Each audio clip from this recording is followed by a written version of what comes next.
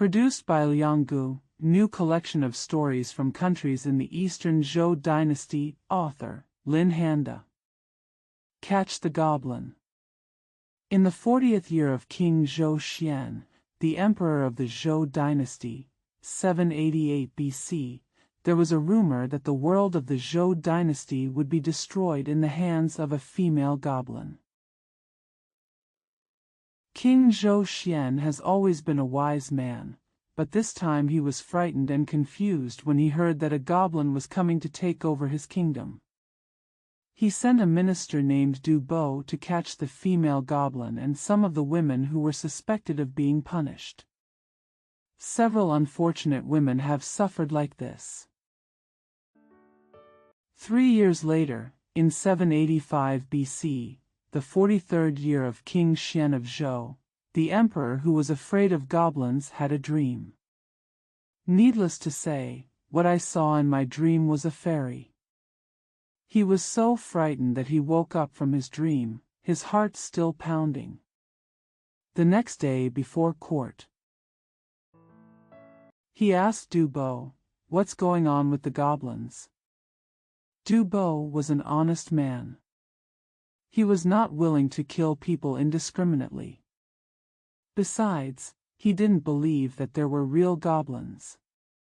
Over the past 3 years, he had already put aside this unreasonable order. Now the emperor asked him, and he said, several women who were suspected had already been killed.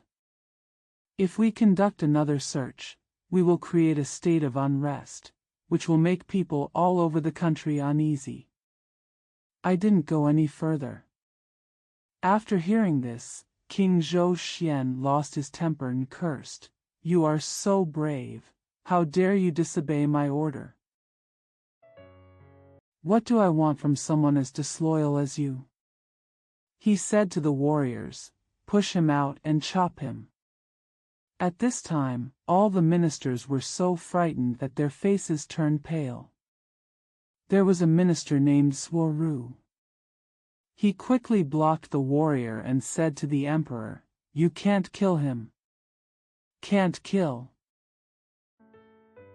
The ministers with their heads huddled on their shoulders were all looking at Zhou in a daze. King Zhou Xian said with a straight face, "What do you have to say?"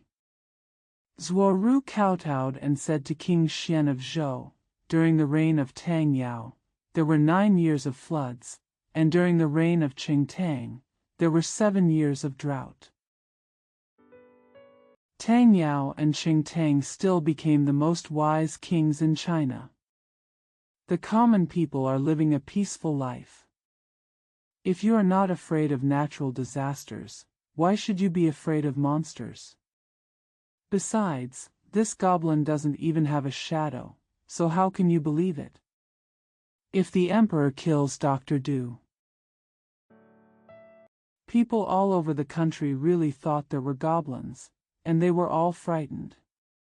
If the princes of other countries hear about this, they will definitely look down on us. I begged the emperor to spare him. King Zhou Xian laughed and said, "I know you are Zhou's friend. It's obvious. You value your friends more than kings." Zhou said, "If the king is right and the friend is wrong, I must obey the king no matter what. If the king is wrong and the friend is right, then I must obey the friend." King Zhou Xian seemed so angry that he shouted loudly, "Are you looking for death? Dare you talk back to me?" Those ministers with their heads tilted in a daze were all worried about Zhou. Zhou didn't care. He straightened his body and said, "A man cannot be afraid of life and death, and deliberately call black things white and white things black. Dr. Zhou is not guilty of death. If the emperor kills him, people in the world will say that you are wrong. If I don't stop you, people in the world will say that I am wrong." King Xian of Zhou ignored him and said that Zhou must be killed. Zhou said, "Well, since the emperor must kill him, please just kill me too." Zhu's fearlessness of death made King Zhou soften towards him. That Dubo didn't say a word, but made King Zhou furious. He changed his tone and said to Zhou, "No need for you to talk." He turned around and said to the warriors, "Kill Dubo." The warriors pushed him out and killed him. Zhou sighed and said nothing.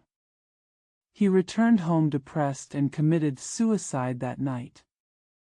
When King Zhou heard the news about Zhu's suicide, he felt a little uncomfortable. He thought that Dubo should not be killed. Just because of a temporary hang-up, 2 ministers died. It was so confusing. 3 more years later, the 46th year of King Xian of Zhou, one day, he took his bow and arrows and went hunting with the princes. At the end of the day, I was so tired. My head felt swollen and my chest felt a little tight, so I came back early. Halfway through, he took a nap in the car.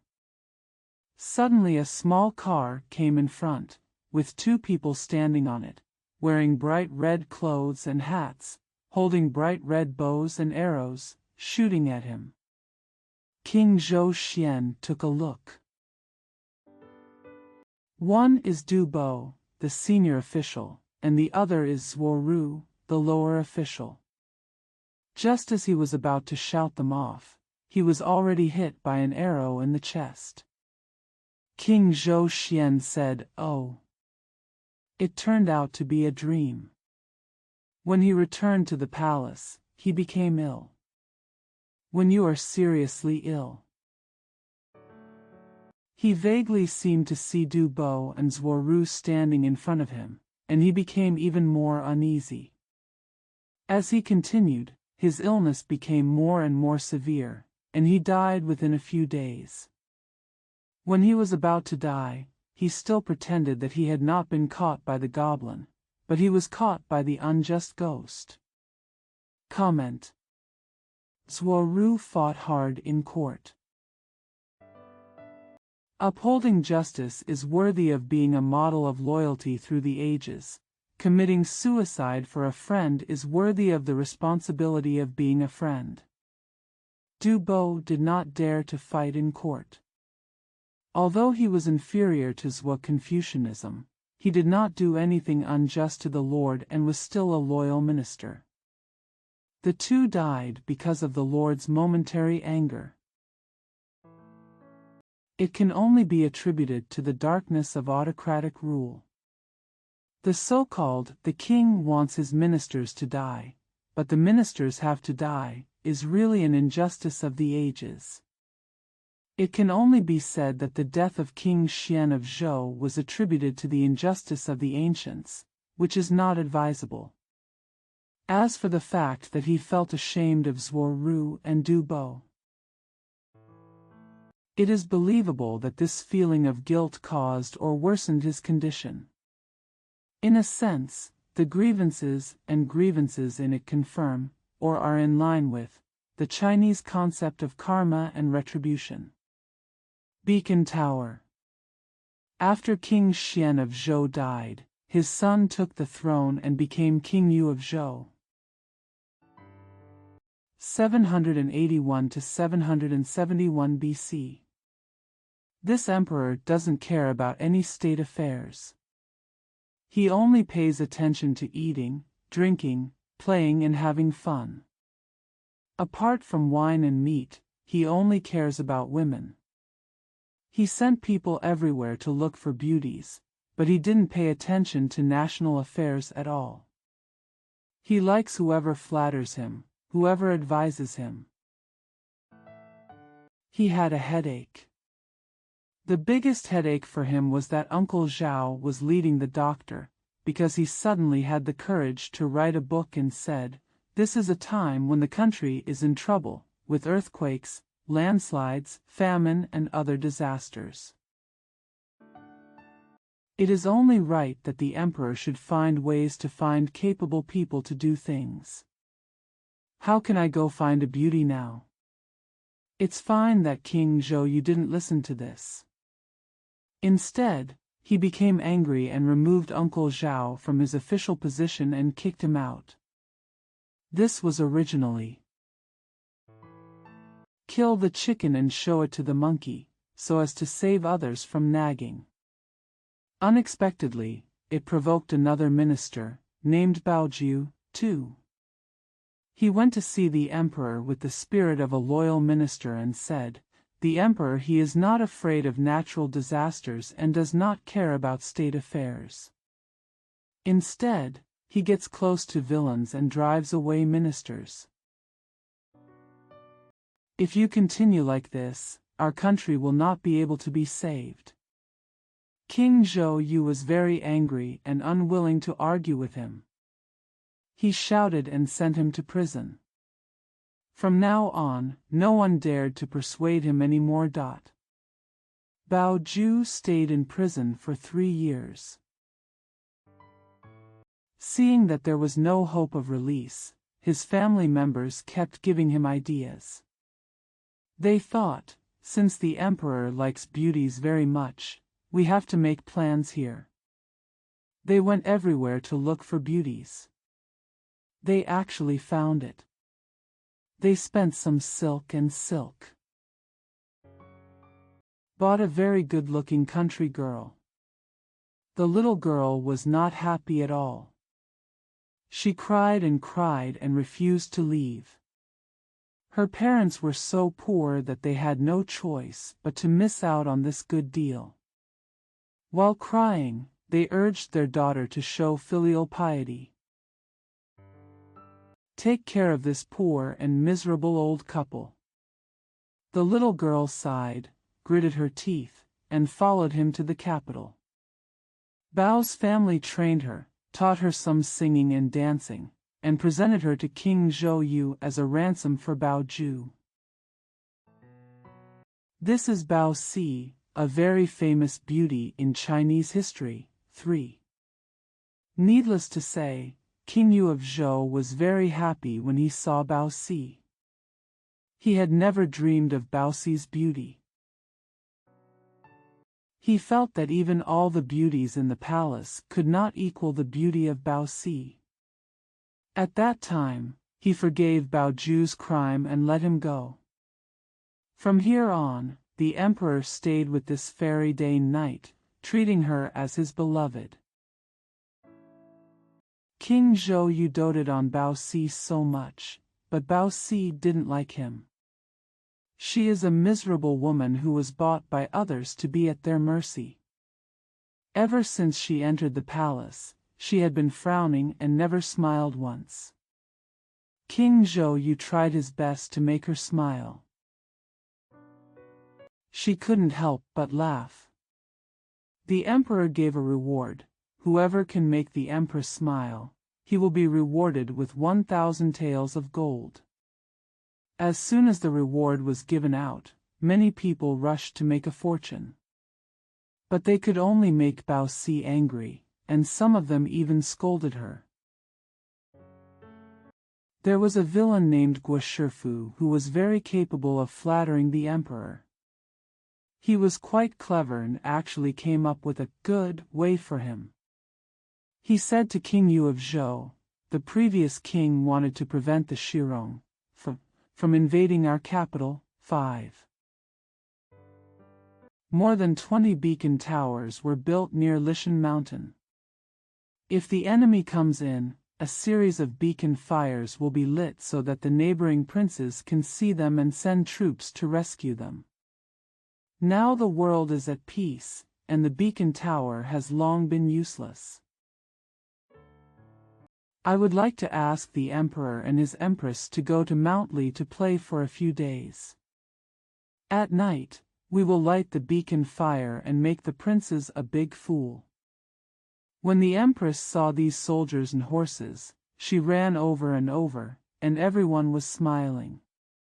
Do you think my method is good? King Zhou squinted his eyes, clapped his hands, and said, "Isn't that good? Let's do it like this." They left immediately and took Bao Si to Lishan Mountain.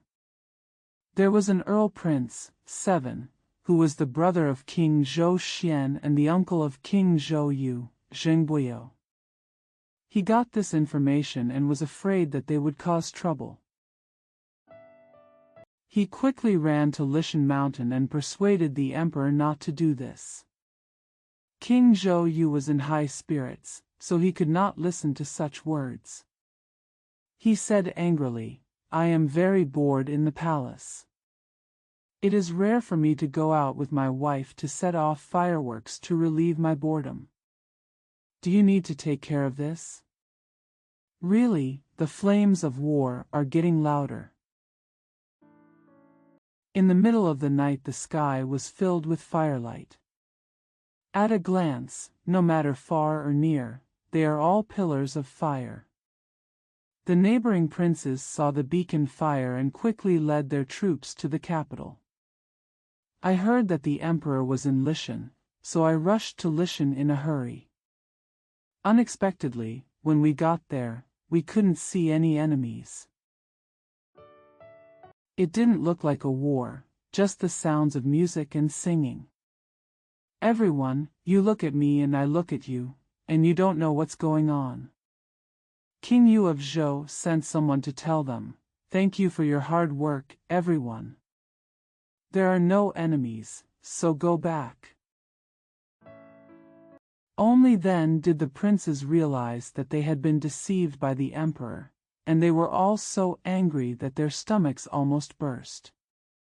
Bao Si had no idea what they were making trouble about. She saw many soldiers and horses busy coming and going, which was not interesting at all. They were scurrying around like flies with their heads pinched. She asked King Zhou Yu, "What's going on?" King Zhou Yu told her everything, and he tilted his neck and asked with a smile, "Does it look good?" Bao Si felt angry and funny, and couldn't help but sneered. With a cry, he said, "Haha, it's so beautiful. Thank you for figuring this out." The foolish emperor actually smiled at Bao Si. He was so happy that he rewarded the villain Guo Shifu with 1,000 taels of gold. Then he came back happily. Bao Si he gave birth to a son named Bofu in 777 BC. In the 5th year of King Yu of Zhou, King Yu of Zhou deposed the original queen and Prince Zhou, and established Bao Si as the queen and Bofu as the prince. Zhou's mother was the daughter of Marquis Shen. Zhou fled to his grandmother's house in Shengua, 8. Marquis Shen knew that King Zhou Yu wanted to punish him. He also wanted to kill Zhou, so he colluded with Shirong to attack the Zhou dynasty. King Zhou Yu asked Guo Shifu to quickly light the beacon fire. Those princes were fooled last time, but this time the emperor was joking again, and they all ignored him. The beacon was burning day and night, but no reinforcements came. There were not many soldiers and horses in the capital. There was only one general, Zhengbuyo, who went out to resist for a while. But his men and horses were too few, and in the end he was surrounded by the enemy and shot to death by random arrows. There were not many soldiers and horses in the capital. There was only one general, Zhengbuyo, who went out to resist for a while. But his men and horses were too few, and in the end he was surrounded by the enemy and shot to death by random arrows. King Zhou Yu, Guo Shifu, and Bofu fled to Lishan Mountain in a hurry, and were all killed by Shirong. Even the beauty who had never really smiled once in the palace was snatched away by them. Many people died in this battle. Although the ministers who fled were useless, they had good memories. At this moment, they remembered that King Zhou Xian asked Du Bo to catch the goblin. They said, with Bao Si's smile, the beacon tower stopped working. This is not just a demonic scourge. He deserves to be caught. The common people all said that King Yu of Zhou and Father Guoshi deserved to die. It is also strange that Marquis Shen should not have borrowed Shirong's soldiers and horses to attack his own people. Zheng Buiyou was loyal to the country and died pitifully. The people were all looking forward to someone like him who would come out to resist Shirong. Comment. The story of King Yu of Zhou dynasty, playing with the princes by beacon fire, is widely used in literature and it has also been sung in dramas for more than 2,000 years. The ancients regarded Bao Si as a goblin. If people today still hold this view, it can only be said to be stubborn. In fact, beauties who have captivated the country have always been victims of politics since ancient times. Because they have no political status, they can only become the playthings of the powerful. Under the powerful rule of hereditary system, out of the need for political rule, women were demonized and became the scapegoat for the disasters caused by the debauchery and immorality of male rulers. In this case,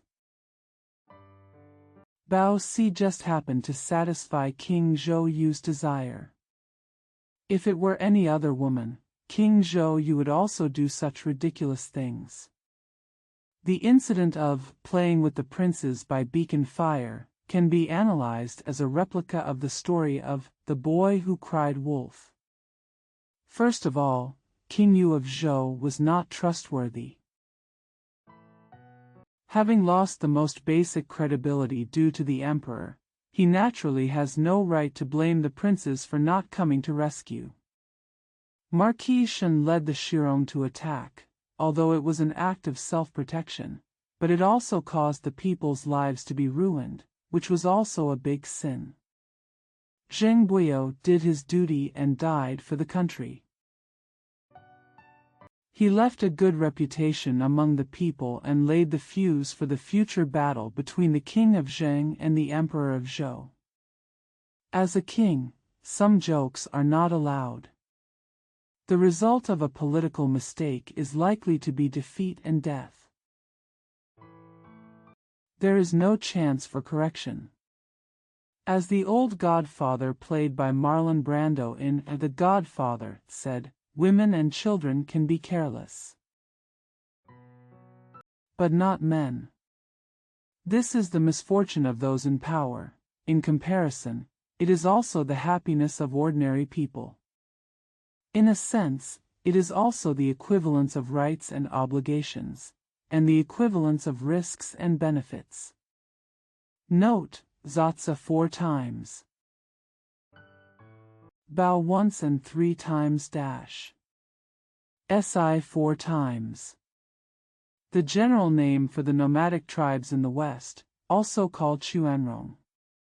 It is Haojing, located in the west of Chang'an County, Shaanxi Province. Hao sounds 4 times dash. In the southeast of Lintong County, Shaanxi Province dash. At that time, the princes were divided into 5 categories: Duke, Ho, Bo, Zi, and Nan. The Earl is the third-class prince. The name of the ancient country is located in the north of Nanyang City, Hunan Province dash. Meet in the underworld. Zheng Buiyou was the first monarch of the Zheng Kingdom, note 1. After he died, people called him Du Quan of Zheng, note 2. Du Quan of Zheng's son was named Zhutu. As soon as he heard that his father had been killed by Shirong, he put on his mourning clothes and took 300 chariots from Zheng to the capital to fight against Shirong. He was brave and clever, and Zheng's soldiers and horses were well trained, so he killed many enemies at once. Other princes also brought their chariots to attack the enemy. When the leader of Shirong saw the soldiers from the princes arriving, he ordered his men to snatch away all the goods and treasures accumulated by the Zhou dynasty, set a fire, and retreated in disorder. It turned out that Marquis Shen just wanted to use Shirong's soldiers and horses to force King Zhou to still let his daughter be the queen and his grandson Zhou be the prince. When he saw that his wishful thinking had failed, Shirong's troops not only killed the emperor, but also occupied the capital and refused to leave. He regretted it. So he secretly wrote to the neighboring princes, asking them to send troops to rescue him as soon as possible. The princes of the Central Plains repulsed the Shirong, and they established the original Prince Zhou as the emperor, King Ping of Zhou, 770 to 720 BC. The princes all went back. Only Chuda was left to King Zhou Ping, who was asked to do things in the capital. Unexpectedly, as soon as the princes left, Shirong came again. They occupied more than half of the land in the western half of the Zhou dynasty, and gradually they reached the edge of Haojing. King Zhou Ping was afraid that Haojing could not be saved. Besides, many of Haojing's houses had been burned by Shirong, and all the treasures in the storehouses had been robbed. He wanted to build a palace but could not afford it. In this way, King Ping of Zhou made up his mind to abandon Haojing and move to the east. Luoyang, the companion capital, was regarded as the capital, and the future Zhou dynasty was called Eastern Zhou. The emperor of the Eastern Zhou dynasty could not even keep his own territory. Although he was nominally the co-owner of all the princes, in fact he was just a king of a middle country. King Ping of Zhou threw away the territory of the Western Zhou dynasty. Although it was embarrassing to move to Luoyang, moving was finally a happy event, and all the princes came to express their congratulations. Because the Qin state, Note 3, was in the west, King Zhou Ping also sent people to fight with Zheng state to defeat the Shirong last time. This time he sent troops to escort him to move the capital. The king of Qin was made a formal prince, and he was Duke Xianggong of Qin. King Ping of Zhou said to him, "More than half of the land over there in Qifeng, Note 4, is occupied by the Shirong. If you can drive them out, I will reward you with these lands." Later, Qin Xianggong returned to his homeland, trained his troops and horses, and gradually recovered the land over Qifeng, becoming a great Western power. King Ping of Zhou also granted some cities and land east of Luoyang to Zhutu, asking him to succeed his father as a minister of the Zhou dynasty and at the same time the monarch of the Zheng kingdom. It is Zheng Wugong. Duke Wu of Zheng had two sons, one named Huansheng, Note 5, and the other Duan. The younger son Duansheng was a talented person, and his wife Wu Jiang doted on him. She always praised his younger son in front of Duke Zhengwu, saying that it would be best to pass the throne to him in the future.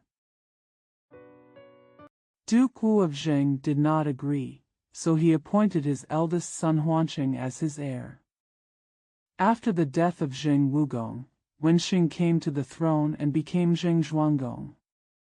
He succeeded his father as a minister of the Zhou dynasty. Seeing that her beloved youngest son Duan did not have a good status, his mother Jiang said to Zheng Zhuanggong,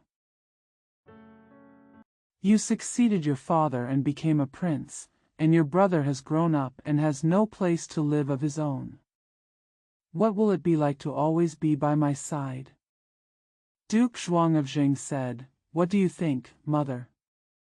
Ms. Jiang said, You can give him the title of Zi, Note 6. Zheng Zhuanggong said, The control of towns is the most important place in the Jing kingdom. My father has long said that no one can seal this city. Ms. Jiang said, Then Beijing, Note 7, is also fine. Duke Zhuang of Zheng was silent. Mrs. Jiang got angry and said, This city is not allowed to be sealed, and that city is not allowed to do so. You'd better drive your brother out and let him starve to death. Zheng Zhuanggong quickly apologized and said, Mom, don't be angry. Things can always be discussed. The next day, Duke Zhuang of Zheng wanted to seal the capital to his brother Duan.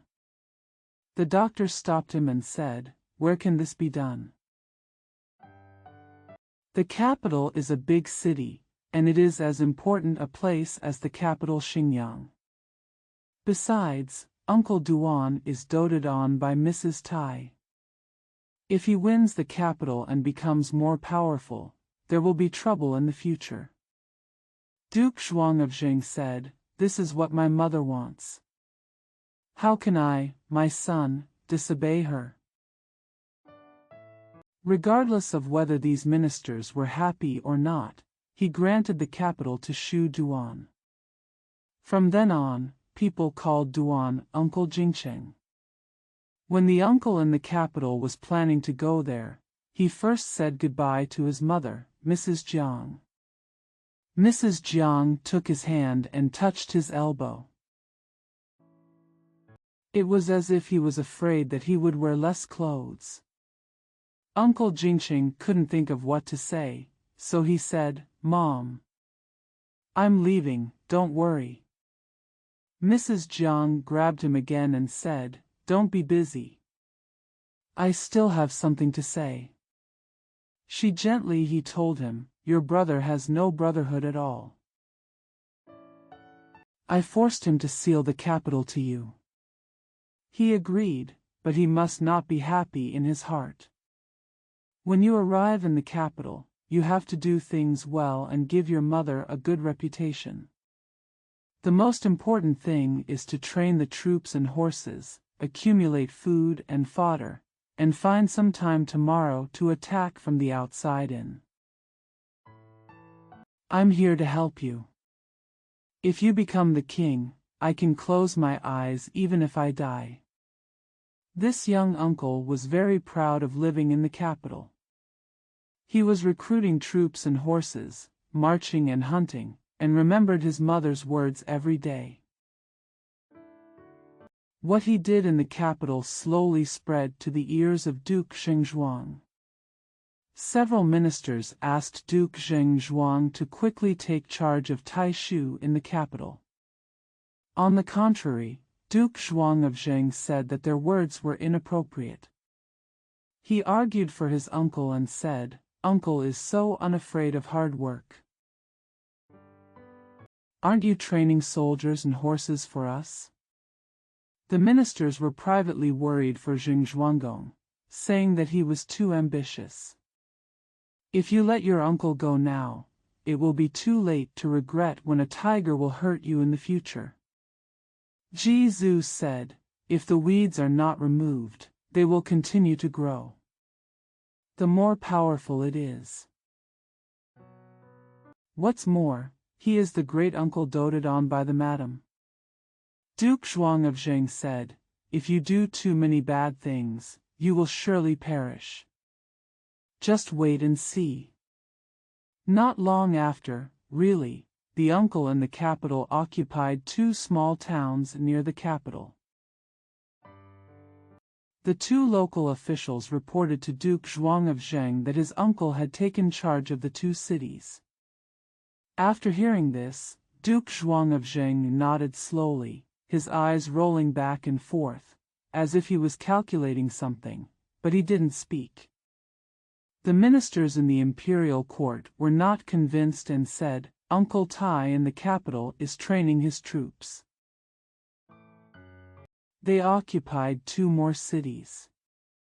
Isn't this a clear rebellion? The Lord should send troops to fight immediately. Zheng Zhuanggong lowered his face and said that they were unreasonable. He said, "Uncle is my mother's favorite. I would rather lose a few cities than disobey my mother and hurt the feelings of my brothers." The general, Prince Lu, said, "My lord is in charge of my uncle now, but in the future my uncle will not be in charge of my lord. What's the best?" Zheng Zhuanggong said, "You don't need to say more. At that time, who is right and who is right will be decided by everyone." Got it all? A few days later, Duke Zhuang of Zheng ordered the officials to sacrifice their feet to manage state affairs. He went to Luoyang to work for the emperor. When Mrs. Jiang got the news, she quickly sent a letter and sent a confidant to the capital to ask Uncle Tai to send troops to attack Xinjiang. The uncle in the capital received Jiang's letter. While writing a reply to set a date, he said to the soldiers in Pingxia, "I am going to the court to attend to business on the orders of my lord." With that said, he started the military chariot and planned to set off. Little did he know that Zheng Zhuanggong had already sent young Master Lu to prepare everything. Young Master Lu first asked someone to ambush halfway along the road. Then he captured the person who was delivering the message to Jiang. "Search out the letter and give it to Duke Zhuang of Zheng." Duke Zhuang of Zheng originally pretended to go to Luoyang, but secretly took a detour and led 200 military chariots to the capital. When they arrived near the capital, they lay in ambush and waited for Uncle Tai to take action. Prince Lu Xian sent some soldiers dressed as traitors to sneak into the capital. When Taishu's soldiers and horses left the capital, they set fire to the city gate tower. When Prince Lu saw the fire, he immediately led the army into the capital. Less than 2 days after Taishu sent out troops, he rushed back overnight after hearing the news that he was missing from the capital. The soldiers also knew that the uncle wanted them to fight the king, so they ran away in confusion. Uncle Tai knew that the morale of the army had changed and he could not recapture the capital, so he ran to Yancheng. Note 9. He lost another battle and then fled to Gongqing. Note 10. Duke Zhuang of Zheng and his son Lu went to attack Gongqing. Gongqing is so small, how can it withstand the attack of 2 armies? It came down in a moment. The uncle sighed and said, "Mom has hurt me." He had no choice but to commit suicide. Someone had already reported it to Duke Zhuang. Duke Zhuang of Zheng hurriedly ran to take a look and found that his uncle was really dead. He held the body, shed tears, and cried loudly, "Brother, brother, why are you seeking death? Even if you have something wrong, can I still not forgive you?" The people next to him cried so much that they wiped their tears and blew their noses, and even praised Duke Zhuang of Zheng as a rare good brother in the world. Duke Zhuang of Zheng cried for a while and found Jiang's letter on his uncle's body. He sent his letter and reply to Xinjiang. He ordered the sacrifice feet to be handed over to Mrs. Jiang, and also asked him to send Mr. Jiang to Ying City to live. Note 12. He swore an oath and said, "We will never see each other again until we reach the underworld." A few days later, Duke Zhuang of Zheng returned to Xinjiang. Needless to say, how happy it was to kill Tai Shu Duan and get rid of a disease in his heart. But I can't help but feel a little uncomfortable when I can't see my mother again.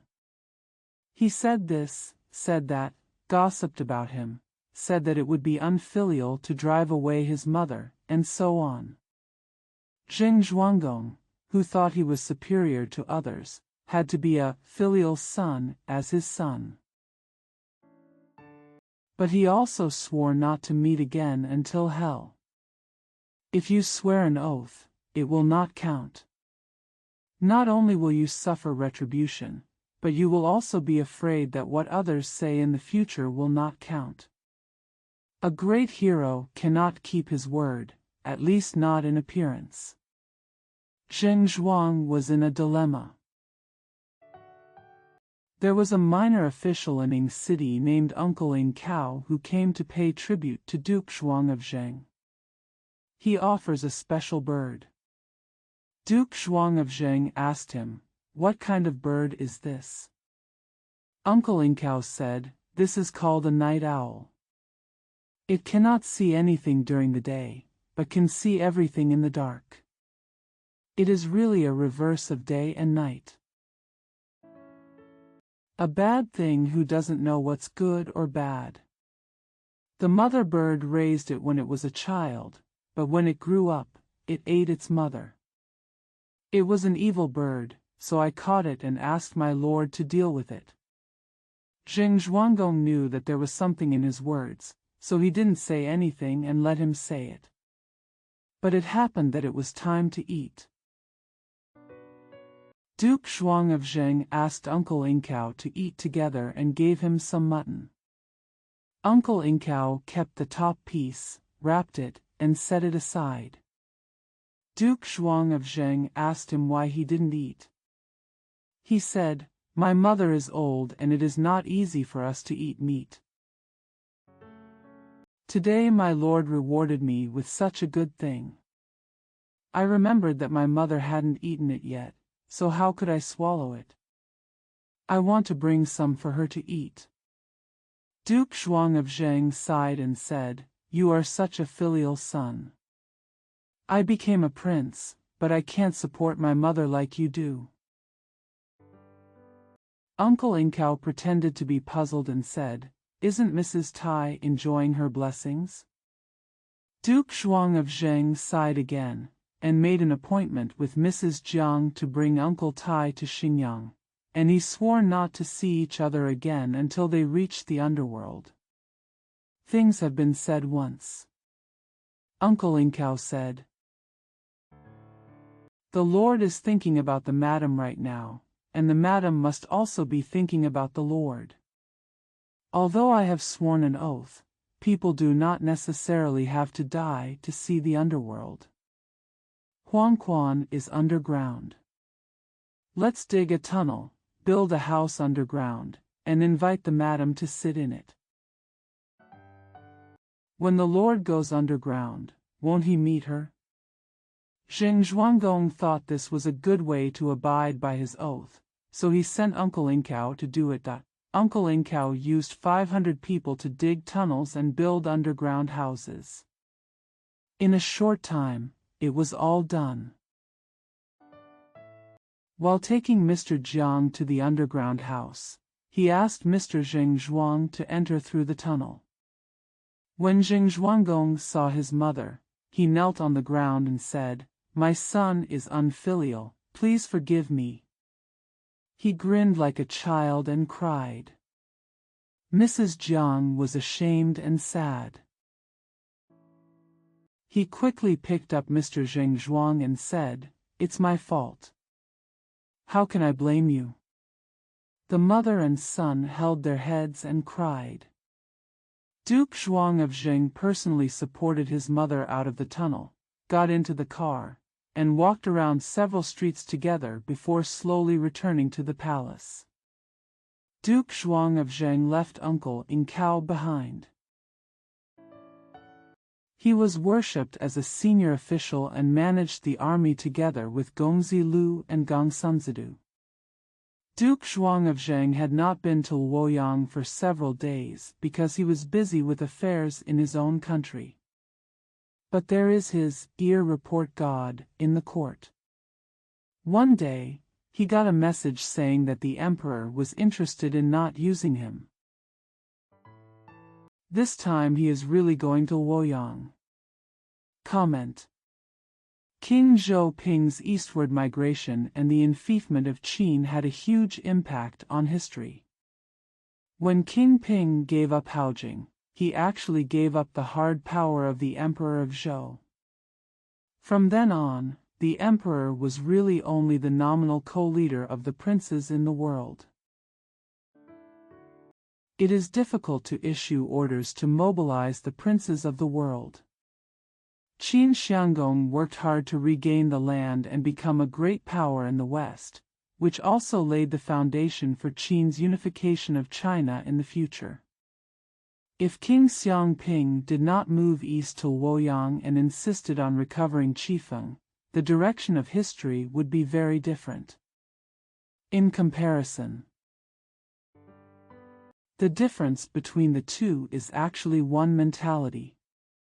King Ping owns the world, and it is difficult to work hard in the face of the dilapidated Haojing. Duke Xiang originally had almost nothing, but he struggled like a pioneer, and it is not surprising that he finally succeeded. The wheels of history are rolling. Struggle and competition run through the whole process, and it is the law of historical development that the old, decadent, and unwilling to make progress will inevitably be eliminated. Zhengbik Duan Yuyan is another familiar historical story. The three generations of Duke Huan, Duke Wu, and Duke Zhuang of Zheng were not simple. It was inevitable that Zheng state would become a great power in the world at the beginning of the spring and autumn period. Jiang and her youngest son Duan Kong were ambitious but ignorant of politics. In the end, it seemed that Jiang's preference actually caused Duan's death. Duke Zhuang is still trying to catch him, but his methods are very clever. Political talent can be seen from now on. There is a brief comment in Zi Ji Tong Jian. The book says, Zhengbo Duan Yuyan. Duan is not a younger brother, so he does not call him younger brother. He is like the two princes, so he is called Ku. Calling him Uncle Zheng is a mockery of his lack of education. It's called Zhengji, and it's difficult to run away without saying anything. Readers can refer to it. The killings between brothers due to accession issues in the hereditary system abound in historical records, and will be told again and again in future stories. This is the tragedy of the imperial family. In a sense, this is also a kind of gain and loss. When you gain political power, you must lose something. Note: at that time, the state of Zheng was in Huayin County, Shaanxi Province. After King Ping of Zhou moved eastward, it was renamed Xinjiang County, Henan Province. It is said that in ancient times, the titles of emperor and princes were given after their death. It was started by the ministers discussing it. At that time, the state of Qin was a small vassal state in Tianshui County, Gansu Province, not yet a vassal state. In Shaanxi Province, Wu was 4 sounds. In the west of Sisui County, Henan Province. In the east of Xinjiang, Xinjiang is in the southwest of Qinggao County, Henan Province. Xingxing sounds twice. 4 sounds for offering sacrifices. In Yanling County, Henan Province, Yanyan sounded. In Hui County, Henan Province, Xing 3 times. Lining County, Henan Province. The prince pledged. When Duke Zhuang of Zheng arrived in Luoyang, he met King Ping of Zhou and resigned to him, saying, "Thank you so much for your great kindness from the King of Heaven. I asked my father to be a minister. After my father died, the King of Heaven took me into the imperial court as an errand. But I don't have much ability and I really don't deserve such a high position. Please allow me to resign." King Zhou Ping did not expect that Duke Zhuang had this trick. He originally secretly discussed with Guogong's father-in-law. The Guo kingdom was located in the southeast of Shaanxi County, Henan Province after King Ping moved eastward, and asked him to become a minister. Guogongji's father knew how powerful Uncle Zheng was and did not dare to agree. Why did Uncle Zheng know what he said in private? It's a bit uneasy on the lid. I had no choice but to say, "I haven't seen you for a few days, and I have been thinking about you. Now that you are here, I am as happy as a fish in water. Why do you want to quit?" Zheng Zhuanggong said, "Because my ability is not as good as Guogong." As soon as King Zhou Ping heard him mention Guogong, his face turned red. He suppressed himself hard and said, "I was afraid that you were too busy at that time, and Guogong happened to be here. I wanted to ask him to act as temporary agent for a few days. But Guogong refused to agree again. I had asked him to go back. Don't worry too much about this." The more the King of Heaven humbled himself, the more arrogant Zheng Zhuanggong became. No matter how hard he said it, he refused to do anything, which made King Zhou Ping almost kowtow to him. He said, "Your family has contributed to the court, and that's why you are called to be ministers in the court, from Duke Huan, Duke Wu. It has been more than 40 years since I came to you. Now you are suspicious that I don't need you. How can I make you understand my feelings? If you still don't believe it, I will send the prince to Zheng, okay?" Duke Zhuang of Zheng declined and said, "This is not possible. Use people and don't use people." It was all up to the King of Heaven, so how could he send the prince to me for mortgage? King Zhou Ping said, "That's not what you said. It's all because you manage the state affairs very well. I asked the prince to come to your place to study, so that you can rest assured. What's wrong with this?" After listening to what they said, the ministers in the court wanted to take into account King Zhou Ping's face and did not dare to offend Duke Zhuang, so they said, "In our opinion, if the prince does not go, it will not dispel Jingbo's suspicion. Just call him prince. Go, it doesn't make sense." It would make sense to send the prince to Zheng to learn how to manage state affairs, and at the same time ask Uncle Zheng to send his son here as a mortgage. Both King Ping of Zhou and Duke Zhuang of Zheng agreed. From then on, the prince who lived in the state of Zheng, and the prince suddenly lived in Luoyang. In 720 BC, the 51st year of King Zhou Ping and the 24th year of Zheng Zhuanggong, King Zhou Ping passed away. Duke Zhuang of Zheng and Duke Hejian of Zhou managed state affairs together. They asked the young master to return to the state of Zheng suddenly, and sent people to fetch the Prince Fox back. Prince Fox has been working as a mortgage in the state of Zheng. He didn't even see how his father got sick or died. He felt very awkward and cried all the way back. He was already very ill, but this time he was overly sad. As soon as he arrived in Luoyang, he died. Prince Fox already had a son, so the ministers raised Prince Fox's son.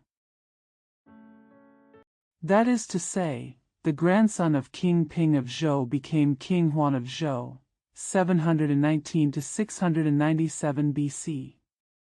King Huan of Zhou was already embarrassed because his father was a mortgagee in Zheng. This time he died of grief because of his funeral. He hated Duke Zhuang of Zheng to the very core. He discussed with Zhou Gong Heijian that he might as well not use Zheng Zhuanggong and use Guo Gongji's father as a minister. Duke Zhou Heijian said, "Zheng is a powerful country now, and Uncle Zheng is very powerful. If the King of Heaven doesn't use him, he will definitely hate you. If he doesn't accept it, something will happen. This requires more thought."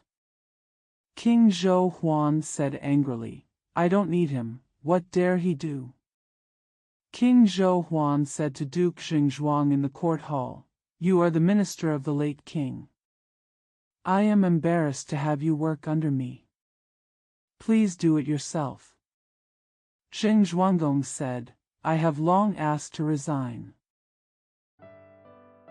It's just that the late king didn't understand me. Now that the King of Heaven has promised me to go back, I thank you from the bottom of my heart." After saying that, he returned to his country and told the ministers that the King of Heaven did not need him. After hearing this, they all frowned and stared in anger. Some said, "Go to Luoyang. Destroy that faint king." Some said, "Be patient for a while and go to see him tomorrow to see if he regrets the insult." The doctor bowed his head and said, "Let's do this. I will lead a group of people to Luoyang to borrow some food. If the King of Heaven sends someone to blame us. Now that we have something to talk about, we can just keep calling. If he doesn't embarrass us, then the Lord will go to see him again." Zheng Zhuanggong nodded. Zhu led the troops to Wenyi, the king's home, in the southwest of Wen County, Hunan Province, and said to Dr. Wen, "There is a famine in our country and we plan to borrow some food from you." Dr. Wen said, "Without the order of the King of Heaven, I dare not make the decision." Sacrifice Zhu said, "Saving lives is like putting out fire. We cannot wait for the king's command. The wheat is ripe now. You can't help, so we can do it ourselves." After saying this, he called the soldiers, all holding sickles, to cut the wheat in the field and transport it to the state of Zheng. Zhu commanded the troops and horses, coming and going to respond. When Dr. Wen saw it, he didn't even dare to get angry. How dare he argue with him? It's autumn. Zhu then led his soldiers and horses to Zhou, in the northeast of Luoyang City, Hunan Province. At that time, all the millet was ripe. He asked the soldiers to lie in wait until midnight, and then they started working together and cut all the grains. The next day, all the crops in that row were cut for weeks. By the time the local officials of Qingzhou knew about it, Zheng's troops had already returned with a full load. One after another, the local officials in Wenyi and Qingzhou reported to the King of Heaven that the people of Zheng were stealing wheat and millet. King Huan of Zhou was extremely angry. "We must raise troops to investigate the crime." Duke Zhou Heijian said, "This is just a small matter on the border. Uncle Zheng may not know it. If he really does it, it will make the matter bigger. It's better to let it go. Uncle Zheng will feel uneasy if he knows it. Maybe it will happen." It's not okay to apologize in person. King Huan of Zhou had no choice but to tell the soldiers guarding the border to be more careful and don't let people from outside come in. He did not inquire about the harvesting of grain or wheat. Only then did Duke Zhuang of Zheng weigh the king's fortune and plan to go to see him. Comment. With strength as the backing, Zheng Zhuanggong used retreat as advancement. Threaten King Zhou Ping with resignation. King Ping of Zhou was well aware of Zheng Zhuanggong's strength and ability, and resolved the incident by asking the prince to confront him. The exchange between the princes further reflected that the status of Zhou dynasty and Zheng state were actually equal. After the death of King Ping, King Huan of Zhou, who came to the throne, was young and energetic, and did not understand his own strength. He drove Duke Zhuang out of the court in a motivated manner, which further deepened the conflict between the two countries and paved the way for future conflicts. Zhou was resourceful and used cutting wheat to create conflicts to explore the strength of the Zhou dynasty. He once again showed his abilities and accumulated merits for becoming a powerful official who influenced the politics of Zheng state in the future. Rebellious ministers and traitors. When Zheng Zhuangzheng and his ministers were discussing going to see the King of Heaven, Weigua, in the northeast of Qi County, Hunan Province, it was Zhou Gong who conferred the title to his brother Kong Shu. He was first an earl and later a marquis. By the time Wei Huangong was already the 13th generation monarch, envoys came and said that Wei Huangong had passed away. Prince Zhou Su Sound, ascended the throne. Duke Zhuang of Zheng became suspicious. Asked Zhu to find out what's going on inside. Zhu said, "It has been spread outside for a long time that Wei Ho was murdered by Zhou Shu." Zheng Zhuanggong frowned and said, "It's incredible. Zhou Shu has murdered the monarch, and he has to be beaten here." Asked Zhu to find out what's going on inside. Zhu said, "It has been spread outside for a long time that Wei Ho was murdered by Zhou Shu." Zheng Zhuanggong frowned and said, "It's incredible. Zhou Shu has murdered the monarch, and he has to be beaten here. Come. We have to take precautions early."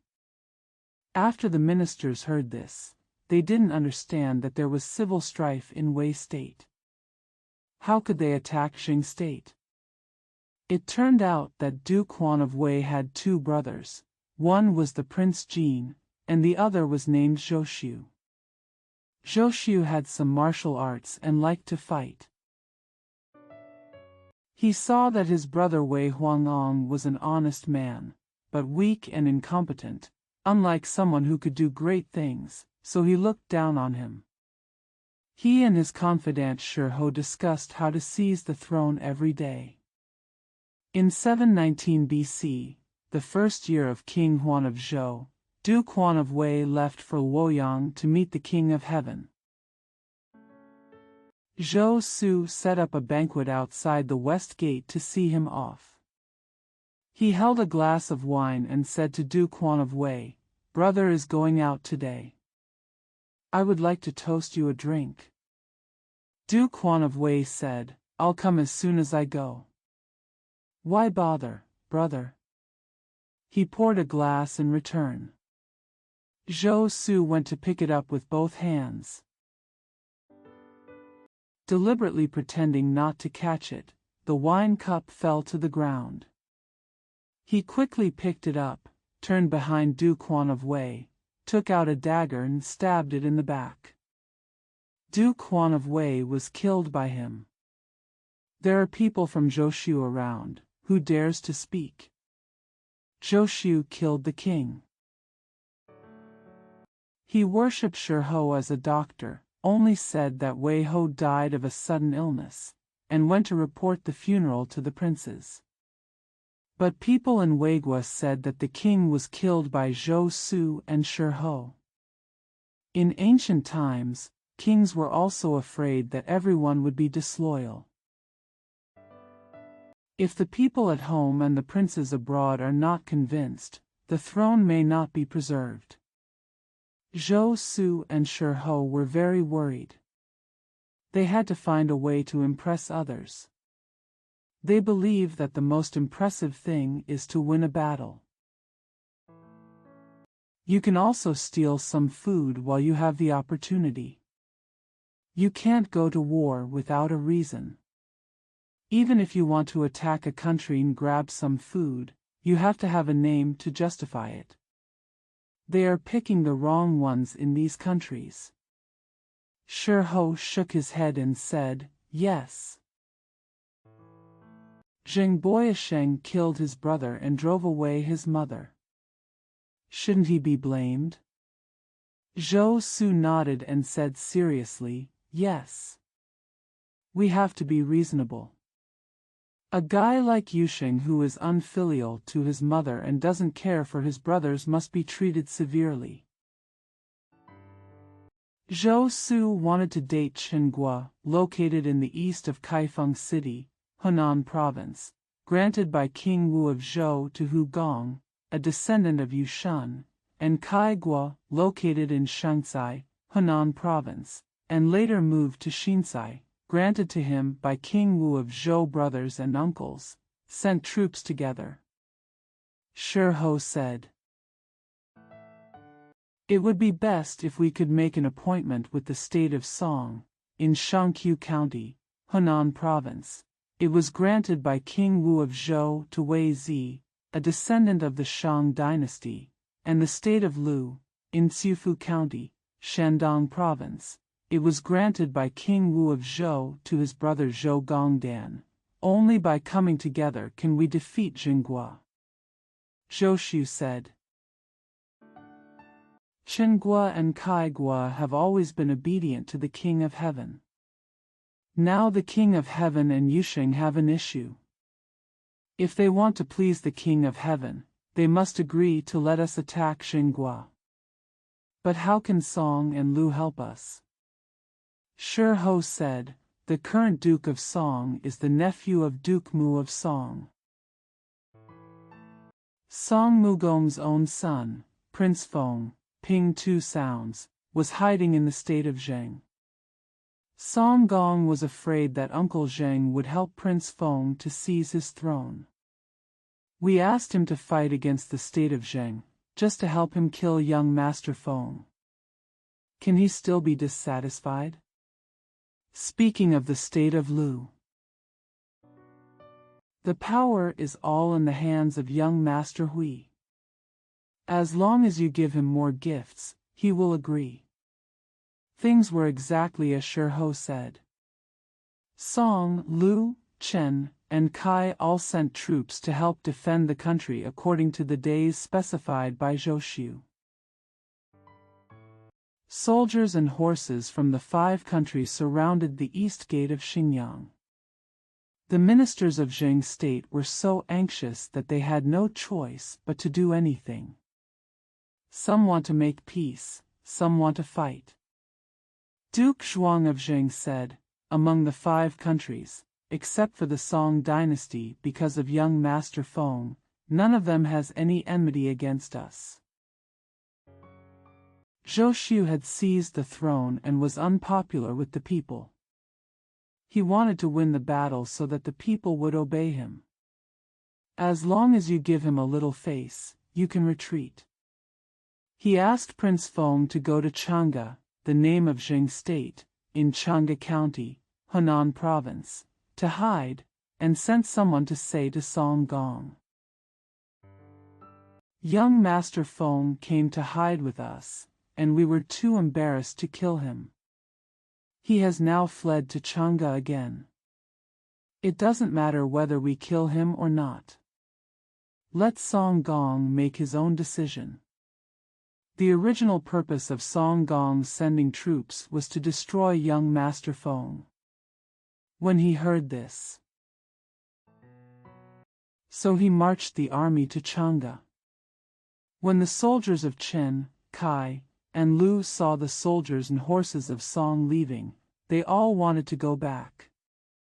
Duke Zhuang of Zheng sent his son Lu to fight with the Wei people and told him, "You must save some face for them." Prince Lu led a group of troops out to fight. Zhou came up to fight. The soldiers of the other three countries all folded their elbows and watched the excitement. Young Master Lu dealt with Zhou and ran to the west gate. Zhou led his men and horses to pursue him to the west gate. Prince Lu's army entered the city, closed the city gates, and could not come out. Zhou asked the soldiers to cut off all the grain outside the west gate and transport it to Weigua, and finally won the battle with great pride. The soldiers and horses of the four countries were scattered like this. Zhou and Zhou returned to the court victorious, thinking that they had gained face for Weigua, and everyone in the country should obey them. Who knew that the common people were talking behind their backs, hating them for launching wars for no reason and making it impossible for people to live a good life? Some people simply want to send people to Luoyang to tell the King of Heaven. Zhou Su said to Zhou, "They still don't obey me, what should I do?" Zhou said, "My father was admired by everyone in the court at first, but later because of him. He originally wanted to say, because he can't stand your behavior, but when he thought it was wrong, he quickly shut up and came up with another explanation. Later, because of him when I get old, I live at home to recuperate. If you invite him out, everyone will have nothing to say, and your throne will be stable." Zhou Su also thought that having a respected old minister come out to support him might be more interesting than fighting Zhenghua, so he asked Zhou to beg his father. When Zhou met his father K 4 sounds, he asked, "The new king is afraid that people will be uneasy and his throne will be unstable. I would like to ask if you have any good ideas?" K said, "The princes should get the permission of the King of Heaven to ascend the throne. As long as the King of Heaven agrees, what else is there to say?" Zhou nodded and said, "Wrong is good. But I am afraid that the King of Heaven will not agree. There has to be someone to talk to." K said, "There are always people who can intercede with you. Let me think about it." While stroking his silver-white beard, he said, "Chen Ho is very close to the King of Heaven, and he also has friendship with us. You go to the kingdom of Chen first and ask the Marquis of Chen to speak to the King of Heaven. After that, you can go to the court again. Aren't you afraid?" Zhou told Zhou his father's good idea. The two of them clapped their hands with joy and brought some gifts. The king and his ministers went to Qin Kingdom in person. Ke also wrote a letter and secretly sent it to his good friend Zizhen, the official of the state of Qin, asking for his help. When Zhou Su and Zhou arrived in Qin state, Qin Huangong, the 12th generation monarch of Qin state, asked Zizhen to entertain them. Invite them to meet in the ancestral temple. Zizhen had already arranged the ancestral temple neatly and arranged many warriors to serve the two distinguished guests. The two distinguished guests were entertained by Zizhen and arrived at the entrance of the ancestral temple. They saw a sign outside the door, which read, "Unfaithful and unfilial people are not allowed to enter." Zhou Su and Zhou gasped. It's not good to go in, and it's not good not to go in. Zhou asked Zhizhen, "What does this sign mean when you put it here?" Zhizhen said, "This is the rule of our country. It has no other meaning." They were relieved. Go in boldly. When they arrived at the temple, Zhou and Zhou were about to salute Chen Huanggang when they heard Chen Huanggang say loudly, "The King of Heaven has an order. Arrest Zhou and Zhou, the rebellious ministers who killed Wei Ho." As soon as he said this, the people next to him said this. The samurai had already caught them both. Zhizhen took out Shirkei's letter, read it to everyone, and said to the effect. The foreign minister Shirkei kowtowed and wrote to his beloved Chen Ho, "Unfortunately for our country, a catastrophe occurred that murdered the monarch." This was all the work of Zhou and Zhou. If such an unfaithful and unfilial person is not punished, there will be more rebellious officials and traitors in the future. I am old and have no power to deal with them, so I have to think of ways to get them to come to your country. Please follow justice and punish them.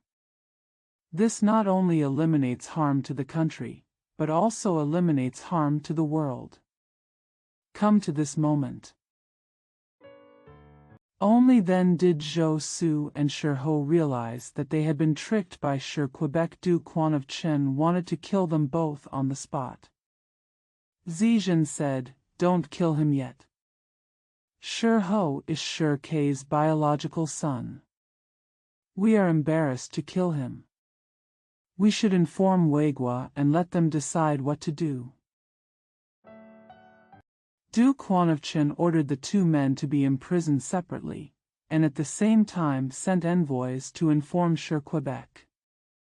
Since Shirkei retired and returned home, he has long stopped asking about matters in the court. Today I received Chen's envoys and then went to the court to see the ministers. When everyone knew that the two rebellious ministers had been caught, they all said, "This is a national matter. Let the elders make the decision." Shirkei said, "They have committed a capital crime. We only need to send people to Qinghua, just go and kill them." One minister said, "Everyone can kill the traitors. I'll go kill Zhou." The ministers all said, "Okay." If the principal commits a capital crime, the accomplice should receive a reduced punishment. They said this to please Quebec. Everyone begged and begged on behalf of Zhou. They thought that the elderly father always cared a little for his son. He was just embarrassed to protect his own flesh and blood in front of everyone. As long as everyone sincerely interceded for Zhou, he would definitely agree to them. Jiaok lost his temper, stared and said,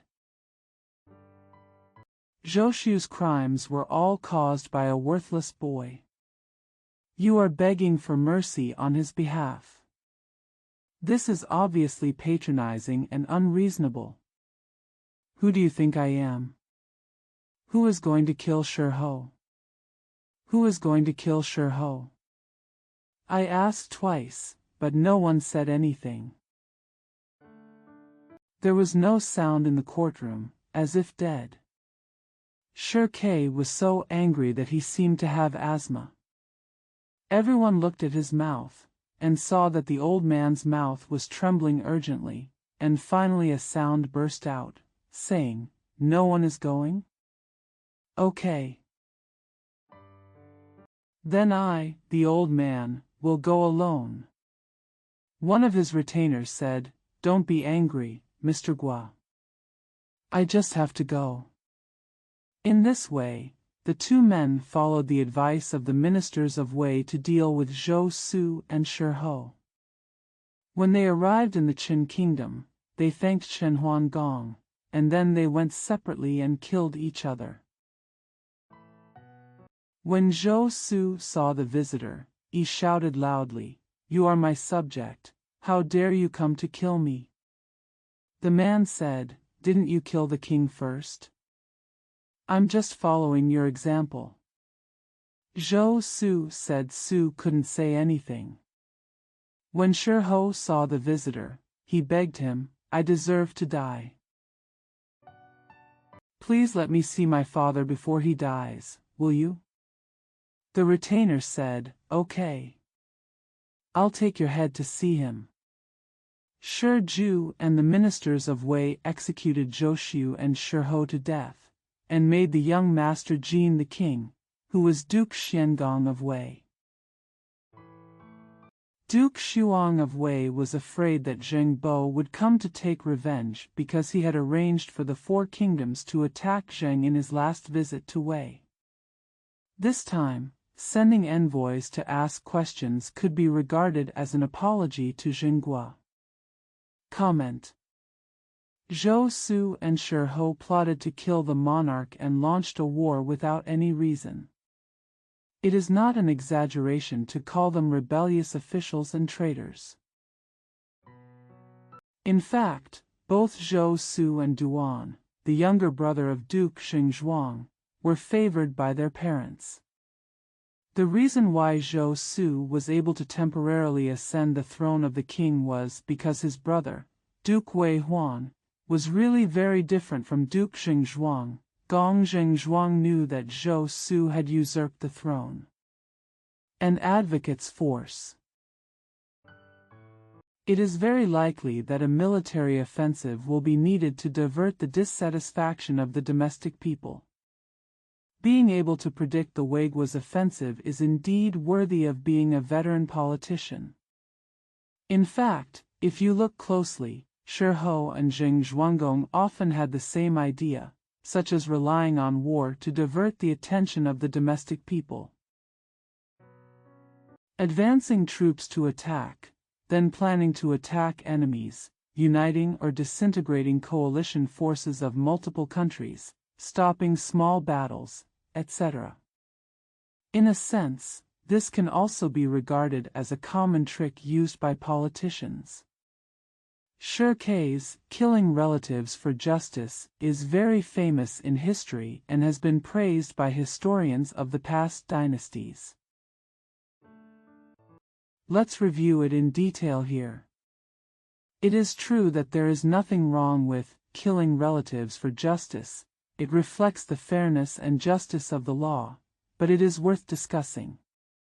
First, from a historical perspective, we must know that China has been a ruling model of family world since ancient times, and family world means this family world. Family, and those close to this family, are the ruling class, and they are fundamentally unequal in status from ordinary civilians. The ruler's superficial praise of this kind of righteousness and annihilation of relatives is actually more of a show.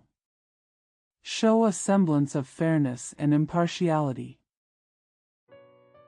It is said that the emperor commits the same crimes as the common people, but in fact, few people are beheaded for committing capital crimes.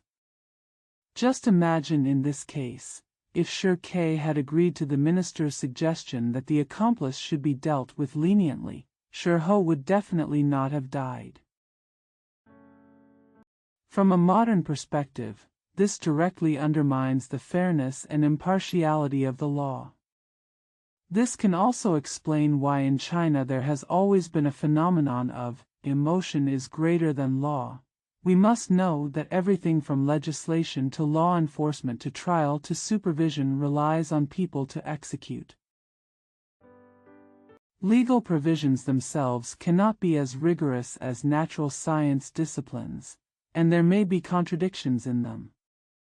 During the entire process of legal implementation, even a different understanding, identification, or interpretation by relevant personnel may result in the difference between life and death. Even if selfishness is excluded and the law is implemented strictly, the result will inevitably be controversial, especially for complex cases with no previous reference, let alone favoring a certain party? Compared with contemporary times, my father is Li Gang. It is not surprising that the emergence of the law is a direct reflection of the actual position of the law in the hearts of the Chinese people. What is worth worrying about is whether the fairness and justice of the law can be achieved in the long run. Can the law still be called law?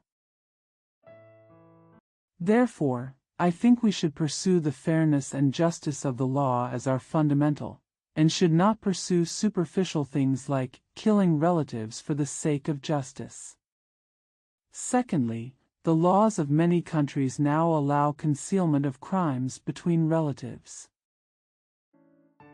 There are corresponding regulations, and it is reasonable and legal in these countries not to kill relatives for the sake of justice. Therefore, the 4 words "righteousness destroys relatives" are still a question worthy of discussion even in contemporary times. Thirdly, taking this as an example, I would like to mention 2 points of Confucianism: kissing and kissing. In this example, if kissing is used as the criterion, Zhou will not need to die. If Jun, monarch, ministers, is used as the criterion, Zhou will definitely die if he kills the king. Here we can see that Confucianism thought itself has double standards for this incident and is not self-consistent. Therefore, Chinese rulers in the past dynasties used Confucianism to govern the country. On the one hand, it provided standards, and on the other hand, it also left room for themselves to implement their rule. Therefore, in fact, due to the changes in the world and the continuous advancement of society, we want to rely on a certain kind of thinking to guide practice. It is very difficult and almost impossible to solve all problems. How to properly handle the relationship between theory and practice is the key. I believe that theory must keep pace with the times and make continuous improvements based on the results of practice.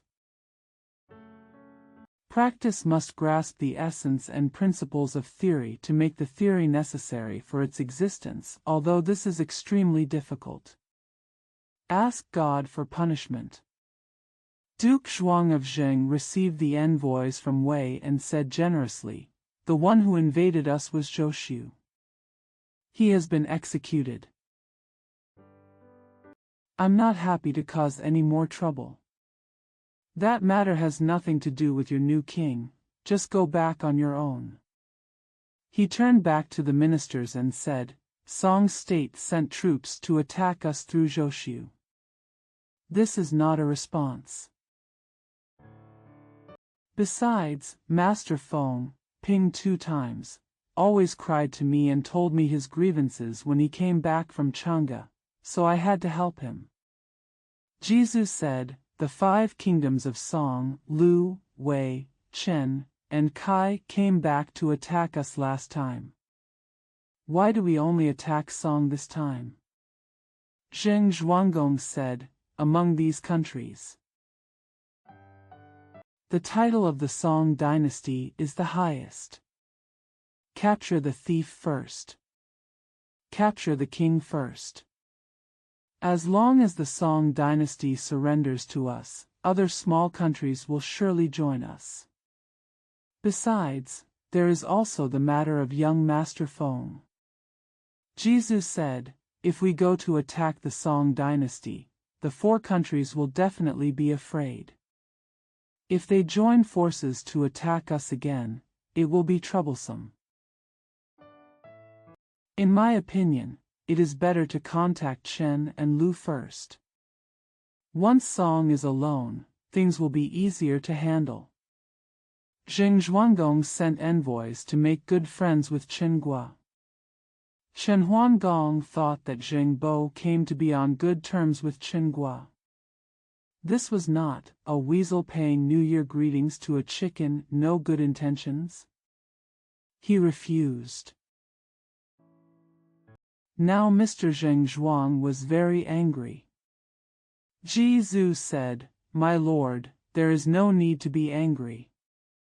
There must be a reason for Chen-ho not to make peace with us. Chen is a weak country and Zheng is a strong country. It is inevitable for a strong country to ask for peace from a weak country, which will make people suspicious. We should first think of a way to let them know that our request for reconciliation is sincere, then they will feel relieved." As soon as Zheng Zhuanggong rolled his eyes, he came up with a plan. He privately asked the soldiers on the border to pretend to practice. He rushed into Qin State to steal Qin State's things and young men and women. As soon as the soldiers received the order, they quickly completed the matter. The officials on the border of Qin State were so anxious that they ran to report to Chen Huangong. The ministers all blamed Chen Huangong for not rejecting Zheng Guo in the first place.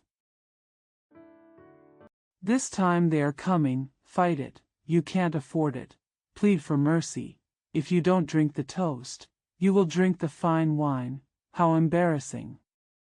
While they were talking, someone suddenly heard a report, saying, "What's wrong, Uncle Ing Cao, the general of Zheng, is here."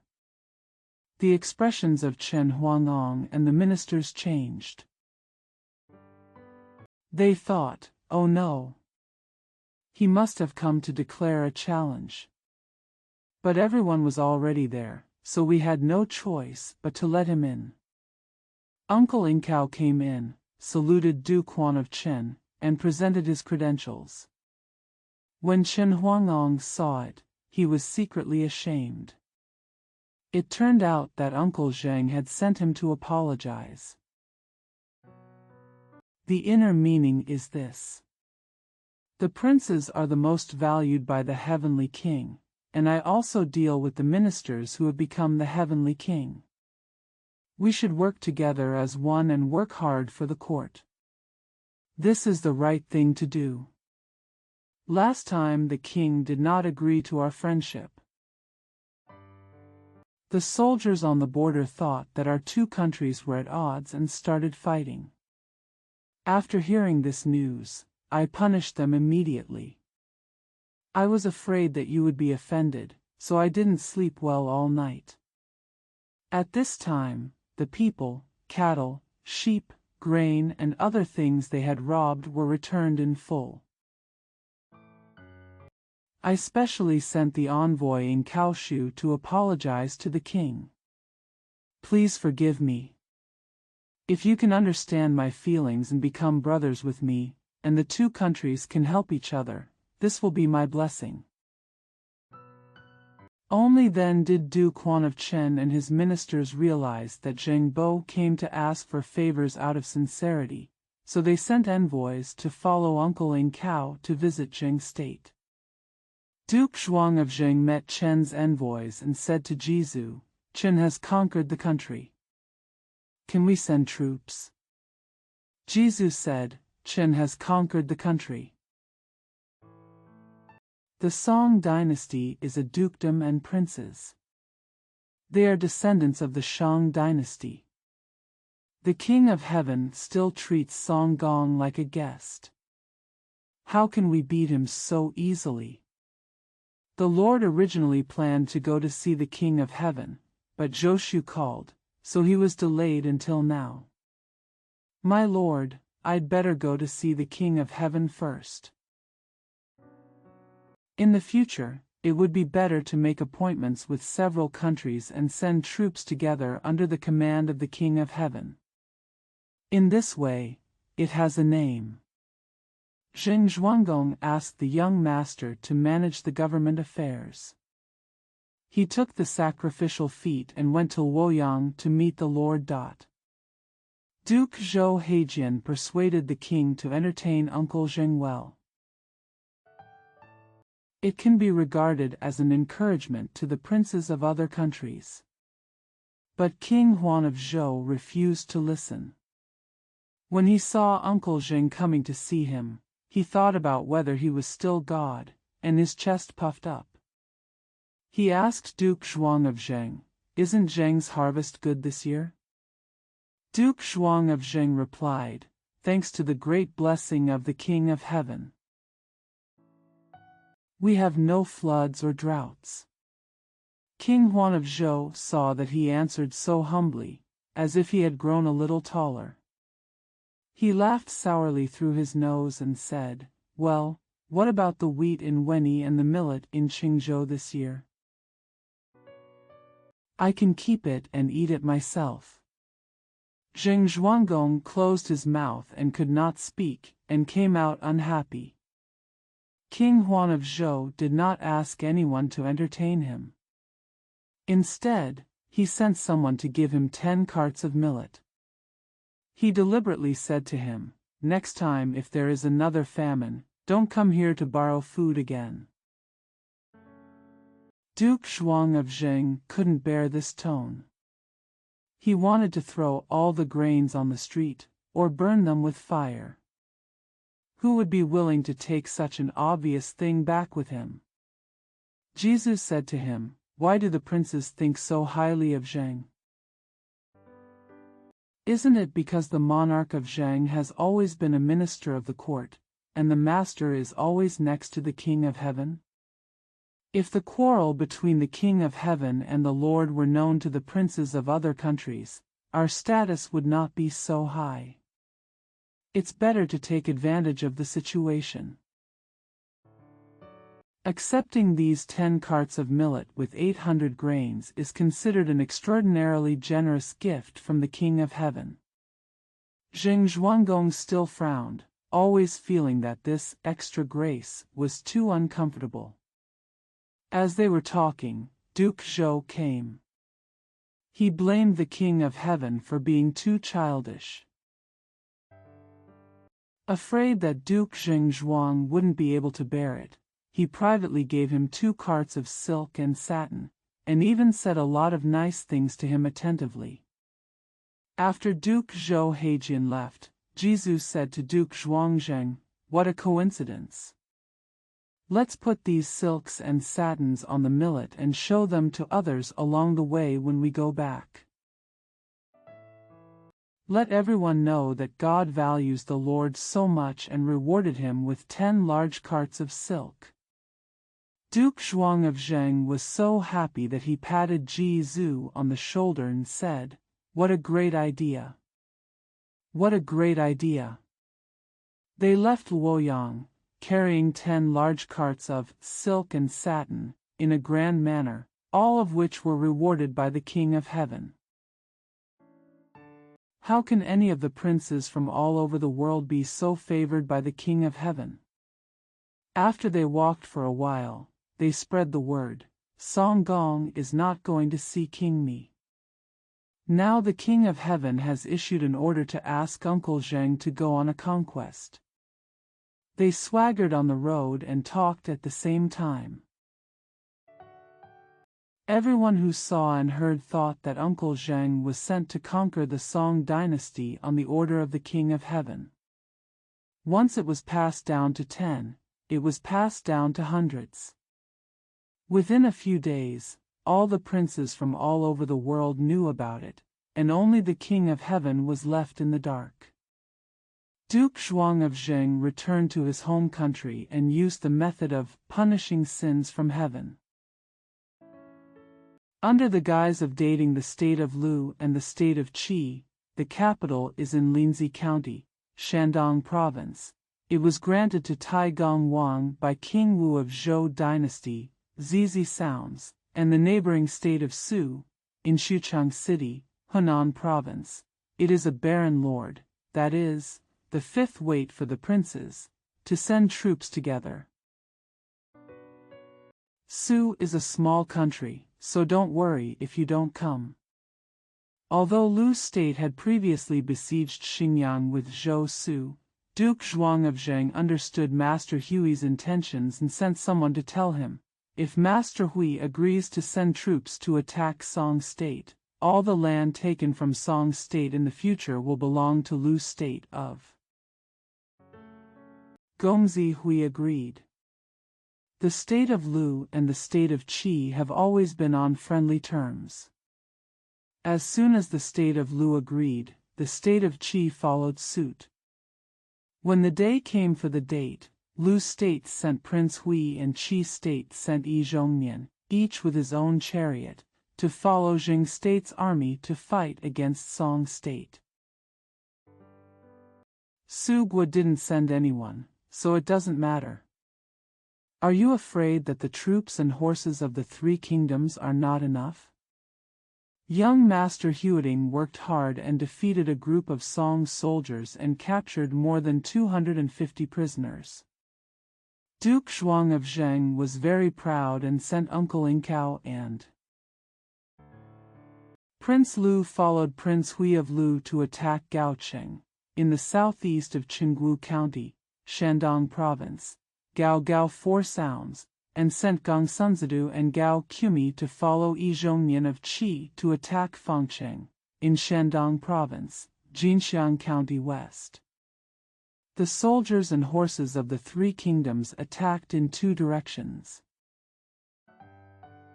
The frightened Duke Shang of Song dynasty was so sad that he was in a daze. De Sima, high official in charge of the military, Kong Fujia said, "Uncle Zheng leads his own troops here, and the country must be empty. Let's send more gifts to Wei and Kai, and ask them to send troops to help us fight straight to Xinjiang." Uncle Zheng knew that there was no one in his country who would not retreat after being attacked. Duke Shang of the Song dynasty asked Kong Fujia to bring 200 chariots to attack Xinjiang. He also sent envoys with many gifts of gold, white jade, and silk satin to Wei and Kai to borrow troops. Wei Xiangong accepted it. Li, send troops at that time. Follow the Song people up the path to fight Xinjiang. Prince Hu and Jizu ordered the city to be defended, and at the same time sent people to report to Duke Zhuang of Zheng. Duke Zhuang of Zheng had already captured Gaocheng and Fangcheng, and was about to attack the capital of the Song dynasty. Unexpectedly, the alarm from his country arrived. He immediately ordered his troops to retreat. Gongzi Hui and Yi Zhongnian were on the rise, so how could they be willing to retreat? Duke Zhuang of Zheng said to them, "I came to question Song state on the order of the King of Heaven. Now with the power of the two of you, we have captured 2 cities, and Duke Song has been punished. Just spare him. It's better to ask him to correct his mistakes. Of those 2 cities, one is for Qi and the other is for Lu." Yi Zhongnian refused to accept it and gave it to Duke Zhuang of Zheng. Duke Zhuang said, "Since Qi is so polite, let's give it all to Lu. It can be regarded as a reward for young Master Hui's first contribution." Prince Hui was honest and polite. He thanked Duke Zhuang of Zheng and Yi Zhongnian and accepted Gaocheng and Fangcheng. Yi Zhongnian was really convinced by Duke Zhuang of Zheng, and thought to himself that such a selfless prince, no wonder the King of Heaven reused him. Gongzi Hui liked him from the bottom of his heart. It would be strange if anyone disapproves of him being the leader of the princes. When the 3 of them broke up, they made an agreement: if there is a military in the future, everyone must help. Whoever fails to keep it will be punished by God. On the way, Duke Zhuang of Zheng continued the report from his country and said, "The people of Song and Wei went to Daicheng, a vassal state of Zheng in Shangqiu City, Hunan Province. It turned out that Kong Fujia knew that Zheng Bo would have to leave the Song dynasty after receiving the report, so he hurriedly asked his soldiers to rob a group of young men and women, cattle, sheep and grain outside the city. Only then did he give the order to withdraw his troops. This time they went back by the main road, passed by Dai City, and asked Dai Jun for help. Dai Jun was afraid of being robbed, so he closed the city gate and refused to let them in. Kong Fujia used this reason to annex Dai State. He asked people to ask Kaigua's troops to come up quickly and attack Dai City together. The soldiers and horses of Song, Wei, and Kai attacked Dai City together, hoping that they could capture this small city in one fell swoop. Unexpectedly, Dai Cheng was very guarded and would not let them take any advantage. The people of Song dynasty had no choice but to station their troops and horses there and think of another way. The people of Dai were about to send envoys to the state of Zheng to ask for help. Suddenly they heard someone reporting, "The state of Zheng has sent General Lu to save Dai City." Dai Jun thanked God and took the people of Zheng in. Unexpectedly, Zheng Zhuanggong's army entered the city and drove Dai Jun out. Duke Zhuang of Zheng could give Gaocheng and Fangqing to others, but he could not give up the nearby Dai City. After a while, Kong Fujia called, and the city was covered with Zheng's flags. Young Master Lu stood on the tower and said loudly, "Generals of Song, Wei, and Kai, thank you for your hard work. You helped us capture Dai City. I would like to thank you all here." Kong Fujia was so angry that his eyes turned white and he swore, "Zhenghua and I swear to be incompatible." As he said that, his feet were jumping, and he had to fight to the death with Uncle Zheng, who knew that there was no need for him to challenge him at all. Uncle Ing Cao, Gao Qumi and Gangsunzi had already surrounded him. Prince Lu opened the city gate and came out. The troops of Song, Wei, and Kai defeated the Zheng people. Kong Fujia threw away his carriage and horses and ran back by himself. When he arrived, he ran back to Song dynasty. Of the 200 chariots, there were only about 20 people left. Most of the troops from Wei and Kai were killed. The people, cattle, sheep, and grain robbed from outside the city, as well as the carriages, horses, grain and grass brought by the 3 countries from their own countries, were all taken away by the Zheng people. When Duke Zhuang of Zheng returned home after winning the battle, everyone called him the leader of the princes. He is. However, Uncle Ing Cao had a special temper and criticized him, saying, "You don't look like a leader. You followed the order of the King of Heaven and invited the princes to attack the Song dynasty, but you still refuse to obey such a small Su kingdom." Weigua and Kaigua actually helped Song state. How could this work? Zheng Zhuanggong said, "Weigua and Kaigua have been completely wiped out, and they have finally been punished. Su Jun disobeys orders, so he has to be conquered." Comment. To punish the emperor, and to hold the emperor hostage to order the princes, have the same meaning. It is to attack the princes in the name of the emperor. Regardless of ancient or modern times, the party that provokes a war must find a reasonable excuse, otherwise it will be an unknown cause. Being anonymous means that you are not a righteous party in the war, and it is difficult to get the support of the people. It is also difficult to ensure that the morale of our army will always be high and we will win the war.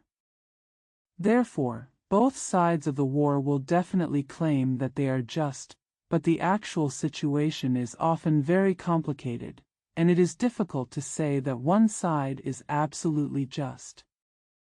So, There is a certain truth in the saying, the winner is the king, the loser is the enemy, because only the victor can make an official conclusion on the nature of the war.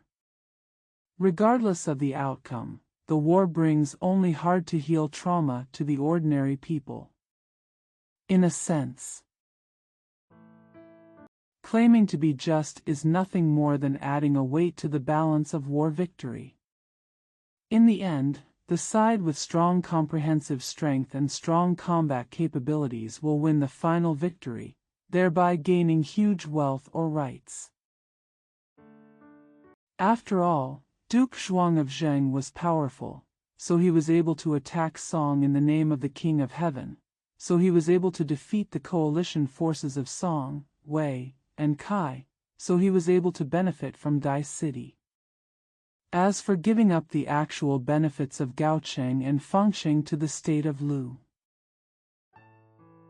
due to geographical reasons and diplomatic needs, Zheng Zhuanggong could be said to be a small overlord in the early spring and autumn period. Shoot a cold arrow. In 712 BC, the 8th year of King Huan of Zhou and the 32nd year of Duke Zhuang of Zheng, Zheng and Zhuang agreed that Qi and Lu planned to attack Su in the autumn. At the moment, we are training our troops in our own country. He made a very large flag with the 4 characters, Feng Tian punished, embroidered on it. The flagpole alone was 3 feet high. He also put the big flag on a military vehicle and used it as a flag vehicle. There was also an order. Whoever can carry this banner will be sent as a vanguard, and this chariot will be rewarded to him. As soon as the order was given, a general with a dark face, heavy eyebrows, and a beard came up and said, "I can." When Zheng Zhuanggong took a look, it turned out to be Xia Shuaying, Xia in 2 sounds. He pulled up the flagpole with one hand, held it tightly, took 3 steps forward, 3 steps back, and then placed the flag on the car. When the soldiers saw it, they cheered loudly. Just as Xia Shuaying was about to take the car away, another red-faced man came and stopped him and said, "It's not unusual to just take 3 steps with it. I can use a flag as a spear." When everyone took a look, it turned out to be Uncle Inkao. He picked up the flagpole and turned it left and right. For a while, the big flag fluttered and made a loud sound. The people watching stuck out their tongues, "Can't shrink back." Many heads swayed following that big flag. Duke Zhuang of Zheng became more and more happy and praised, "He is really a tiger-like general, worthy of being a vanguard. I'll give you the car." As soon as he finished speaking, another pretty white-faced general came out, that is Gong Sundu. He turned out to be a nobleman and was used to being arrogant. He has always been at odds with Uncle Inkao. At this moment, he shouted, "You can do it, but I can't." Seeing how fiercely he came up, Uncle Inkao quickly ran away with the flag in one hand and the cart with the other. Both the grandson and the grandson thought he was too unreasonable, so they chased after him with a square-shaped halberd. Duke Zhuang of Zheng hurriedly asked someone to persuade him to come back, and then he stopped and muttered, "No sense. Shameless thing." Duke Zhuang of Zheng said, "2 tigers cannot fight. Don't be angry. I have my own reasons." After saying that, he rewarded 2 sets of chariots and horses, and 1 set was given to Gong Sundu. 1 set was given to Xia Shuaying, and Ing was not sent to Cao Shuaying. At this time, Prince Lu died early, and Duke Zheng Zhuang cherished these generals especially. Both the grandson and the grandson were fighting for face, so they didn't say anything. Uncle Inkau was originally a straight-hearted person, but after a night, he had already forgotten about the car robbery. Everyone was training as usual, preparing to fight against Zhou's state. In the 7th month, Duke Zhuang of Zheng took the lead and led the troops of Zheng, Qi, and Lu to attack Zhou. Of course, it was Zheng's soldiers who exerted the greatest effort. Uncle Inkau made the first contribution and was particularly happy. When everyone was besieging Zhou's state, he took a flag and jumped onto the city wall. When the prince and his grandsons saw him climbing up the city wall alone, they burst into jealousy. They aimed at Uncle Inkau in the crowd and secretly shot an arrow, hitting him in the back of the heart. Uncle Inkau fell down from the top of the city with his flag and somersault. When Xia Shuaying saw him, he thought he had been wounded by the enemy. He angrily picked up the flag, jumped on the city wall, turned around and waved the flag. When the soldiers saw it, they all shouted and went to the top of the city. Kill the people who were guarding the city in Zhou's state. When the city gate was opened, soldiers and horses from the 3 kingdoms poured in like a flood. Su Jun pretended to be a commoner and escaped long ago. Duke Zhuang of Zheng entered the city and came out to calm the people. Su Gua defeated the troops of Zheng, Qi, and Lu. Who should this territory belong to? Duke Zhuang of Zheng gave it to Duke Shi of Qi, Duke Shi of Qi gave it to Duke Yin of Lu, and Duke Yin of Lu gave it to Duke Zhuang of Zheng. While they were being pushed around, Bailey, the doctor of Zhou's state, came with a child to ask for an audience with the princes of the 3 kingdoms. He lay on the ground and cried. Duke Shi of Qi asked him, "What's going on? Who are you? Who is this child?" He wiped his tears and said, "I am Bailey, the doctor who subjugated the country. Our king has no son, only this little brother. Please have mercy on me and let this child live." The child was also very obedient. He kowtowed to the 3 princes next to each other. Duke Shi of Qi and Duke Yin of Lu both felt a little sad and stared at Duke Zhuang of Zheng. Duke Shi of Qi's nose was slapping one after another, and he almost had runny nose. Lu Yingong was not very decent, his eyes were already wet. Seeing this, Duke Zhuang of Zheng said to the officials of Zhou's state, "We are not coveting the land of Zhou's state. We beat Lord Zhou because he disobeyed the King of Heaven. Now that his brother is here and a loyal minister like you is willing to help him, we will hand Su Guo over to him." Bailey replied, "I don't dare to take this seriously. All we ask is that you keep this orphan alive. It is already your memory. The land of Zhou's state should always belong to you." Duke Zhuang of Zheng said, "I sincerely want to restore Zhou's state, so don't worry about it. It's just that the little monarch is too young, so I have to send someone to help him, otherwise it won't make sense." Duke Shi of Qi and Duke Yin of Lu did not expect that Duke Zhuang of Zheng had such a rare kind-hearted, generous and happy heart. Such a look makes it obvious that he is too small, so small that he has no shadow. Thinking that he is one of the rare good people in the world, I admire him from the bottom of my heart for being fair and reasonable. In this way, Zheng Zhuanggong couldn't recommend it, so he sent people to manage Zhou's state. After the princes of the 3 countries completed the important task of punishing sins in heaven, they each returned to their respective countries. Duke Zhuang of Zheng returned to Xinjiang and rewarded the meritorious soldiers. This reminds me of the arrival of the tiger-like general in Kaoshu. He also vaguely heard people saying that Uncle Inkao was shot to death by his own countrymen.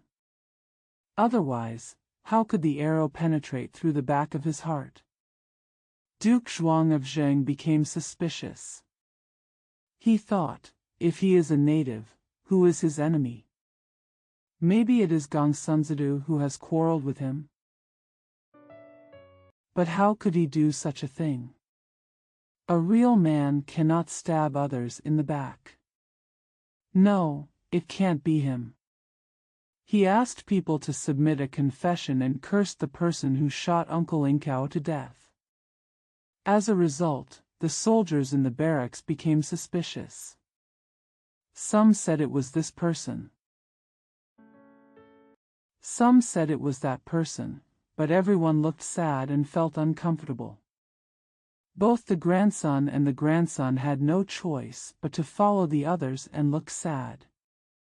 He listened as everyone cursed the person who assassinated Uncle Inkao, calling him a coward for being evasive and afraid to come forward. He also pretended to curse the man, calling him a coward. Even the grandson and grandson couldn't bear the curse.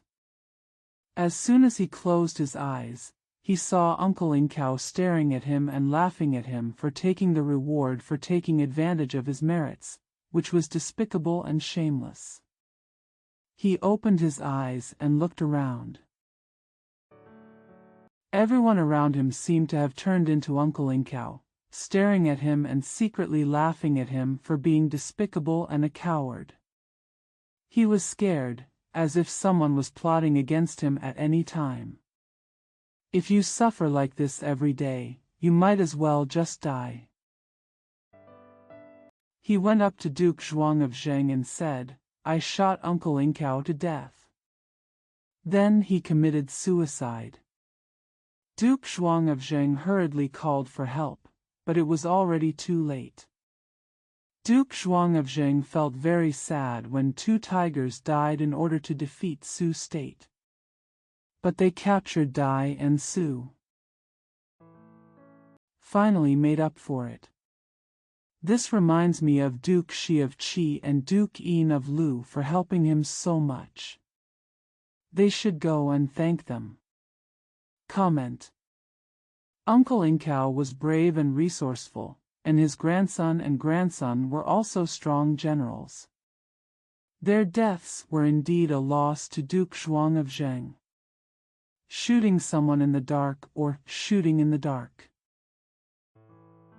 It has always been despised by people, but driven by various interests, it is still happening under various circumstances. It is just that it is not like in Kaoshu and Gongsun Sun who both ended up losing, but one party often gains. That's all. It seems that most of them are the ones who hurt others in the back and benefit. Impulse is the devil. Gongsun and his grandson paid the price with their lives for their impulse. His suicide apology more or less made up for the loss of his reputation. From Inkayashu's point of view,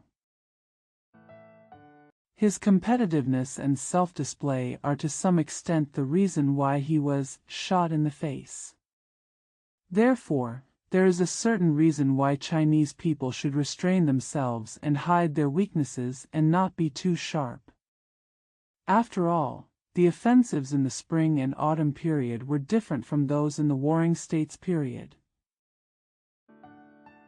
Duke Zhuang of Zheng conquered Zhou's state by bullying the weak, but after all, he still made Zhou Jun's little brother the king out of consideration for human feelings, which showed his overlord's demeanor.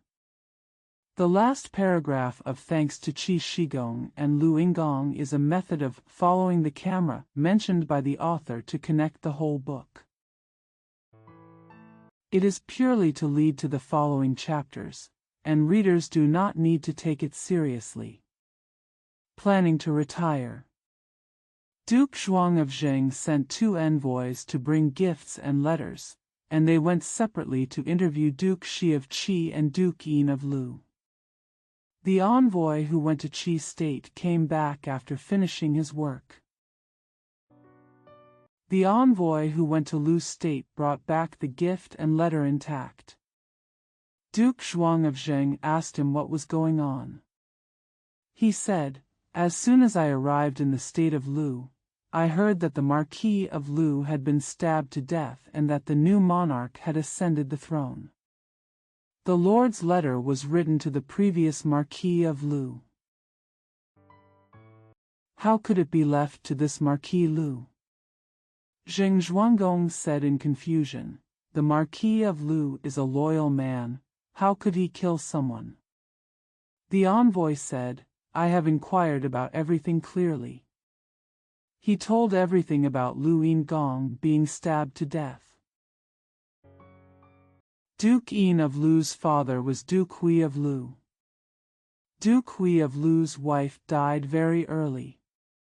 He made a concubine his wife and gave birth to a son named Gongzi Gui. Duke Yin of Lu was born to another concubine. In terms of age, he is older than Gongzi Gui, but in terms of status, he is lower than Gongzi Gui. According to general rules, the throne of Lu Huigong should be passed on to Gongzi Gui.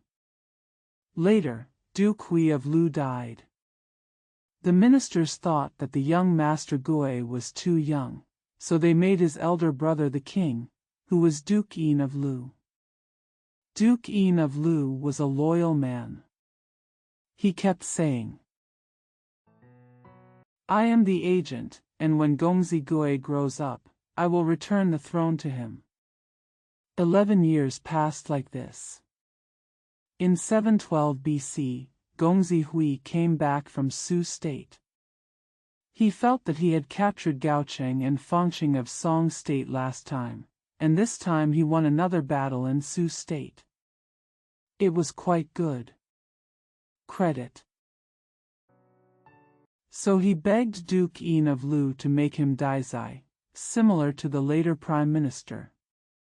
Duke Yin of Lu said, "I will never grow up to be a king. If you want to be the chief minister, you should go and sue Gongzi Gui when he becomes the king." After hearing this, Gongzi Hui felt very uncomfortable. It doesn't matter if he can't be the daizai. Anyway, the power of the Lu state is already in his hands, so daizai is just a nicer name. He felt sorry for Duke Lu Yin. He thought, "My lord is the eldest son of the late king, and he was appointed by the ministers. He has been the king for 11 years. This should be as stable as Mount Tai. Seeing that Gongzigui has grown up now, he must be cautious. Poor honest man, don't give up your position. You're afraid that people will say, 'Give up your position,' but you're reluctant to do so. It's so unpleasant. I begged him to let me be the daizai, as long as he said a word. If you agree, you agree. If you don't agree, you won't agree. Why do you care about the young master?" He also said, "My king will never grow up." Right. He must be unwilling to give up his position. Thinking about this, I have to think of ways for Duke Lu Yin not to give up his throne. But on the other hand, I thought, maybe my lord will give up his throne. It's hard to say. No, if you really want to give way, why not? Still think the Gongzi tract is too small? He probably has to be an agent for the rest of his life. Who doesn't like to be a king? No one else can grab it. How can a king who has been a king for more than 10 years be willing to give it to others easily? The more Gongzi Hui thought about it, the more it made sense. One day, when no one was around, he said to Duke Yin of Lu, "My lord has been the king for more than 10 years. Everyone in the country admires you. There is no civil or military person in the whole dynasty who doesn't sincerely respect you. If my lord doesn't give up the throne, how can he still be king? Pass the throne to your descendants." But Geng Zigui has grown up now, and if he continues, he will definitely cause trouble. Let me give you an idea. It would be better to kill him to avoid trouble in the future. Duke Yin of Lu quickly covered his ears and said, "Are you crazy? Why are you talking such nonsense? I have sent people to build a house in Tuqiu, in the north of Sisui County, Shandong Province, 2 sounds of tutu, and plan to provide for them in old age. The throne will be returned to Master Gui. What do you say about killing him?" It was too late for Mr. Hui to regret it. He slapped the horse's leg on the horse's leg. He was looking for trouble and was speechless. Withdrew. When he returned home, the more he thought about it, the more worried he became. Once the words are spoken, they cannot be taken back. If the king told Geng Zigui what he said, would Geng Zigui let him go? He thought, as the saying goes, strike first to gain advantage, strike later to suffer disaster, so it would be better to strike earlier. He turned around and went to Geng Zigui and said to him, "My lord, seeing that you have grown up, I am afraid that you will take his throne. Call me in today and tell me to assassinate you." Geng Zigui was frightened to death after hearing this. His son was gone. Zhou was trembling and begged him, You, find a way for me to save. Save me." Young Master Hui scratched his ears, thought for a while, and said, "He wants to harm you regardless of brotherly feelings. Can't you kill him first?" Geng Zigui said, "He has been a king for many years. All the people of his country and the princes of other countries admire him. Why should I kill him?" Geng Zigui said, "Then just wait for him to take action." Geng Zigui said anxiously, "Don't say that. Please come up with an idea." Geng Zigui stretched out a finger and drew a circle in the middle of the room. It seemed that everything he was thinking about was in this circle, and he said, "Yes. Every winter, the Lord goes to the outside of the city to worship the gods, and every time he stays at the house of Dr. Lao, Wei 3 tones, Xiu 3 tones. Until then, I first sent a warrior to pretend to be a servant and stab him to death in the middle of the night without anyone noticing.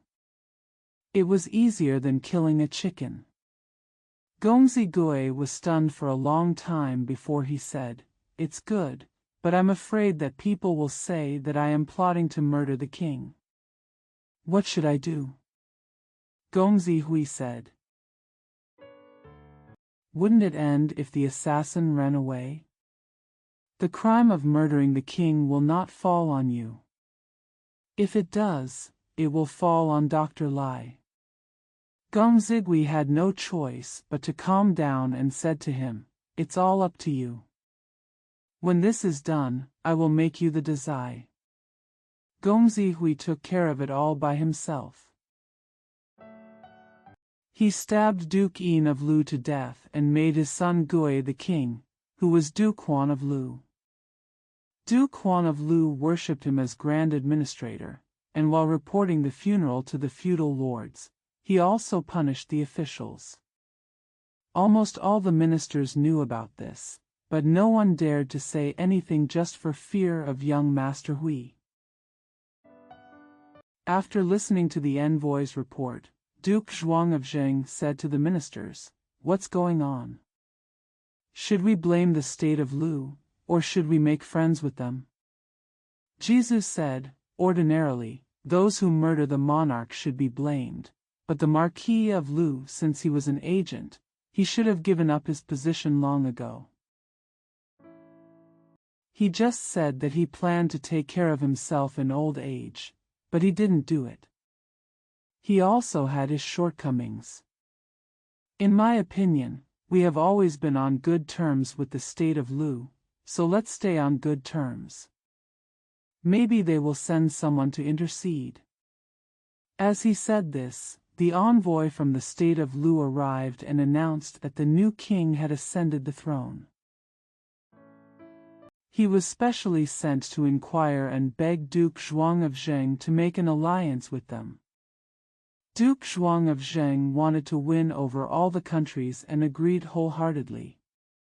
Later, he also made a covenant with Duke Huan of Lu in person, which was quite good. It was the Song state that was always at odds with the Zheng state because of the incident involving young Master Feng. Coincidentally, one day, the state of Song also sent envoys to inquire. Duke Zhuang of Zheng was puzzled. The Song state had always been at odds with the Zheng state, so how could they send a letter of credence? There must be something evil here. Comment. Here is a story from the state of Lu. Everyone can see the misfortune of being a supreme ruler, and you can also see the subtle relationship between all parties in the face of power. Because Duke Yin of Lu was born as a concubine, although he was older, he could not legitimately inherit the throne. After Gong Zigui grew up, the issue of succession to the throne will naturally be put on the table again. It happened that Prince Hui, who held real power, wanted to claim the title of Dazai. Duke Lu Yin's unclear answer and delay in giving up the throne made Prince Hui think that he might not want to hand over power. But when Gongzi Hui proposed the idea of killing Gongzi Gui to Lu Yingong did not agree, perhaps because this approach was too extreme and sensitive. From Gongzi Hui's point of view, words spoken cannot be taken back. He had no choice but to instigate Gongzi Gui to kill Lu Yingong. In the end, Lu Yingong was assassinated by Gongzi Hui, and Gongzi Gui ascended the throne. Duke Yin of Lu died unjustly, but as the king of a country, he could not control the powerful ministers, and he could not give up the throne decisively. Instead, he just allowed things to develop, and it was inevitable that he would be stabbed to death in the end. He couldn't blame others. Let me say a few more words. There is a principle in Huiology, that is, whoever is more evil, who can be more ruthless, and whoever can do evil tricks will often become the one in power. Judging from this incident, this principle is not unreasonable.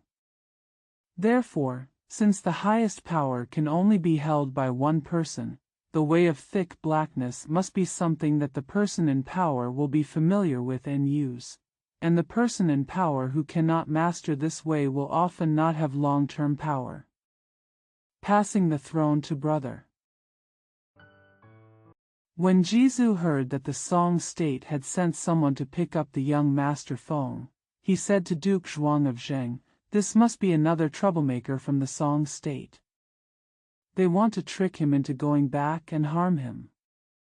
Young Master Feng is here, and Song Jun is afraid that he will seize the throne. Last time, I followed Zhou Su to fight us. Song Jun went to fight Chang'e. Now young Master Feng is here, and we are on guard against Song Gua attacking us. Why did they send someone to pick him up?" Zheng Zhuanggong said, "Let's wait until we understand who is coming." It turns out that the first-generation king of the Song dynasty was named Weizi, and his son died. He passed the throne to his brother, but not to his grandson. Everyone praised him as a wise king. When the 13th generation king Song Xiangong also wanted to imitate Wei Zi, he did not pass the throne to his son, but to his brother, Song Mugong. Song Mugong kept this in mind and wanted to repay his brother for his kindness. When he was ill, he said to the Grand Sima Kong Fujia, "The previous king did not pass the throne to his son, but passed it to me instead. After I die, you must not make my son the king. My nephew must be invited to take the throne." Kong Fujia said, "I'm afraid it's not good. Aren't all the ministers helping young Master Feng?" Song Mugong refused to listen and said, "Don't do this. If you make young Master Feng, how can I be worthy of my brother?" He then sent his son Feng to live in the state of Zheng. He wants to pass the throne to his nephew. As soon as Duke Mugong of Song dynasty died, the ministers followed his words and appointed the son of Duke Xiangong of Song dynasty as the king, who was Duke Shang of Song dynasty. Unexpectedly, Duke Shang of Song dynasty told Zhou Su of Wei state that he was afraid that Uncle Zheng would help Prince Feng to seize the throne. He attacked Jingguo again and again, trying to kill Prince Feng. Dazai Huadu has always been on the same side as young Master Feng, and is not willing to fight with Jingguo. Kong Fujia turned to Duke Shang of Song dynasty and led his troops to attack Jingguo. Governor Hua was not at odds with him. Kong Fujia originally wanted to strive for success, but he kept losing. The Song kingdom also had a large number of orphans and widows because of this. Everyone blamed Duke Shang of Song dynasty, saying that he should not attack neighboring countries for no reason and make the people suffer. Since Kong Fujia came to power, 11 wars of aggression were launched in 10 years, making it impossible for the people to survive. Taking advantage of this incident, Governor Hua secretly asked people to spread rumors that the several wars were all Kong Fujia's idea. When everyone heard this, they all blamed him. He said he didn't know how capable he was and that he had ruined the country. Huadu was secretly happy. In 710 BC, the 10th year of King Huan of Zhou, the 10th year of Duke Shang of Song, and the 34th year of Duke Zhuang of Zheng, Governor Hua heard that Kong Fujia was training troops again and gave powerful orders. Xiao Bing complained about him secretly. Governor Hua sent his confidants to join the army, saying that the purpose of training this time was to attack Jingguo. Those soldiers didn't want to fight in the first place, and they were even more unhappy when they heard that they were going to fight Jing again. As soon as the team dispersed, they went to the Zaifu in 2s and 3s to complain. Ask him to plead with the king not to ask them to die. Huadu asked people to close the door and not let them in, while sending in kind words to speak to them. There are more and more people at the door. The more Dazai refused to agree to see them, the more they wanted to see him. Seeing that it was getting dark, everyone still didn't disperse. Some banged on the door, some shouted, and they clamored to ask Dazai to come out.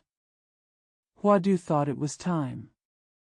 While asking people to prepare chariots and horses, he opened the gate with his sword and stood at the door, telling everyone to quiet down. This large group of noisy soldiers stopped making noise. Huadu's sympathetic eyes captured their hearts. He also said good things. Kong Sima wants to fight, so we have to rely on him. My lord still believes in him. What should I do? I heard that I have to go to Zhou again in the next 3 days. There is no other way, so you have to work hard again. It's just that the common people are going to suffer a little bit. As he spoke, he sighed again. The soldiers gritted their teeth with hatred and shouted, "Just reason with him. Let's fight him, kill. Just kill him."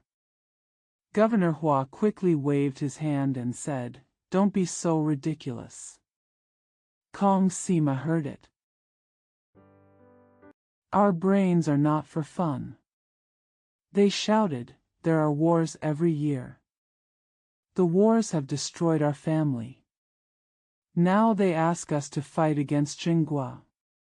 Aren't we going to die for no reason? Anyway, if he is going to die, he might as well kill that guy first. Die quickly." Huadu said to them, "Don't say that. Even if Kong Fujia is a bit unreliable, he is still a popular figure that the Lord can trust. If you disobey him, won't you offend the Lord?" They shouted loudly, "As long as you make the decision, we are not even afraid of that foolish king." As he spoke, he grabbed Dazai's sleeve and held on. The people in Dazaifu had already pulled the carriage to the door. Before he could say anything, they put him in the car and drove him to Kong Fujia's home. Governor Hua ordered, "Don't make any noise and surround the house. I'll call the door." Kong Fujia was having dinner at that time, and his family told him, "Dazai himself is here, and he has something important to do." Kong Fujia hurried out to greet him. As soon as the door opened, everyone rushed in. Kong Fujia saw something was wrong and hurried back. As soon as he turned around, his head fell off. When Huadu returned home, someone came to report and said, "My lord knew that Kong Sima had been killed by Tai Zai. He was so angry. He told Dazai to go right away."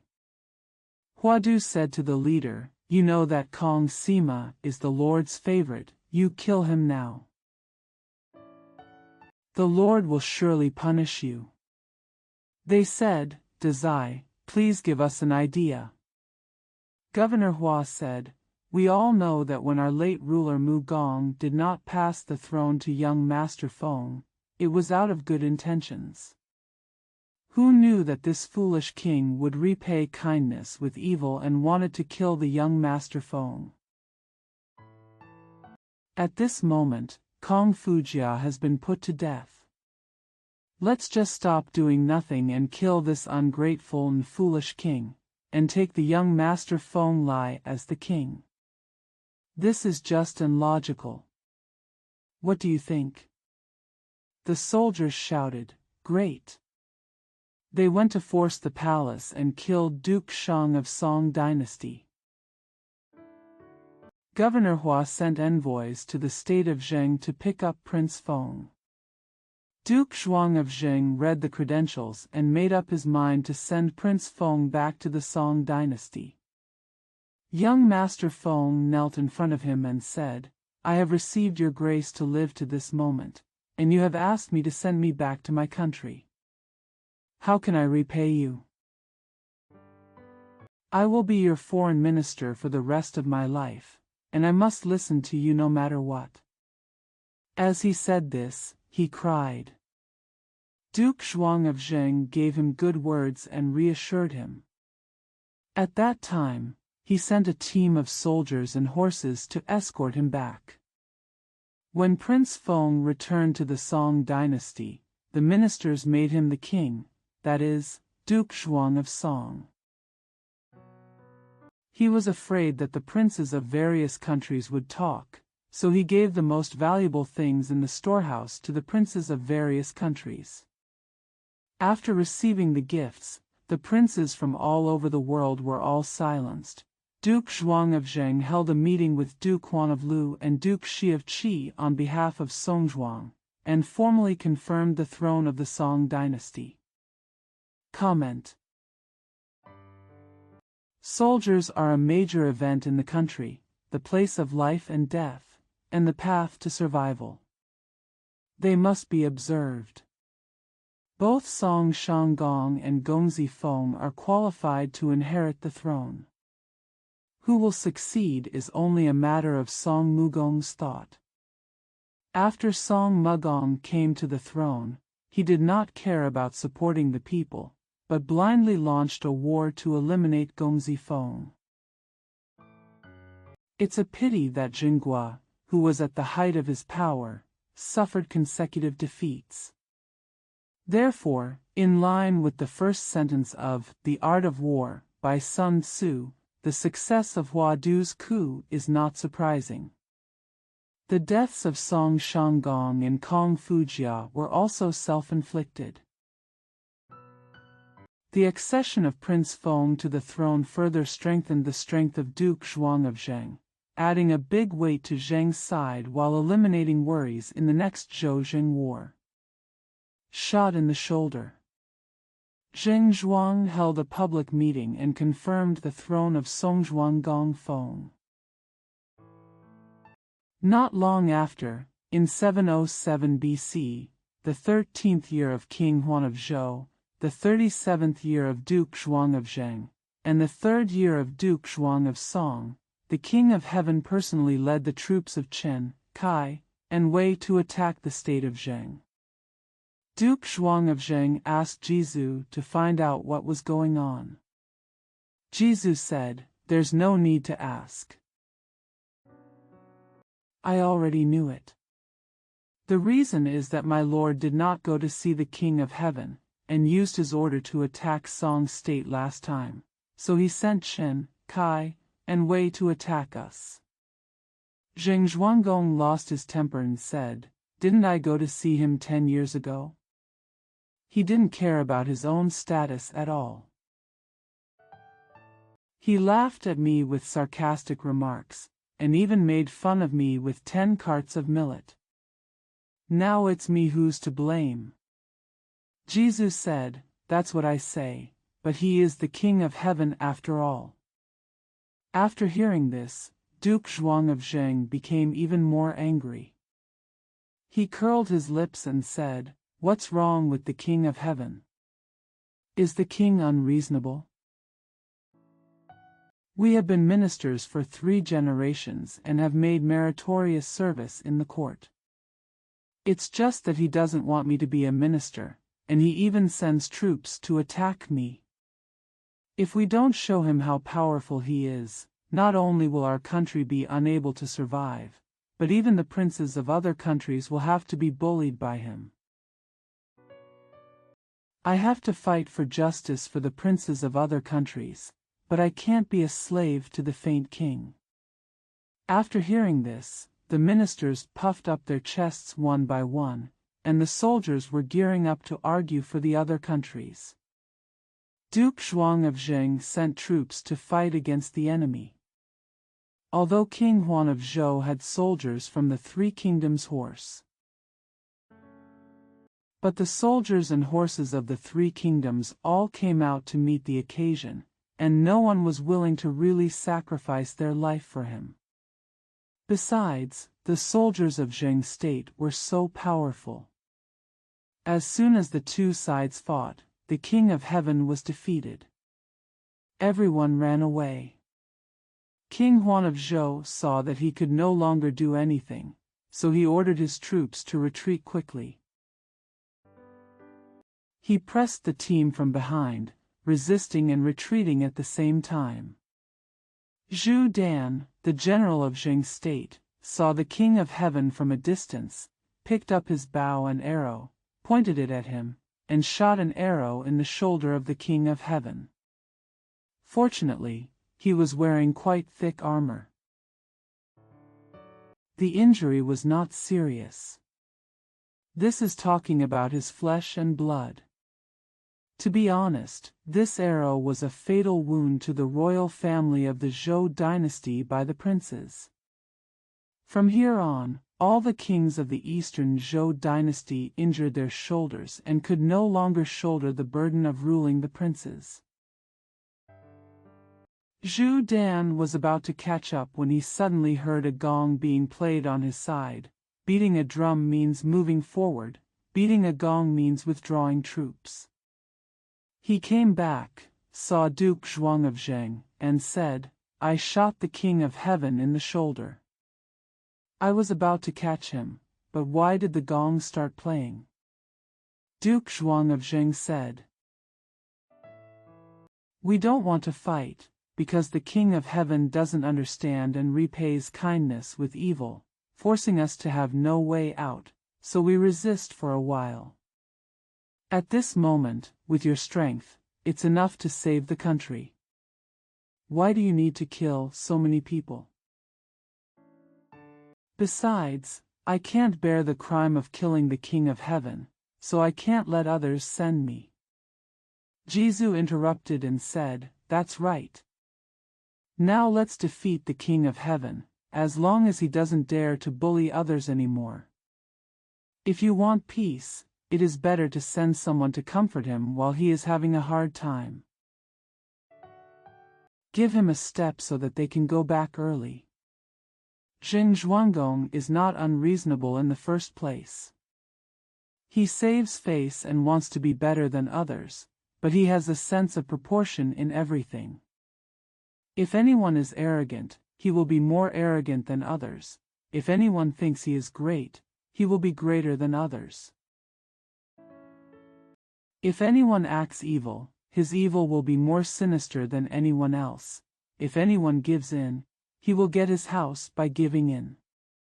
If someone beats him to the ground, he can't act like he has won before kicking them again. He wanted to lift him up with both hands, pat him and dust him off. Zhu understands this temper.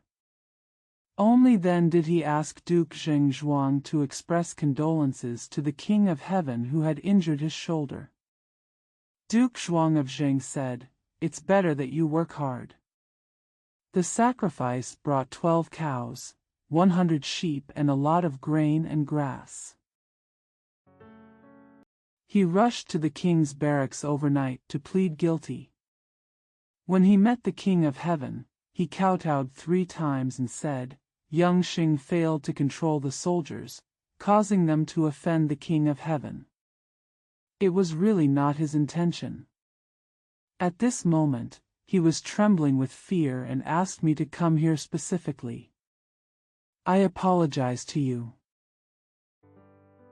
He also brought some gifts to the soldiers. Please have mercy on Wei Sheng, the King of Heaven, and spare him. King Huan of Zhou did not expect that Duke Zheng Zhuang had such a hand. He was so ashamed that he did not crawl into the ground. His whole body was hot, he tilted his head and was speechless. Guogong Lin's father, who was standing nearby, took over and said, "Wei Sheng knows that he is guilty, so please spare him." Thank you to the King of Heaven. Zhu kowtowed 3 more times and came out. He also went to the barracks of the 3 princes and said hello to each of them. Look at their awkward faces. It was really worse than being beaten by Duke Zheng Zhuang. Comment. As the saying goes, you can carry the world on your shoulders. If your shoulder is injured, the world will not be able to carry you. Of course, this is just a symbolic statement. In fact, Duke Zhuang of Zheng fought against the King of Heaven as a prince and won. The last so-called authority of King Zhou Tian to rule the world was completely eliminated. After that, the Spring and Autumn period and the Warring States period became an era in which successive generations of overlords reigned supreme. It can be said that all the princes in the Spring and Autumn period, including the king of Zhou, were one family. There are relatives of one kind or another, and family members are fighting for one reason or another. It is difficult to say who is right and who is wrong. In the end, strength can only speak for itself. Caring about old relationships, not caring for oneself, and even fearing one's reputation. As a result, the wars in the spring and autumn period were relatively mild, and they did not become an era of the jungle and the strong like the Warring States period. Burning bridges across rivers. In 701 BC, the 19th year of King Huan of Zhou, the 43rd year of Duke Zhuang of Zheng, and the 9th year of Duke Zhuang of Song, Duke Zhuang of Zheng fell seriously ill. He said to Zhou, "I have 10 sons, counting from Zhu, Zitu, Zi, and Ziki are all about the same. I looked at it so carefully, and it turned out that Zitu was the most capable. I want to pass the ball to him." "You say that?" Zhu said, "The throne should be passed on to the eldest son. Besides, young master has made many meritorious deeds. He went to the King of Heaven as a mortgage, and helped the Marquis of Qi to fight off the Beirong, also called Shanrong, a tribe living in the Central Plains. The Marquis of Qi valued him very much and wanted to betroth his daughter to him. He was also somewhat famous among the princes. How can you destroy him?" Zheng Zhuanggong said, "If Zhu becomes the king, Zitu will not be convinced." "What should I do?" Zhu said, "Send Zichu to another country first, so that he won't have to fight for the throne. But I don't know which country to send it to." Zheng Zhuanggong coughed for a while and said, "Just send it to Song Dynasty." The Song Dynasty was his grandma's home. Besides, Song Gongfeng has received benefits from us, and there is nothing he wouldn't do. He sighed again and said, "Alas, there will be no peace in Jing State in the future." After Zhu came out, he heard Duke Zhengzhuang sighing, "Alas, there will be no peace in Jing State in the future." He knew that Duke Zhuang of Zheng had foresight, and that sentence was probably referring to Zitu's plan to snatch Zihu's throne in the future. He always thought that Zihu should not refuse Qi's marriage proposal. Duke Xi of Qi fell in love with Zihu. He wanted to betroth his daughter Wenjiang to him. Zihu repeatedly asked people to act as matchmakers, but Zihu firmly refused. He didn't agree, and the reasons were quite good. Zheng is a small country, Qi is a big country, the family is not right, the household is wrong, you can't climb high, and a real man should be self-reliant. You can't rely on others through marriage. Zhu said that he was too unsophisticated. It would be better to seize a nepotism of a big country than to have more soldiers and horses. Zhu was from Zihu's faction, so he just stood up for him worry. After the death of Lord Zhengzhuang, Prince Adachi suddenly became the king. It is Zheng Zhaogong. Duke Zhao of Zheng sent envoys to various countries to inquire. This is the meaning of liaison when the new king takes the throne. He sent a priest to the Song dynasty to inquire about Zitu's movements. Zihu and Zhu were worried about Zitu. After the sacrifice arrived in the Song dynasty, he met Duke Zhuang of Song dynasty.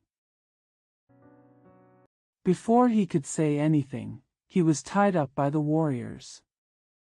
He shouted, "What crime have I committed?" Duke Zhuang of Song said, "I'll tell you slowly. They locked up Zhou. In the evening, Dazai Huadu came to see him and brought some wine and food to calm his shock. Zhou asked him why he was locked up. Governor Hua said, "Don't you know that the Song dynasty is Zidou's grandma's family? As soon as he arrived here, his grandma, the Yong family, begged our Lord to come out and help Zidou. Now our Lord wants you to destroy Zhou. Make Zhou the king of the country." Zhou said. Where to start? He was established by the first emperor, and I want to depose him. Isn't it because he is the one who sent me to make the world a joke? Huadu said, "You are too stupid. There are many people plotting to usurp the throne. As long as you have power, who dares to say anything? Isn't this how Prince Gui of the state of Lu obtained the throne? If you look at our Lord again, isn't he also like this? As long as you have the courage to do it. When the sky falls, Song Gong will follow you. What are you afraid of?" Zhou frowned anxiously. Isn't this how Prince Gui of the state of Lu obtained the throne? If you look at our Lord again, isn't he also like this? As long as you have the courage to do it. When the sky falls, Song Gong will follow you. What are you afraid of? Zhou frowned anxiously. It's not good to agree, and it's not good to not agree. Governor Hua pressed him and said, "If you don't agree, Song Gong will kill you first," and then asked General Nangong Changwan, Nangong's surname, Changwan's name, to escort Zi suddenly into the state of Zheng. By then, you will be buried in the ground. At the end of the day, it's too late to regret. I think you'd better comply." Zhou was forced to do nothing. He couldn't keep Zhihu's throne even if he risked his life, so he agreed. The two of them swore to heaven that no one could say anything and it would not count. The next day, Duke Zhuang of Song called Zhihu. He rushed in and said to him with great concern, "Your new king sent envoys to ask me to kill you. He also promised to thank me for 3 cities. I am not so cruel, so I tell you specifically that you have to think of a way." Zhi knelt and said, "My life is in your hands. If you give me an idea, I'll follow it." "Where are there just 3 cities?" Duke Zhuang of Song said, "If you want to return to the state of Zheng, you must offer sacrifices. Let's discuss it." He called Zhou and Huadu in together. Song Zhuanggong said very nicely, saying that he didn't want to help Zidou. Because Zheng Zhuanggong treated him very well back then, and Zhi was also very promising, so he had to give Zhi some advice. You have to say it in your head first to avoid regrets in the future. He didn't want any thanks, he just wanted Zidou to give him 3 cities and 100 pairs of white jade.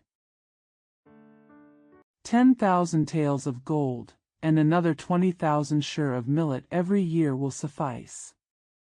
Zhi wanted to return home, and he honestly agreed. Duke Zhuang of Song dynasty was a disciplined man and did not do things sloppily. He asked Zhi and Zhou to write down and sign their names.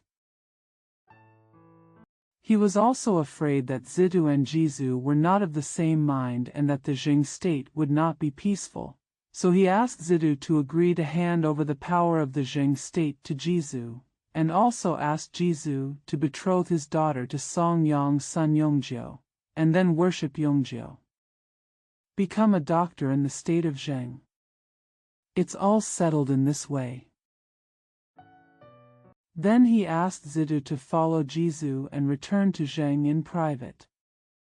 Zhou returned to the state of Zheng and hid at home pretending to be ill. All the ministers went to his house to greet him. When they saw that Zhou didn't seem to be sick, they asked him, "I heard that you are sick." He said, "It's not that I'm sick, it's that our country is sick." The late king entrusted Zhou to Song Gong. At this time, Song Gong asked General Wan Dang, the head of Nangong, to lead an army to escort Zhou back, and he was about to be attacked. What to do?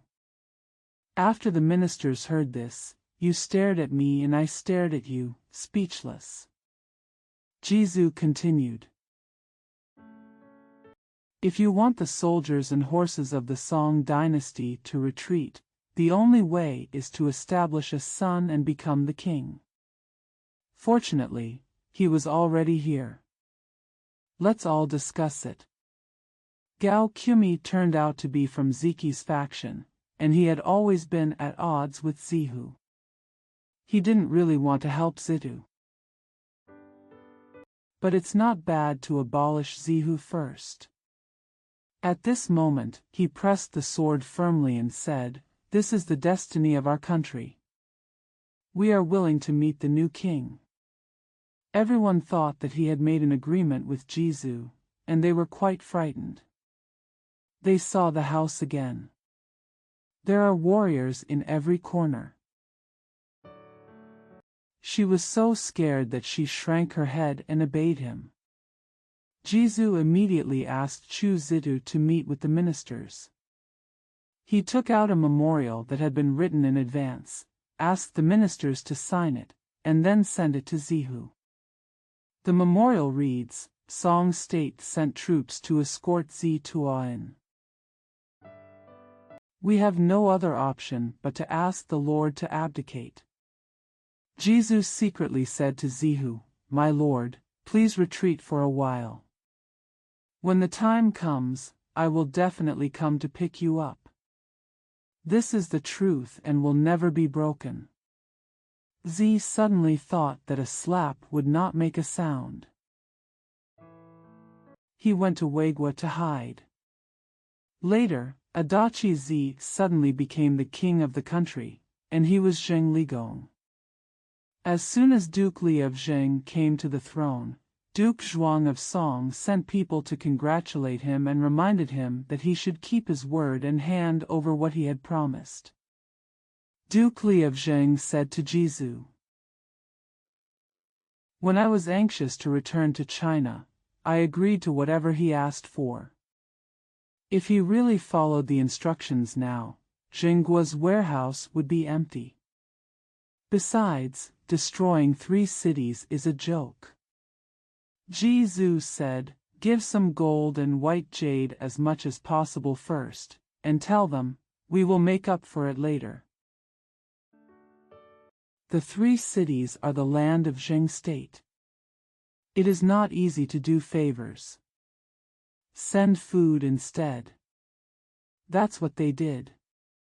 Duke Zhuang of Song had forgotten the pain after the scar healed. He had already forgotten the benefits that Duke Zhuang of Zheng had given him. When he saw such a small thank you, he became angry. He was full of hope that his son would be more promising. I didn't expect that he would be so reluctant to give it when he became a king. Why didn't he ask others to feel sorry for him? He immediately forced Zhenghua to hand over 3 cities. Gold, white jade, and grain must also be made up according to the quantity. He said that he was not greedy for money, but just wanted to make Zhou keep his word. Learn to be generous in doing things. I went back and forth like this several times. Zhenghua also asked Duke Huan of Lu to turn around and intercede. Duke Huan of Lu really worked hard and negotiated the price with Zhenghua. He talked to Duke Zhuang of Song in person many times. When I arrived, Duke Zhuang of Song not only refused to give me face. Instead, he told Duke Huan of Lu, "This is a matter between me and Zhou, no one else can take care of it." Duke Huan of Lu became so angry with him that he went to the state of Zheng and asked Zhou to go attack the state of Song together. Duke Zhuang of Song was shocked when he heard that soldiers and horses from Lu and Zheng were coming. Immediately call the ministers together to discuss how to deal with it. Prince Yu said, "You four tones. Although fighting requires strength of troops, it also depends on whether it is justified or not. Earlier, Uncle Zheng was kind enough to take in his lord and escort him back to his country. He also made appointments with the princes to formally confirm his lord's throne. We cannot burn bridges with such great grace. At this moment, we are eager to thank the state of Zheng and offend the state of Lu. Our fault is their fault. I said it would be better to make peace with them." Chief Nangong was not happy at all and shouted, "People have already fought under our city gate. We didn't even fight and went to sue for peace. Are we still like princes?" Dazai Huadu continued. "That's a good thing." Duke Zhuang of Song asked Nangong Chengwan to go out and fight against the enemy. Didn't expect. The words, "just for the wrong and the chief," were said to Gongziyu. Nangong Chengwan was defeated and many troops were killed and wounded. Duke Zhuang of Song saw with his own eyes that the Jing people and the Lu people returned home victorious. He didn't take the gift of thanks, but received it instead. How can you be willing to give up a beating? He then sent envoys to Qi to ask Duke Shi of Qi to send troops. The envoy of the Song dynasty said to Duke Qi Shi, "Zhengguozi was ungrateful and crossed the river and demolished the bridge. Our Lord Zihuking sent him back to his country in the first place. Now I want to invite you to go to conquer him together, and then ask Zihu to come out and become the king. Please help." Duke Shi of Qi originally wanted to marry his daughter to Zihu. Although they were not married, he still valued him in his heart, so he said, "I felt sorry for Zihu when Zida drove away his brother. It just so happens that I am going to Daji country, in the south of Shouguang County, Shandong Province. I don't care about your country. If your country helps me fight against the kingdom of Ji first, I will definitely help your country fight against the kingdom of Zheng." Song state really obeyed Duke Shi of Qi. Duke Shi of Qi sent people to ask Duke Su of Wei to come and help. Duke Shuang of Wei was the son-in-law of Duke Shi of Qi, and he would not fail to come if he was asked to come. But until the envoys from the Song dynasty came to set a date for dispatching troops, Duke Xiangong of Wei had not sent anyone yet. Something must have gone wrong in Weigua. Comment. In the feudal era, the accession of princes and even emperors to the throne has always been one of the country's biggest problems. The so-called one emperor and one minister. Precisely because the accession to the throne means the handover of power and involves the future of all political forces, it is not surprising that various disputes arise due to the accession to the throne. Zheng Zhuanggong, a generation of tycoons, even had no idea about the arrangements after his death. What's more, what about those monarchs who have little ability? In fact, when a person dies, his influence on future generations can only be realized in the form of legal provisions or example teaching, and it is impossible to directly intervene in matters after death. And in a sense, it is precisely because life is limited and humans have to pass it on from generation to generation that human society will continue to progress. Those rulers who dream of ruling for eternity must be fools and dreamers. And those in power who try to use rules and regulations to determine everything for future generations should also think about it. Qin Shi Huang attempted to rule for 1, 2, or even eternity generations. Is there anything worth learning from today's view of the result that ultimately led to the death of the second generation? It can be said that Song Zhuanggong Feng was established by Zheng Zhuanggong, but after the death of Zheng Zhuanggong, he immediately wanted to use the issue of Zhengguo's accession to the throne to gain benefits and gain real benefits. It fully shows that politicians put profit first, and affection can only be put aside later. But the justice of the war determines the outcome of the war to a large extent. As the saying goes, it is a matter of injustice and injustice. Duke Zhuang of Song dynasty was 10% of the reason for his injustice. It is normal to lose in a battle with similar strength. The first step is to attack strategy, the next step is to attack diplomatic relations, the next step is to attack troops, and the next step is to attack the city.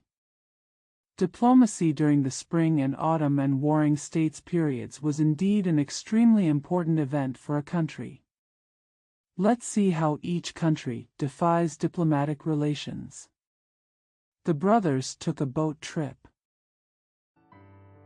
Duke Xuang of Wei was the son of Jin whom Shi Ke appointed after he killed Zhou Su and Shi Ho. Before he became king, he became close to Yi Jiang and gave birth to a son named Jizi.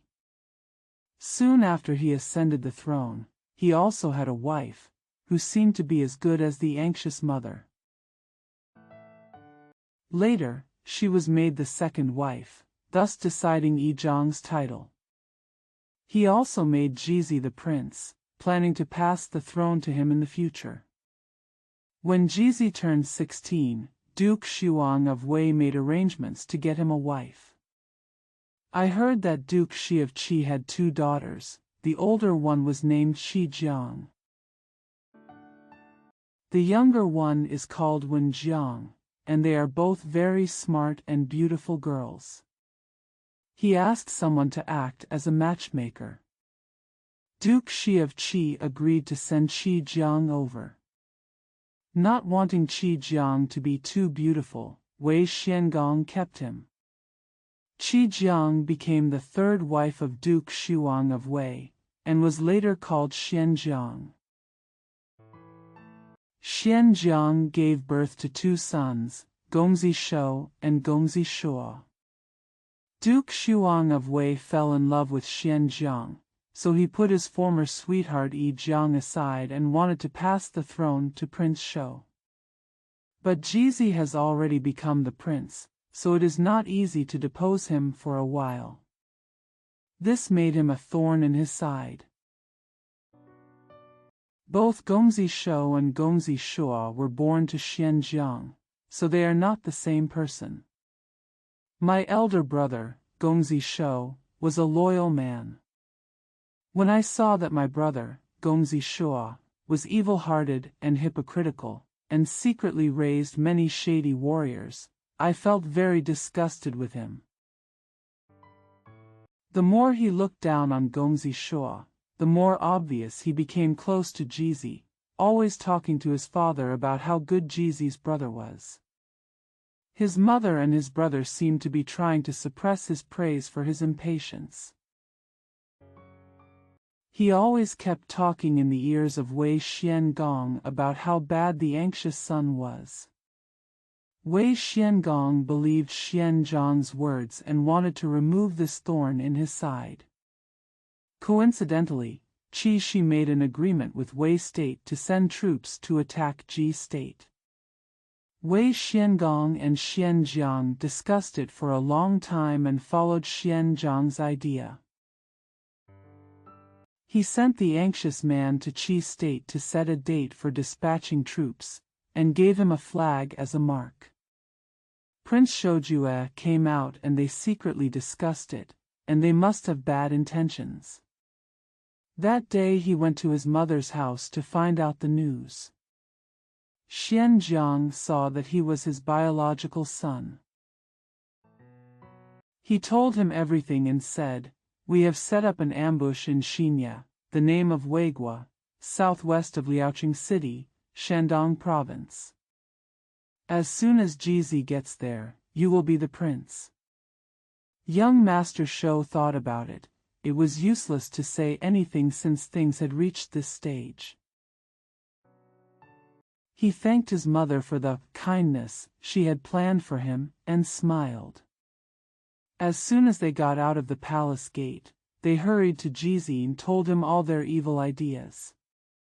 They also said, "This time, if my brother goes out, it will be more unlucky.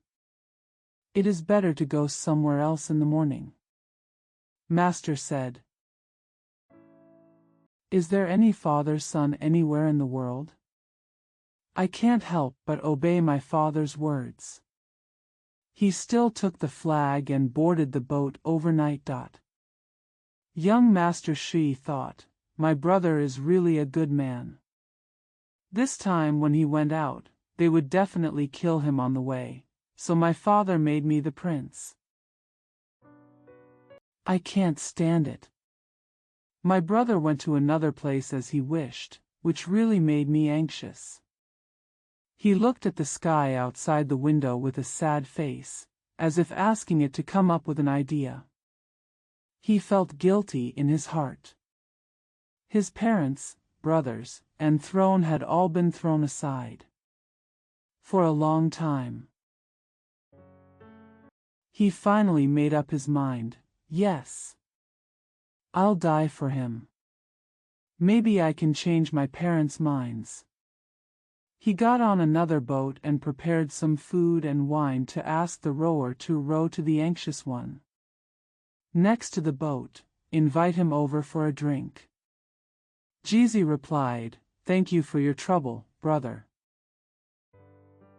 But my father has ordered me to do something, so I can't go to your place."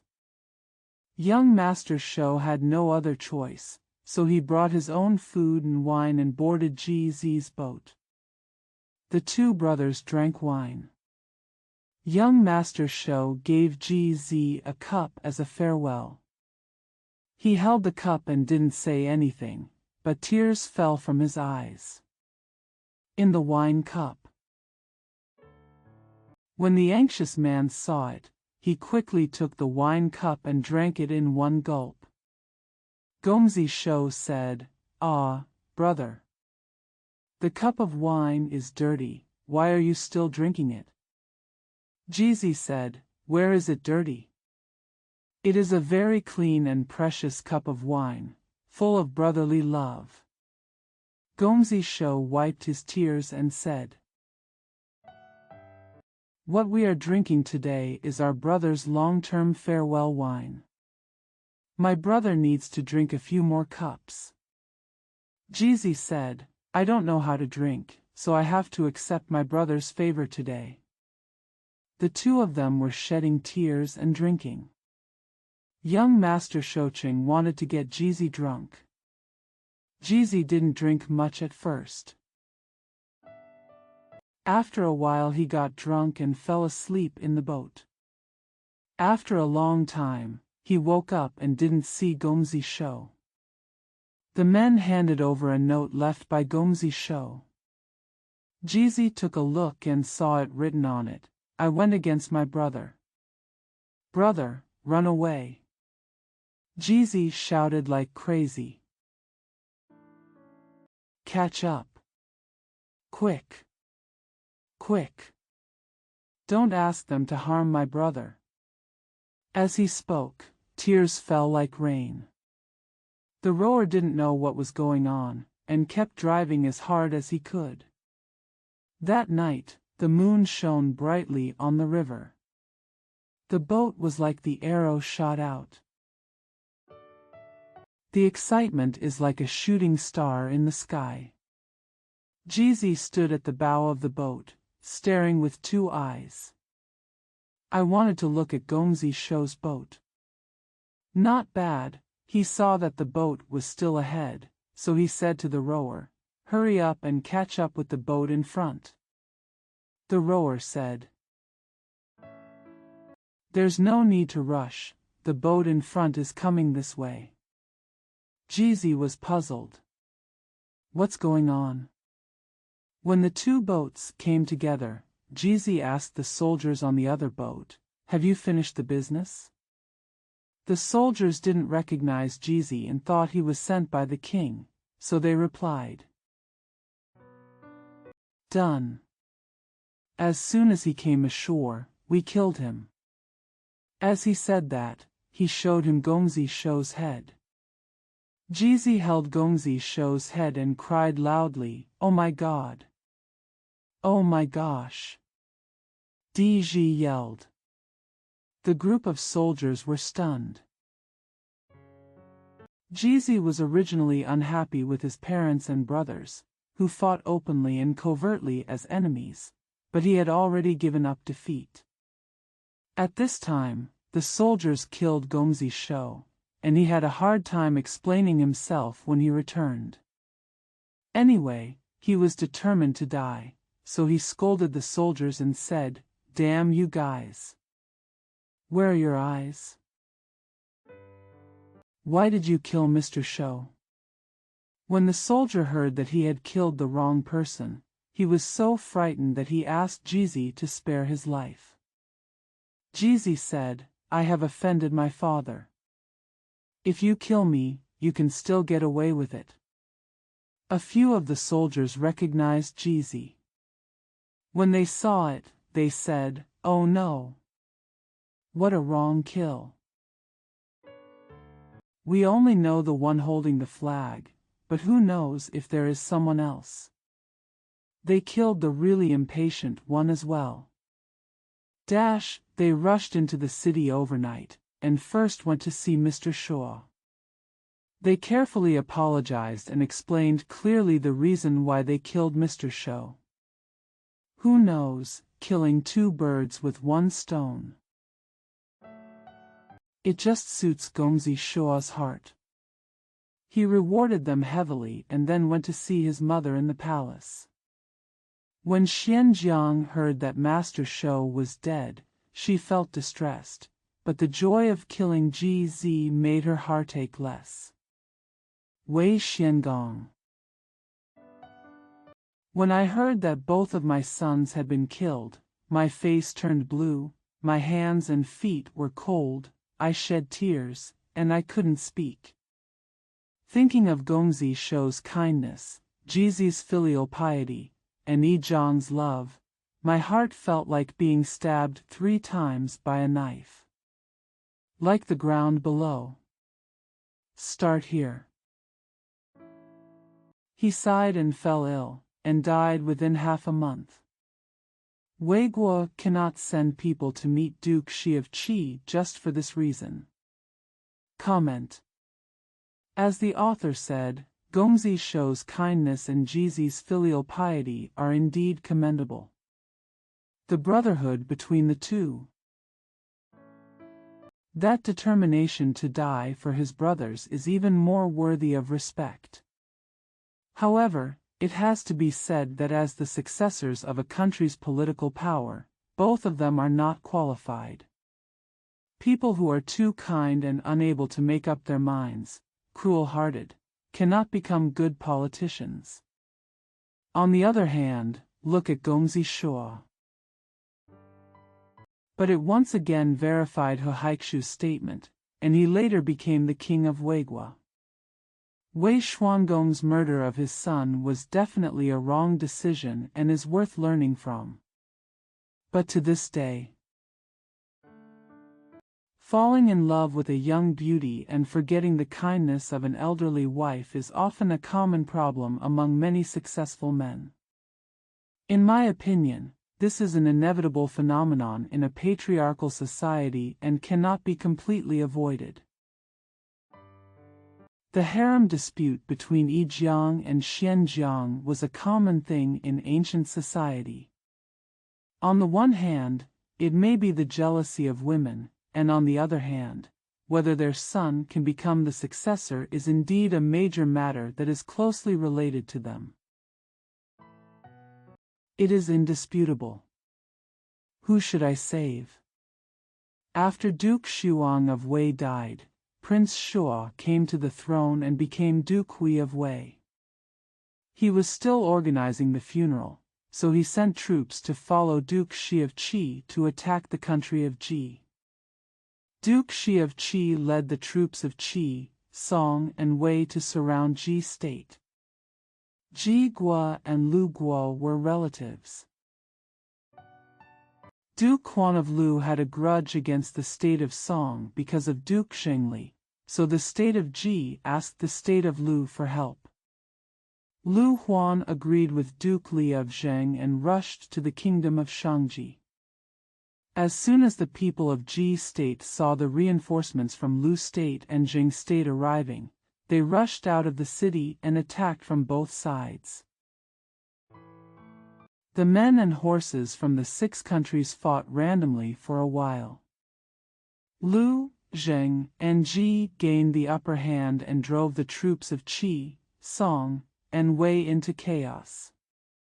Duke Shi of Qi turned around and swore an oath to the state of Ji, saying, "With me, there is no state of Ji, there is no state of Ji, without me." He returned to Linzi, the capital of Qi, and was very angry. In the winter of 699 BC, he fell ill.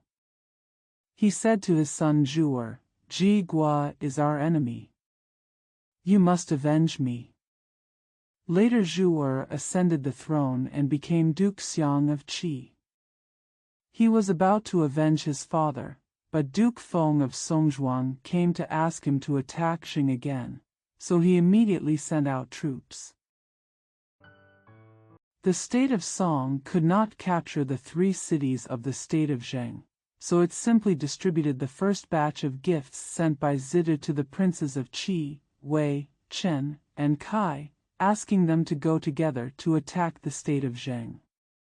When the princes saw the gold and white jade, they all followed Song Zhuanggong to fight against Jingguo with flags and shouts. Duke Li of Zheng couldn't bear it when he heard that Duke Zhuang of Song and his troops from the 5 countries had come to ask for thanks again. He asked Zhu to send troops to fight them.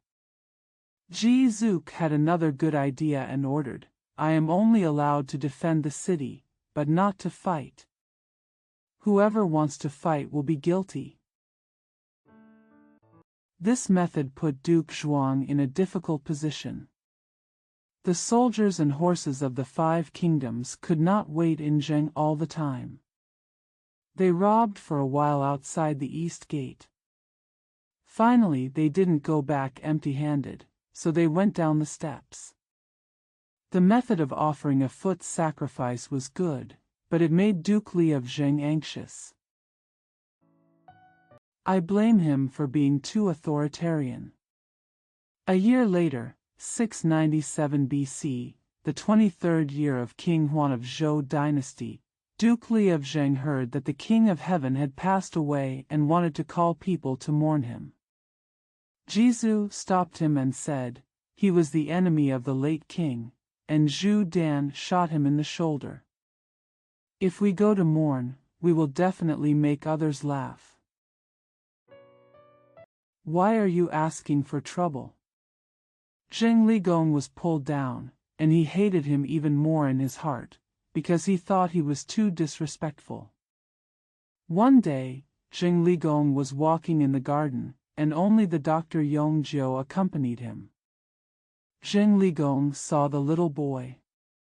The bird flew casually and sighed for a day.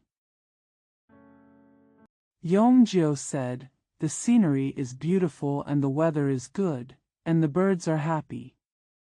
Why do you sigh so much, my lord? Zheng Ligong said, Being a king is not as good as the birds. Yongjiu said, A son who cannot help his father is unfilial. A minister who cannot help the king is disloyal. What's on your mind, my lord? I have to think of something for you. If there is a place where I can be used, I will go in water or fire. Duke Li of Zheng said, Aren't you his son-in-law? Yongjiu immediately blushed and said, Oh, don't mention it. The Lord knows how this marriage was forced. Duke Li of Zheng said, If you can think of a way to get rid of him, I will ask you to take his place. Yongjiu thought for a while and said, The east gate outside was damaged by the Song people. It is being repaired at the moment. The Lord asked him to go over there to express condolences to the people and see their work. I served a banquet to comfort my lord. Wouldn't it be easy to put poison in the wine and kill him? Zheng Ligong asked him to pay attention and go ahead. Yongjiu returned home and saw his wife. Just a little flustered. Firstly, he was afraid that she would see through his thoughts, and secondly, he was going to kill her father tomorrow, which was a bit awkward. Unexpectedly, Jisher asked first, What happened in the court? Yongjiu was stunned for a moment, and said hesitantly, No. No. Nothing. Seeing that his expression was not pleasant, the priest pressed him and said, I see something is wrong with you. Something must have happened. What are you hiding from me? As the saying goes, if you marry a chicken, follow the chicken. If you marry a dog, follow the dog. We are just like one person, sharing blessings and suffering together. If you have any difficulties, I can help you. Yongjiu heard what she said was reasonable and thought it would be good to have more relatives to help, so he told her everything. Jisher frowned, his eyes rolled up to the corners of his eyes, and he said, I don't think so. Good. If he doesn't go, can you still go to your house and pick him up? Yongjiu didn't think about this at all, and he had no idea at the moment. His wife was smart, so she came up with an idea and said, I said you can't do it without my help, right? I'd better make a trip by myself. I'll go back to my parents' house and persuade him from the side, telling him to go. It's definitely the right thing to do. Yongjiu told her, Be careful, my life is entirely in your hands. She spat at him and said, Don't be stupid. Isn't my life also in your hands? She returned to her parents' home, met her parents, and chatted for a while. Just went to sleep. She cannot think about national affairs and does not analyze the rights and wrongs of things. She was anxious only about the fate of her husband and her father. At home, she only thinks about men, but when she meets her parents, she thinks about them again. After struggling all night, I couldn't close my eyes. A war broke out in her heart. She had her husband on one side, her parents on the other, and relatives on both sides. She couldn't ignore this matter.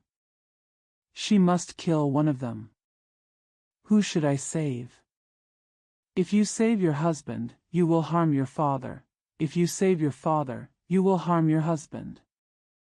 After much thought, the more I thought about it, the more I ran out of ideas.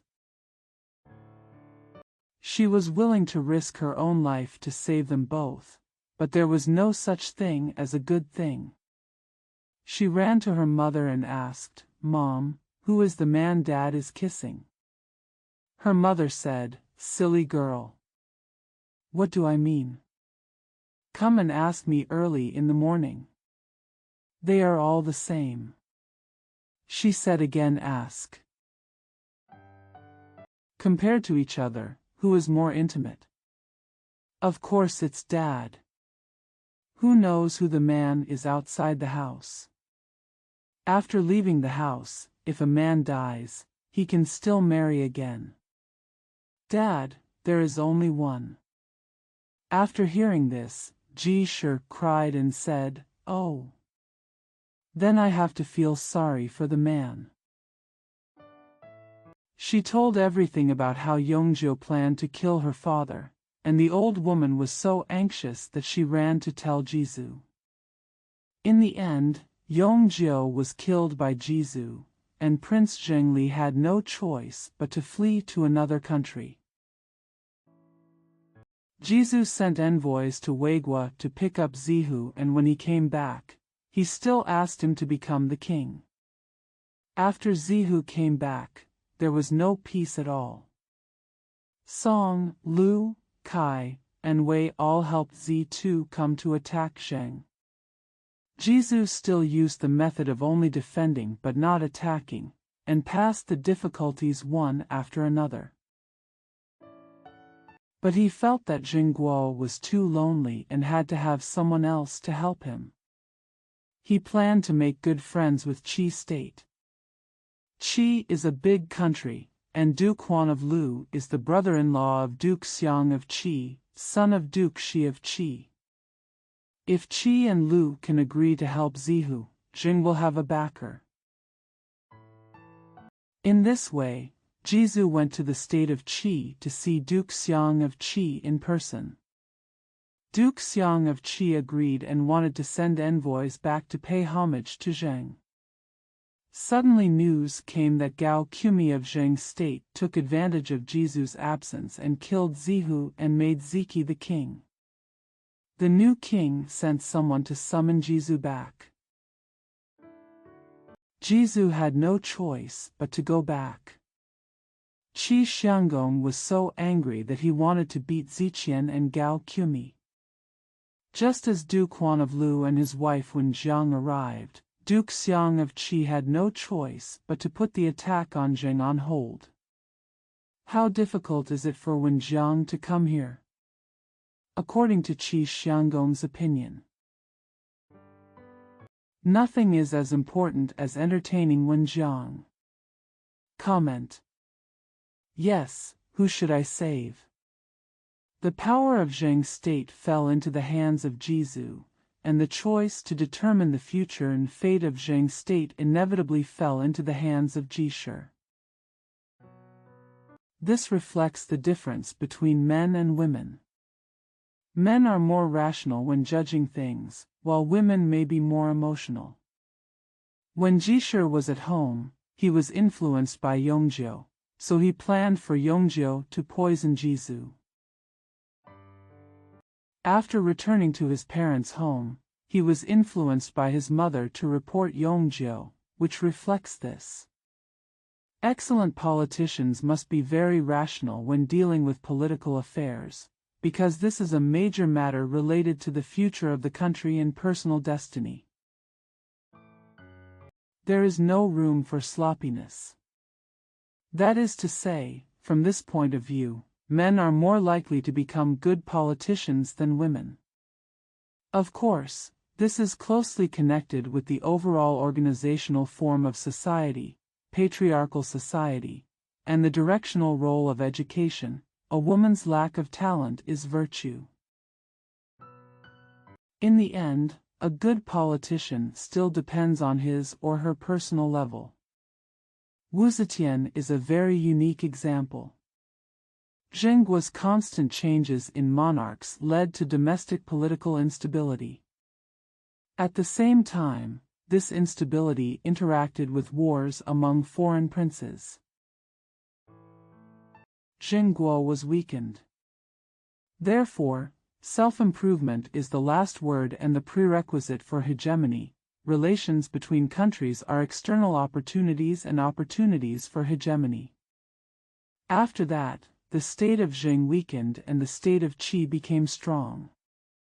Duke Huan of Qi became the most recognized overlord in the spring and autumn period.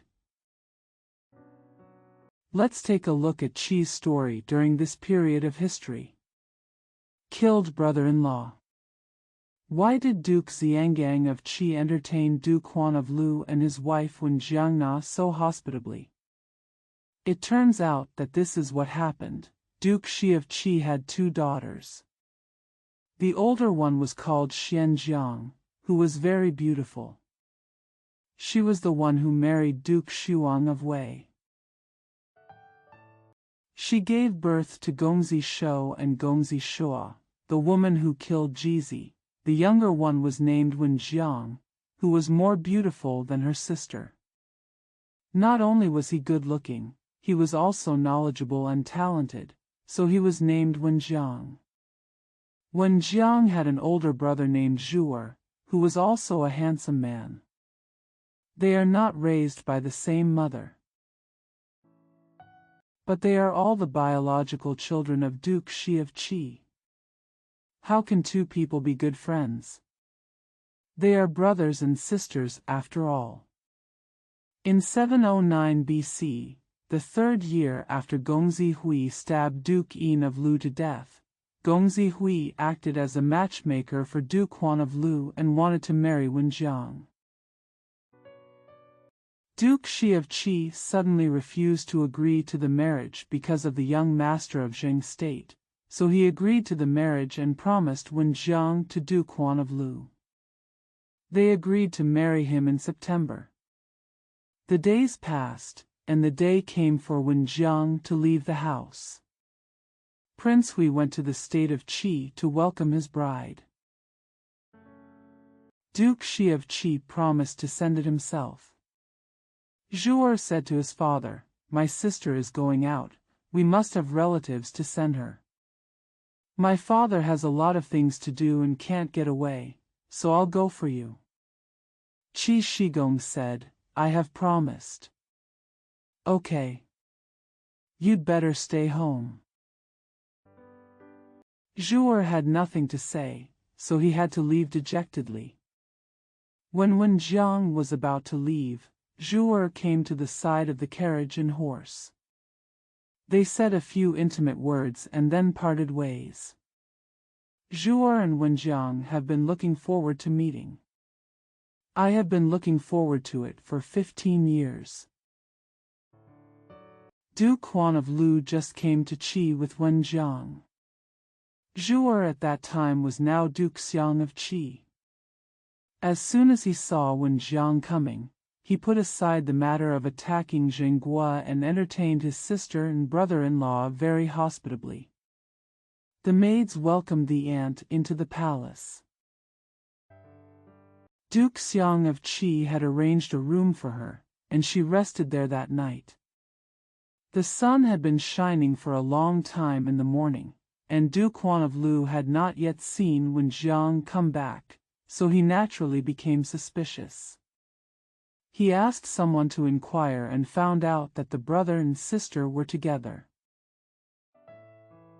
He was so angry that his face turned blue, and his heart was filled with anger. "I'm so angry, Wen Jiang is back." Duke Huan of Lu asked her angrily, "Why didn't you come back last night?" Wen Jiang said, "I drank a few more cups with the palace maids. I was drunk and couldn't come out." Duke Huan of Lu pressed again, "Where are you sleeping?" Wen Jiang felt anxious, raised his eyebrows, and said, "What's the matter? There's not even a place to spend the night in the palace?" Duke Huan of Lu stopped talking and just sneered. Seeing this situation, Wen Jiang knew that it was useless to talk anymore, so she let go and cried and scolded Duke Huan of Lu for ruining her reputation. Duke Huan of Lu was in the state of Qi and it was difficult to tell him, so he had to swallow his nerve and send people to say goodbye to Duke Xiang of Qi. Qi Xianggong himself was worried, so he sent a confidant to inquire. The man came back and said this about the couple's quarrel. It happened that the people sent by Duke Huan of Lu to say goodbye also arrived. Qi Xianggong thought, oh no. He stayed with his brother-in-law for one more day and asked him to go shopping in Niushan, in the south of Linzi County, Shandong Province. Qi Xianggong held a banquet at Niushan. The ministers toasted to Duke Huan of Lu one by one. Duke Huan of Lu was so angry that he had nowhere to vent his anger, so he drank it up. When he was almost drunk, Qi Xianggong asked his son Pengsheng to help him get into the car, take him back to the mansion, and told him to hold carefully. Prince Pengsheng was holding the drunk Duke Huan of Lu in the car. Young Master Pengsheng was a strong man, his arms were like iron rods. On the way, he exerted great force and broke all the ribs of Duke Huan of Lu. He said to everyone, oh, my uncle was drunk and went crazy. Everyone understood in their hearts and went separately to tell Qi Xianggong and Wenjiang. Wenjiang cried and fussed until he died in Qi. Qi Xianggong quickly put the dead man in the coffin and notified the state of Lu to send someone to pick up the spirit. When the ministers of the state of Lu got this news, they were all furious. Want to go to war with Qi? Councillor Zhou said, family scandals should not be made public. Besides, we are a weak country and Qi is a strong country. We cannot win in a fight. It is better to endure it for a while. As long as Qi has a son, Pengsheng, then forget it. This is how the country dealt with Qi. Duke Xiang of Qi knew that he was in the wrong, so he charged his son Pengsheng with inadequate service.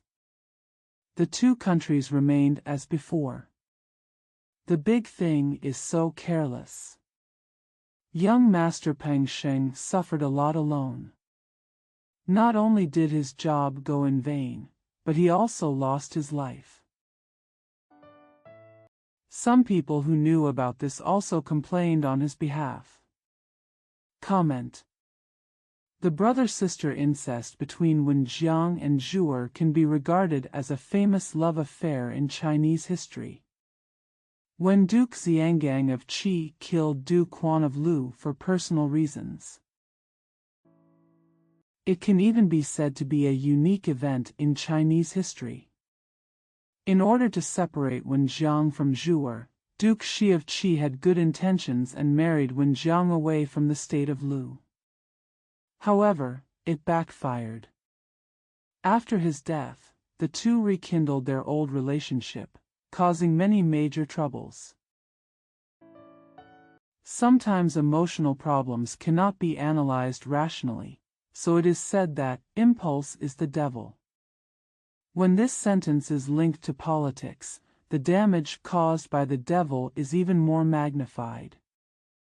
So politicians are sometimes very sad, in order to become a good politician.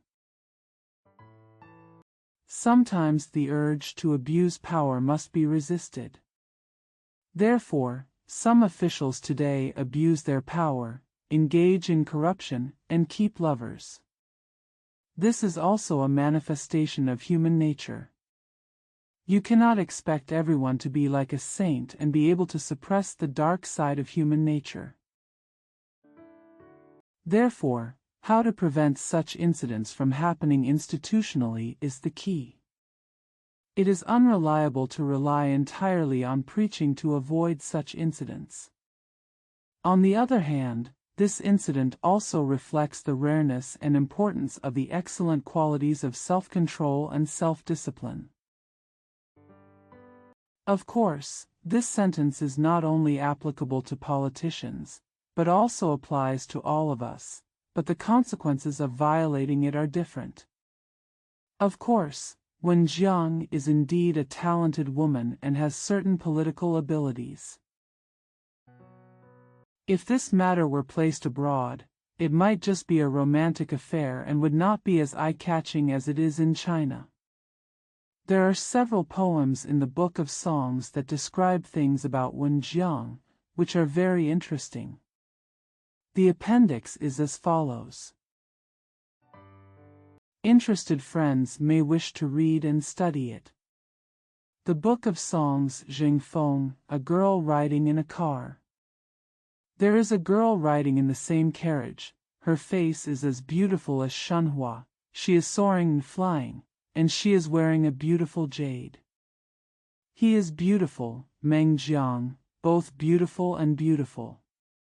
There is a female companion. Her face is like Shenying. She will soar and fly, and she will wear jade as a general. By Mei Mengjiang. Never forget the sound of virtue. The Book of Songs, Qi Feng Yi Qi. The beauty is prosperous, slender and long. If you are depressed, your beautiful eyes will be raised. If you are clever, you will be staggering, but if you shoot, you will be staggered. What a great name!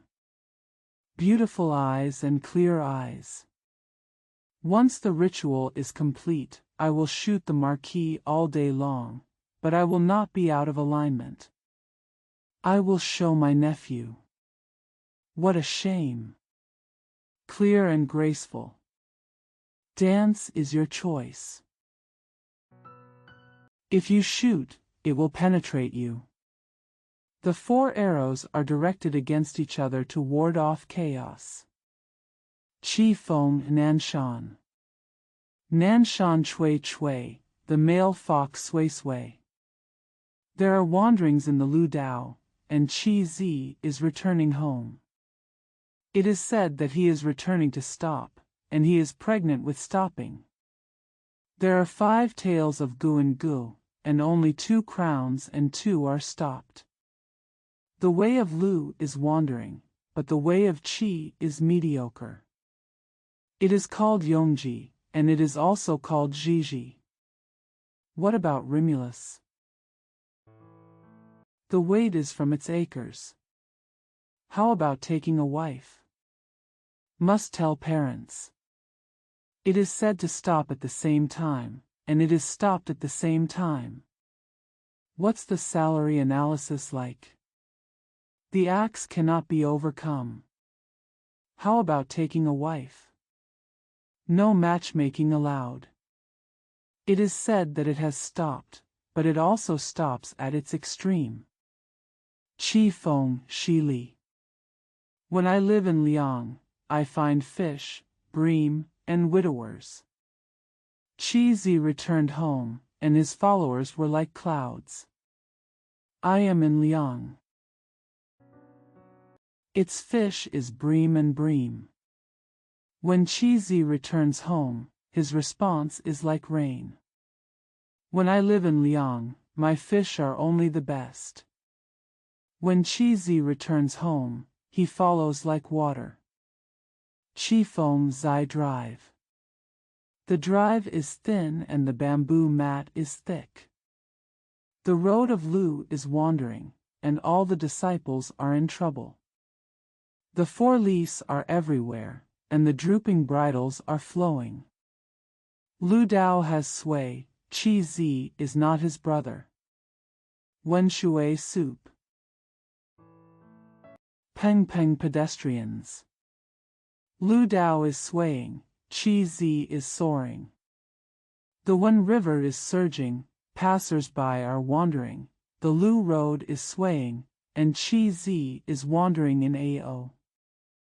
Overwhelm people's hearts. Duke Xiangang of Qi should not have asked Prince Pengsheng to kill Duke Huan of Lu, nor should he put all the blame on Prince Pengsheng. People at home and abroad say he is a tyrant. He felt quite awkward and wanted to do some big and dramatic things to convince people. He thought, Zi Qian and Gao Qumi of Jing state killed the king, and they are traitors and traitors. If I can punish them, the people of my country and the princes of other countries will definitely obey me." He first wrote to Ziqian, asking him to come to Qi to make an alliance. Ziqian and Gaoqi were extremely happy. "Qi Gua is willing to come out to help, so what are you afraid of?" Zhou said he was sick and couldn't go out. Ziqian took Gao Qumi away. They arrived in Qi state. I saw many warriors waiting on both sides of the venue, which was really majestic. They went up the steps according to the rules and saluted Qi Xianggong. Duke Xiang of Qi grabbed Zi Qi's hand and asked him, "How did the first gentleman of your country die suddenly?" Zi Qi was so frightened that he could not speak. Gao Qumi replied, "The late king died of illness." "Why do you ask this?"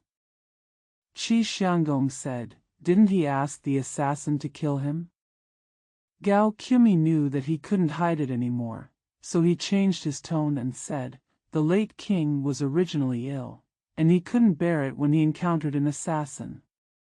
Qi Xianggong said, "Isn't there no defense around the king? How did the assassin get in?"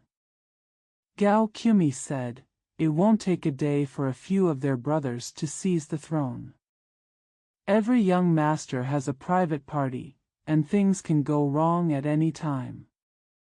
Who can be so careful about it?" When Qi Xianggong heard this, what he said was quite reasonable. He asked again, "Has the assassin been caught?" Gao Qumi replied, "We are searching, but we haven't got it yet." Qi Xianggong shouted, "You didn't get it, but I did. Let you see." He grabbed it in the middle of the room. As if they had caught an ant that had just flown by, the warriors tied them both up. Duke Xiang of Qi pointed at Gao Qumi and said, "As a minister of Zheng, you shouldn't have harmed the king for personal reasons. I have to avenge Zhihu today." Zi Qian trembled and said, "This is all Gao's fault. What Qumi did is none of my business, so please spare me," Qi Xianggong said. "You knew it was Gao Qumi who did it, why didn't you punish him?" The emperor and his ministers were speechless after asking Qi Xianggong. Qi Xianggong waved towards the bottom of the steps. Generals Qingfu and Guanjifu shouted, ran up, pushed Ziki and Gao Qumi down and killed them.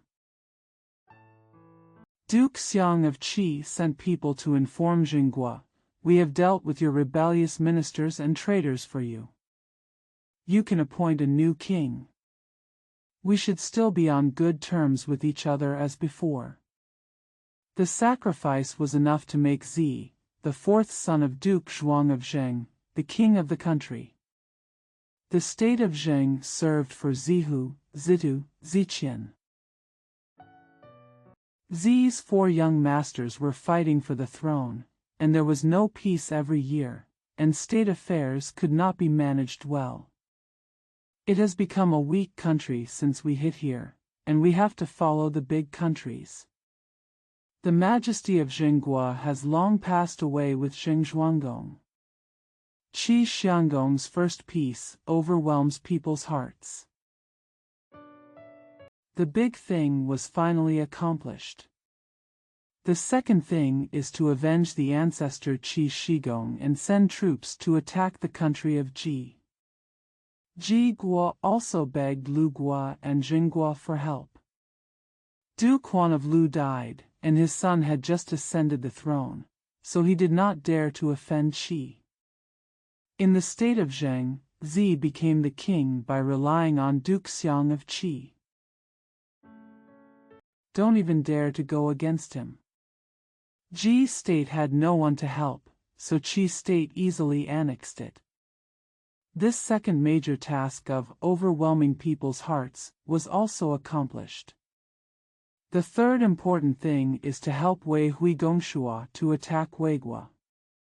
At the beginning, Prince Shua killed Prince Shou and Prince Ji. He took over the throne of Duke Shuang of Wei. There is a group of ministers in the Wei kingdom who are eager to take revenge on Jizi.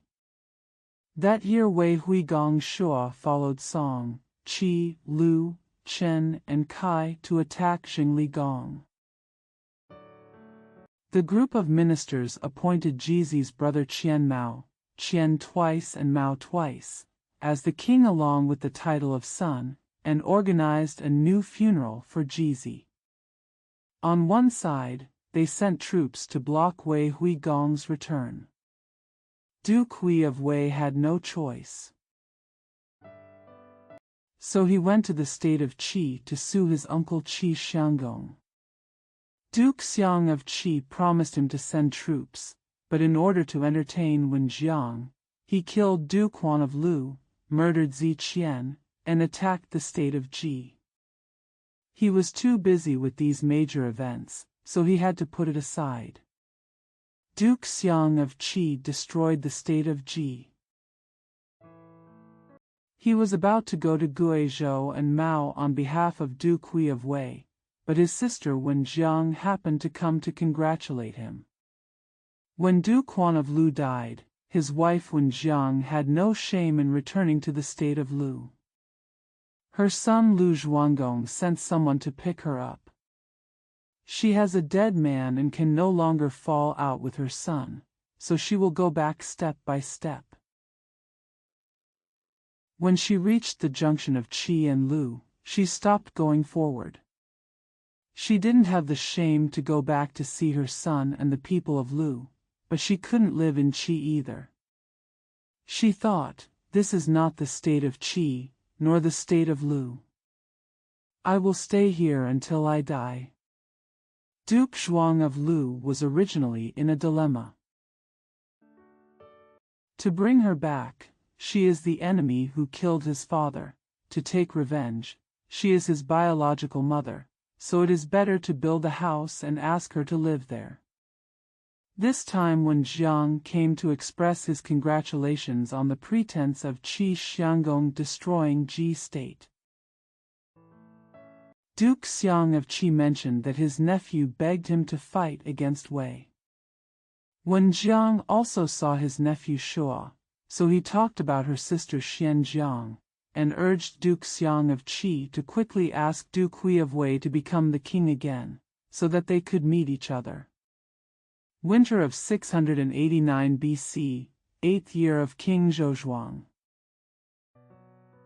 Qi Xianggong met with the princes of Song, Lu, Chen, and Kai and launched a mighty attack on Weigua.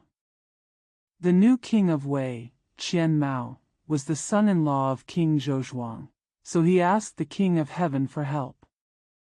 After the new year, the King of Heaven made do and sent out 200 military chariots to save the country. The princes paid no attention to the soldiers and horses of the King of Heaven, and defeated them in one fell swoop. Duke Xiang of Qi killed the prince and appointed a group of ministers among them, and made Duke Hui of Wei the king of the country. Qian Mao, seeing that he is the son-in-law of the King of Heaven, spare his life and let him go to Luoyang. All the important things that Qi Xianggong wanted to do to win over people's hearts were accomplished. But it became more and more unpopular.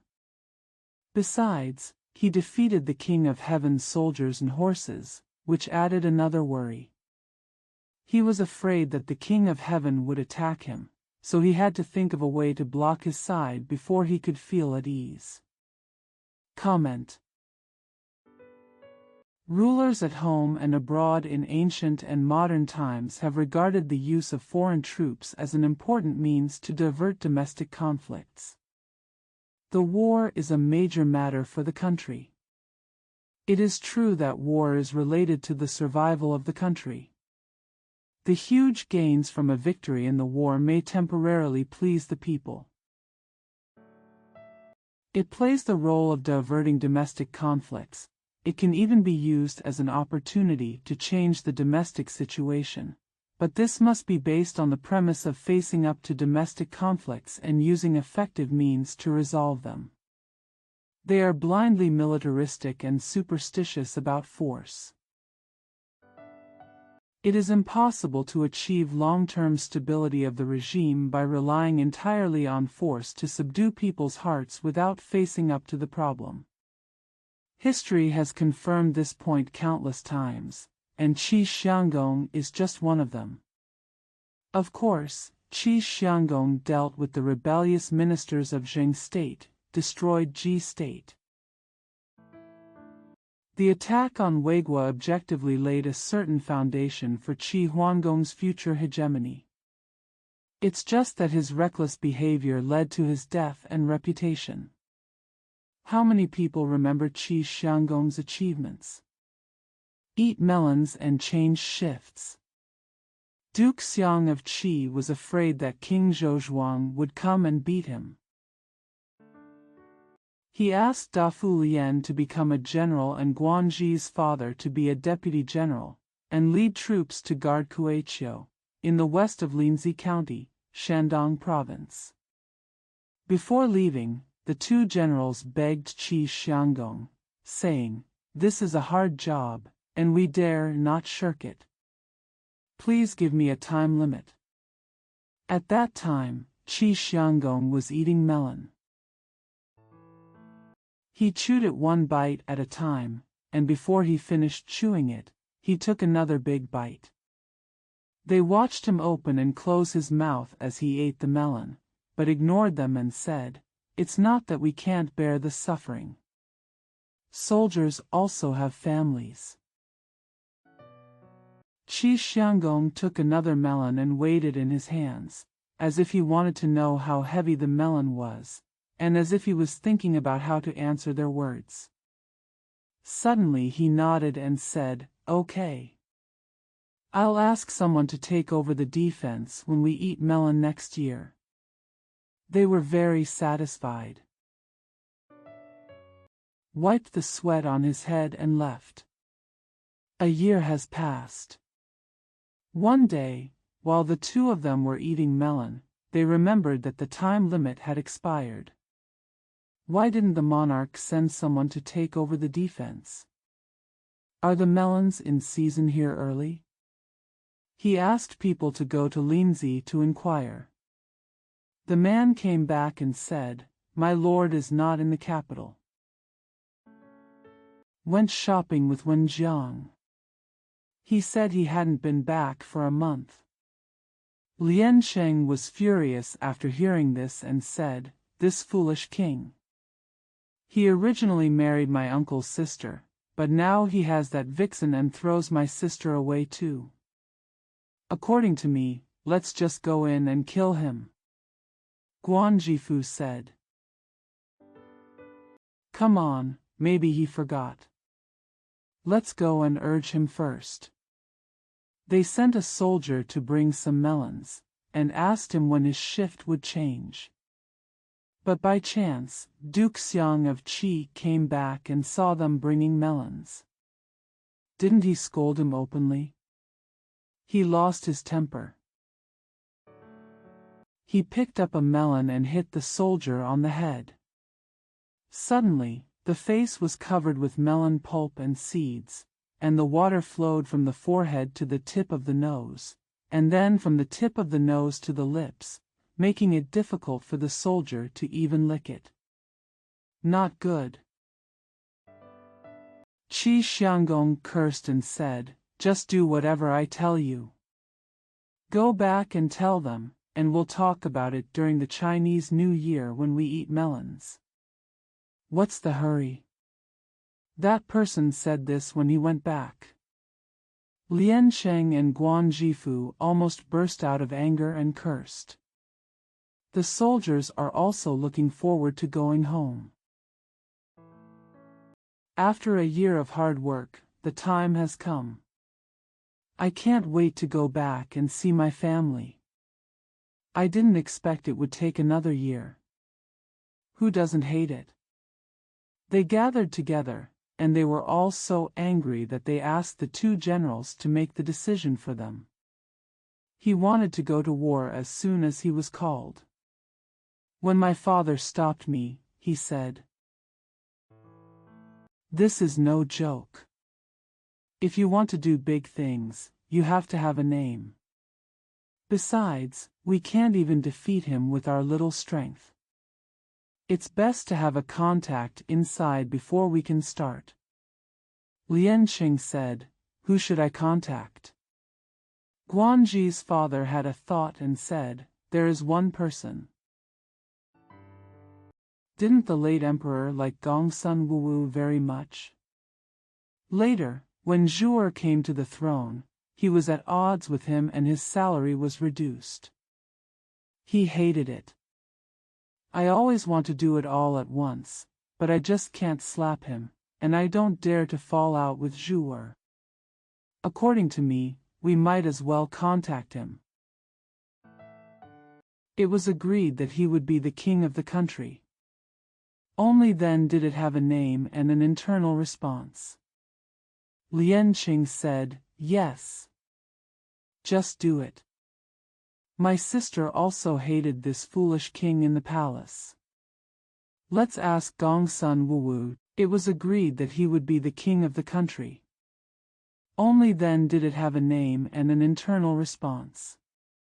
Lian Qing said, "Yes. Just do it.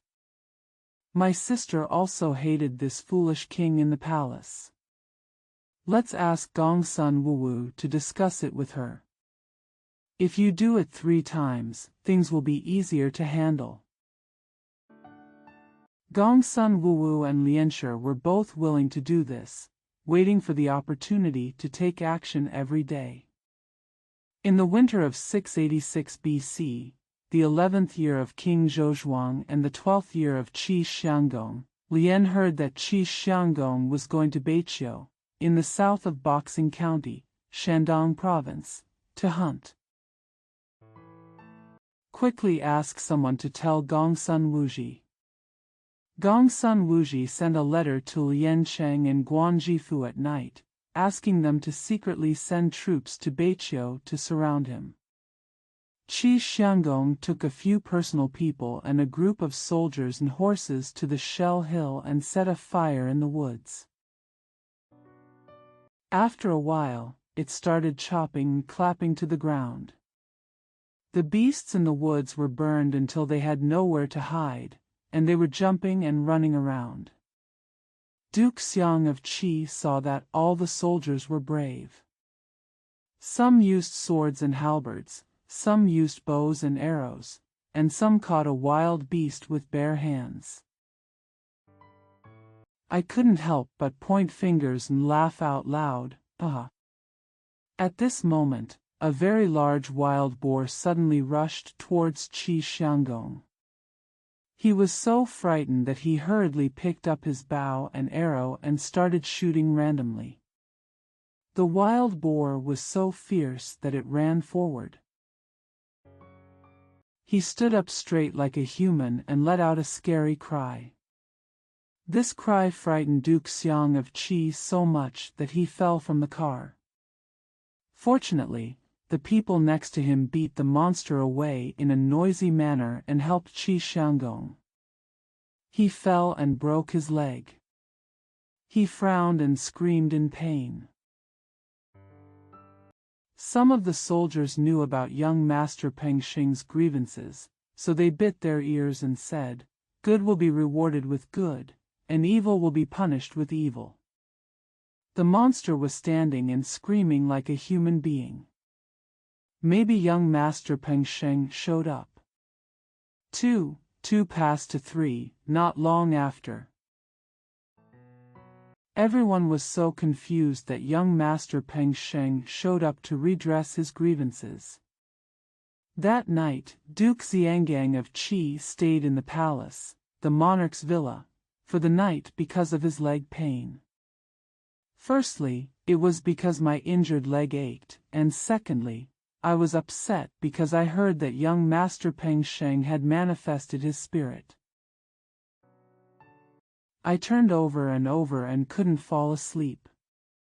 It's the third watch, and my feet still hurt when I touch them. Suddenly, a minister named Meng Yang ran over in a panic and said, "Oh no!" Lian Sheng and Guan Zhifu led Kueqiu's soldiers and horses to charge in. When Qi Xianggong heard this, his soul was gone. I can't run anymore. I couldn't walk anymore, so I had to stay in the house and wait for death.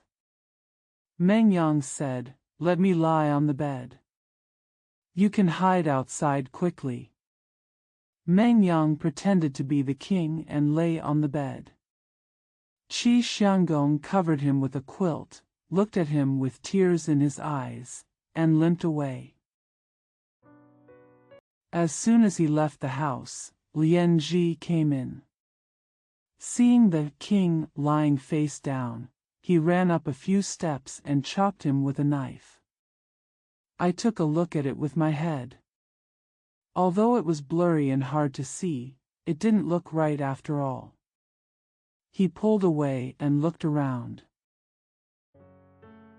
Qi Xianggong huddled up in a dark corner, and it was not easy to find him for a while. His leg couldn't be bent, so it was stretched out in a big way. When Lianqing saw it, he snatched him out like a chicken and cursed him, "You're such a foolish king.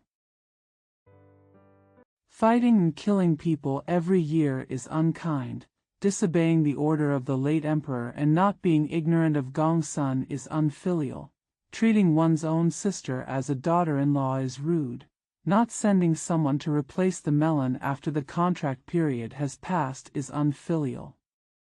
No faith. You are an unkind, unfilial, rude, and untrustworthy fellow. I killed you today to eliminate harm for the country and avenge Lu Ho." Qi Xianggong scolded him so much that he had nothing to say. His head was dizzy, and he saw a lot of melons, wild boars, and young Master Peng Sheng. They were covered with transparent layers, turning upside down and shaking in his eyes. All of a sudden, there was a boom, the sky was dark, and the earth was dark, and there was nothing. Liansheng and Guan Zhifu killed Qi Xianggong, led their troops and fought straight to the capital. Gongsun Wuji had already ordered his soldiers to open the city. He opened the door and let them in. They immediately called the ministers and announced to them, "We received the order from our ancestors and made Gongsun Wuji our king." Everyone did not dare to say anything and lowered their heads to pay homage to the new king. Gongsun Wuji ascended the throne and appointed Lian as his wife. Lian was called Shangqing in Guizhou, and his father was called Yaqing. One or two ministers pretended to be ill, not going to court. It is not difficult for Gongsun Wuji to do anything for them. Guanji's father was always afraid that people would be dissatisfied and his throne would not last long, so he advised Gongsun Wuwu to look for talents everywhere and invite them to work together. He remembered that he had a very capable nephew in his family. If he is willing to come out, he will not worry about being a king for long. After Gongsun Wuwu heard what he said, he sent someone to invite him with gifts. Comment. Even in the feudal era, which emphasized the king, and the ministers, Qi Xianggong's actions could not make his ministers surrender. The ancients said that a promise costs 1,000 gold, and it is true. In fact, a promise is worth more than 1,000 pieces of gold. In military or political affairs, an appointment, or a decision sometimes determines the lives of dozens or even millions of people. If you make a promise but don't fulfill it, don't blame others for not fulfilling the corresponding promise. Lian Qing said that Duke Xiang of Qi was unkind. Being unfilial, rude, and untrustworthy is not excessive at all. Qi Xianggong's death is his own fault, and no one else can be blamed. As for Lian Cheng and Gongsun Wuwu's group's regicide rebellion, naturally there will be no good results. The system of centralized monarchy determines that when the monarch is incompetent, the entire rule will inevitably be chaotic and changes will inevitably be turbulent. Meng Yang repaying his master with death is respectable, but this is called foolish loyalty and is not worth promoting. Of course, no ruler of that era would probably say that. As for the story about Master Peng Sheng using monsters to appear, it is purely feudal superstition. Just listen to it as a story. It needs to be clearly distinguished, and it is not worthy of publicity. Guan Bao divides the gold. Guanji's father's nephew was named Guanzhong, and he was one of the most talented people at that time. He has a good friend named Bao Shiya. The two of them did business and fought together. The business was a joint venture. Bao Shiya had more capital and Guanzhong had less capital. Made money. Those with less capital will get more. Bao Shiya's subordinates were dissatisfied and said that Guanzhong was taking advantage of others. Bao Shiya protected him and said, "If not, his family is in trouble and he lacks money than me. If you wait, I will be happy to give him more." There is an idiom in our country where friends allocate money like this. This is how Guan Bao divides gold comes from. Talking about fighting makes people laugh out loud. As soon as the troops are sent out, Guanzhong hides behind him. When the troops retreat, he runs in front. People laugh when they see him, saying that he is greedy for life and afraid of death. Bao Shiya argued with him again, saying, "Can he be greedy for life and afraid of death? Tell it like it is." There are very few people in the world who are as courageous as him.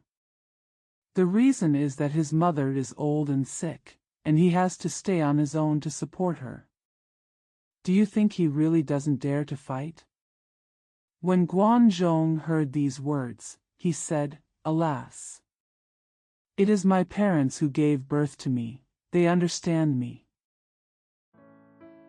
Only Bao Shiya. When Lord Xiang of Qi was living in debauchery and tyranny, his two brothers ran to their grandmother's house for fear of harm. One was called Gongzijiu, a nephew from the state of Lu.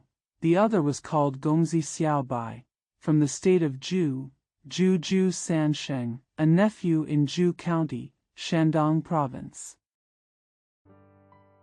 The master of Master Zhou is Guanzhong, and the master of Master Xiaobai is Bao Shiya. These two good friends each helped a young master and went to his grandma's house. When Lian Cheng and Guanji's father killed Duke Xiang of Qi, the young master Xiaobai and Bao Shiya were in the country of Zhou. Guanzhong and his son were in the state of Lu. Gongsun Wuji sent people to the state of Lu to summon Guanzhong. Guanzhong thought, they can't even protect themselves, how about hurting others? He simply refused. Less than a month later, he heard that Gongsun Wuji, Lian Cheng, Guanji's father, was killed by the ministers of Qi state. After staying for a few days, an envoy from Qi state also came, saying that the ministers had sent him to pick up Prince Zhou to ascend the throne. Duke Zhuang of Lu personally sent out troops and appointed Chao Mo as a general to escort Prince Zhou and Guanzhong back to Qi. Guanzhong reported to Duke Zhuang of Lu, saying, "Young Master Xiaobai is in the state of Zhou, not far from the state of Qi. It would be troublesome if he went in first. Please let me lead a team of troops to intercept him first." Gongzhuang of Lu obeyed him. Guanzhong hurried forward with dozens of military chariots.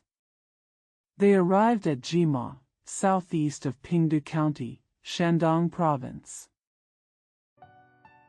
I heard that the soldiers and horses of Zhou State passed by before it was time to have a meal. He chased forward with all his strength. I ran 30 or 50 miles in one breath and really chased him. The two masters collided with the military chariots of the two countries. Guanzhong saw young Master Xiaobai sitting in the car, so he ran over and said, "Where are you going, young master?"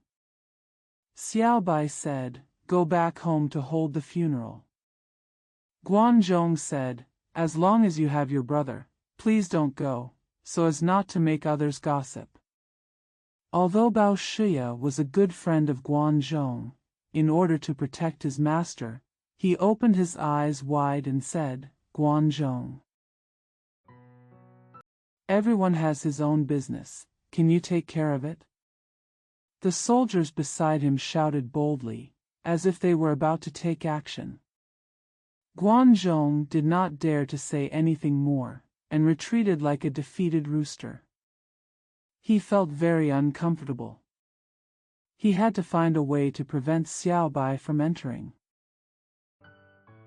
He secretly picked up his bow and arrow, pointed it at young Master Xiaobai, and shot it with a whoosh. Young Master Xiaobai screamed, vomited blood, and fell in the car, looking like he would not survive. Bao Shiya rushed to save him, but it was too late. When everyone saw that the young master had been harmed, they all burst into tears. Guanzhong quickly fled with his troops. After running for a while, thinking that young Master Xiaobai was dead and young Master Zhou's throne was secure, he calmly protected young Master Zhou and returned to Qi. Who knew that what Guanzhong shot was young Master Xiaobai's belt hook? Young Master Xiaobai was shocked. Afraid of another arrow, he deliberately screamed, bit the tip of his tongue, and fell into the car, causing his nose and front teeth to bleed. When everyone started crying, he opened his eyes and breathed a sigh of relief. Bao Shiya asked people to take the path and run as hard as possible. Guanzhong and the others are still on the road. They had arrived in Linzi early. Bao Shiya argued with the ministers about establishing Xiaobai as a young master. Some said, "We have already sent people to Lu to pick up young Master Zhou. How can we appoint someone else?" Some said, "Young Master Zhou is the elder, so he should be appointed." Bao Shiya said, "The state of Qi had 2 civil strifes in a row, and now it was necessary to appoint a capable prince. Besides, if they ask Master Lu Guoli to correct him, they will definitely ask for a thank you gift. Once upon a time, the state of Zheng asked the state of Song to establish Zidu, which emptied the treasury. The Song dynasty asked them for gifts of thanks every year. It makes the old man uneasy. Do we still have to learn from Zhenghua?" After they heard this, they felt that it was reasonable, so they made the young Master Xiaobai the king of the country, that is, Duke Huan of Qi. They also sent people to the state of Lu to say that Qi already had a king, and asked them not to send the young master to trouble him. But the soldiers and horses of Lu's state had already reached the border of Qi state. Qi state sent troops to resist. Duke Zhuang of Lu said that he was a clay figure and had a rustic temperament, so he started a fight with Qi. Unexpectedly, they were defeated in Qianshi, Chidi, southwest of Linzi County, Shandong Province. General Chao Mo almost died. The troops of Lu's state were defeated and retreated, and even the land of Lu's state Wenyang, in the north of Ningyan County, Shandong Province, was taken away by Qi state. Justice Lu Zhuang was furious, and Qi attacked again. He asked the state of Lu to kill Prince Zhou and hand over Guanzhong. Or will not retreat. Qi was so powerful, but Lu had no choice but to obey, so they forced Prince Zhou to death and captured Guanzhong. Counselor Bo said, "Guanzhong is very capable, don't let him go back. Let's keep him and use it for ourselves. Otherwise, kill him." The envoy of Qi state complained, "He has shot the king." The king had to kill him with his own hands to satisfy his hatred. Duke Zhuang of Lu handed over the head of Prince Zhou and the living Guanzhong. Guanzhong thought in the prison market, "It must be Bao Shi's idea to let me go back alive. What if Marquis Lu regrets it and asks someone to catch him?" He made up a song on the way and taught his followers to sing it. They sang and hurried on, getting more and more energetic as they walked. The 2-day journey was completed in 1.5 days.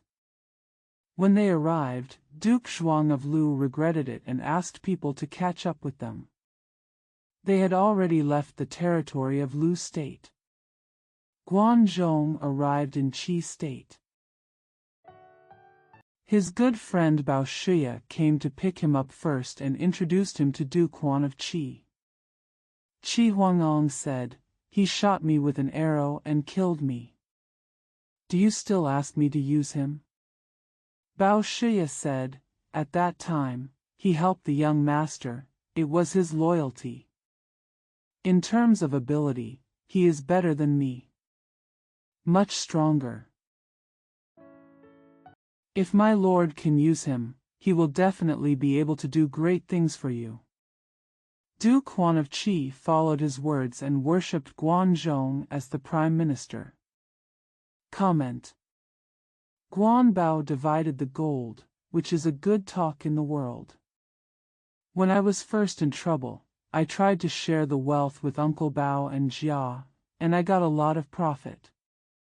Uncle Bao doesn't think I'm greedy, he knows I'm poor. I once worked for Uncle Bao and became even poorer. Uncle Bao didn't think I was stupid, he knew the times were good and bad. I have experienced 3 official positions and 3 meetings with you, but Uncle Bao does not think that I am unworthy, and he knows that I am not in trouble. I fought 3 times and fled 3 times, but Uncle Bao didn't think I was timid because he knew I had an old mother. The young master was defeated. Called to death suddenly, I was imprisoned and humiliated. Uncle Bao did not think that I was shameless. He knew that I was not ashamed of small details and was ashamed that my fame was not revealed to the world. My parents are the ones who gave birth to me, and Bao Zi is the one who knows me. Uncle Bao entered Guanzhong and got down on him. His descendants were well off in Qi, and they were granted fiefdoms for more than 10 generations, often becoming famous officials. There are not many virtuous people like Guanzhong in the world, but there are many like Uncle Bao who knows people well. That's true. It is difficult to find a close friend in life, so there is a saying that the one who dies for a close friend. Guanzi's words are very clear, so I won't repeat them again. Just imagine if Guanzi died in the state of Lu, his deeds, words and deeds would still be worthy of our attention. Do you know? Being talented and working hard enough may not necessarily lead you to rule the world. Many factors such as current circumstances and luck may bring your political life to an abrupt end. So although it is hard enough, it is actually lucky enough. How can those in power not work hard to benefit the world? In fact, it is even more rare for Duke Huan of Qi to appoint Guan Zhong regardless of his past grudges than Bao Shiya. As mentioned before, an appointment is sometimes a major event that determines the lives of tens of millions of people. Therefore, judging and employing people is actually the most difficult knowledge in the world. This also involves the issue of the scope of qualifications. You must know that Guanzi can be selected from talents all over the world, but Qi Huangong can only be selected from a limited number of successors in Qi state. In fact, young Master Xiaobai ascended the throne. Here is a very important reason to add. Quoting from historical records, there are also states in Gao who are internally responsible, so they have to be established first. Guogao is a big family in Qi, and Gao Shi is an important figure related to Duke Huan of Qi's accession to the throne and the governance of the country, and in the first war that decided his own destiny after taking the throne. Lucky enough. Being able to become the king of Qi does feel like destiny. Thinking about today's enterprises, Qi Huangong is an excellent chairman and Guan Zhong is an excellent general manager. Excellent people will naturally do excellent things. Let's take a look at the next few chapters slowly. All at once. The news that Duke Huan of Qi worshipped Guan Zhong as prime minister reached the state of Lu, and Duke Zhuang of Lu rolled his eyes in anger. He said, "I really shouldn't have disobeyed Zhou and let him go. Why did I shoot Xiaobai? I had to kill him myself to vent my anger. They used to treat me as a wooden figure who they could play with and bully as they pleased. They didn't even consider the state of Lu in their eyes. If this continues, can the state of Lu be saved?" He began to train his troops, make weapons, and plan to take revenge. After hearing this, Duke Huan of Qi wanted to strike first. "We must fight to the state of Lu." Guan Zhong stopped him and said, "My lord has just ascended the throne, and the country has not yet settled down, so we cannot attack others at this time." Because he had just ascended the throne, Justice Huan of Qi wanted to be in the limelight, showing that he was much better than Prince Zhou. He can also make the ministers obey him. I don't dare to blame him for telling him to stay in the ground.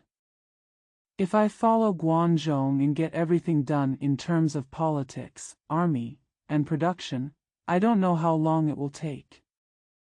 He appointed Bao Shiya as a general to lead the army, and fought all the way to the Changshao of Lu state, Shuo 4 times. Ladle, ancient place name, Go. Duke Zhuang of Lu was so angry that he blushed and said, "Qi state has gone too far to bully us. Zhou, do you think we have to fight for a while?" Zhou said, "I recommend a person who can definitely do it. Deal with Qi." Duke Zhuang of Lu asked him anxiously, "Who is it?" Zhou said, "This man's name is Chao Jiui, Gui 4 sounds. He is very capable, good at both literature and martial arts. If we sincerely invite him, he may be able to come out." Duke Zhuang of Lu asked Zhou to invite him quickly. When Zhou met Qiao Jiui, he explained clearly the bullying in his country and used words to provoke him. I want to ask him to come out and contribute some strength to our country. Qiao Jiui smiled and said, What? You who are high-ranking officials and eat big meat, do you still need to discuss important matters with us common people who eat bitter vegetables? Zhou said with a smile, Good brother, don't say that. He begged him as soon as he died. No matter what, I had to ask Qiao Jiui to help the king overcome this difficulty. Qiao Jiui followed him to see Duke Zhuang of Lu. Duke Zhuang of Lu asked him how to defeat the Qi people. He said, That's not certain. War is a living thing. You have to adapt to changes. There is no fixed way to die. Duke Zhuang of Lu believed that he was capable, so he went up to Changshao with his army. When they arrived at Changshao, they set up their formation and faced Qi's barracks from a distance. The two armies were separated by a piece of flat land that looked like a dry river, and the armies on both sides looked like very high embankments. Either side can fall into the middle, and the river can be filled at any time. Bao Xia won the last battle and knew that the opponent could not attack first, so he ordered the attack. As soon as Duke Zhuang of Lu heard the sound of the drums on the opposite side, which was as loud as thunder, he asked the other side to play drums too. Qiao Jiui stopped him and said, Wait a minute. They won the battle once, and they are in high spirits now. Let's go out, which is exactly what they want. Why don't we wait here and don't fight them? Duke Zhuang of Lu said the order was given, no shouting, no fighting, just order the archers to hold their positions. The people of Qi rushed over with the sound of drums, but they didn't meet their opponents. Look, the opponent is as hard as iron. He couldn't hit it, so he retreated. After staying for a while, they beat the drum and charged again. My opponent seemed to have taken root in the ground and was motionless. No one came out. The people of Qi state have been busy for a long time in vain. They can't exert any energy. It's really boring and they keep talking. Bao Xia was not discouraged. He said, They don't dare to fight, maybe they are waiting for reinforcements. Let's charge again. No matter if they come out or not, we will keep charging forward and we will definitely win. This is the third tom. Those soldiers were bored to death. You know clearly that the people of Lu will only defend but not fight, so why go? You can't disobey orders, so just go. He ran over again. Who knew that suddenly the drums on the opposite side suddenly sounded dong dong dong, and the soldiers of Lu state, wow. They all rushed out at once, beating all the Qi soldiers and horses like hail hitting a lotus leaf. Duke Zhuang of Lu is about to chase him. Qiao Jiui said, Wait a minute, let me take a look. He stood on the chariot, put up a pergola with his hands and looked forward. After looking for a while, he came down to look at the enemy's chariot and footprints. Then he jumped on the car and said, Let's catch up. He chased for more than 30 miles and captured many enemy weapons, chariots and horses. Duke Zhuang of Lu won and asked Qiao Jiui, They played the drums the first 2 times. Why didn't you allow us to play the drums? Qiao Jiui said, The battle depends on one's energy. Playing the drums just makes people excited. The top of the drum was strong for the first time. It was worse the second time. The third time, no matter how loud the sound was, there was no energy left. Taking advantage of their lack of energy, let's fight them all at once. Why can't we win? Gong Lu Zhuang nodded. But I still don't understand why they didn't catch up quickly after they ran away. Chao Jiui said, the enemy's escape may be a lie. Maybe there is an ambush ahead. You have to see their flags down, their chariots in chaos, and their soldiers scattered before you can boldly pursue them. Duke Zhuang of Lu said with admiration.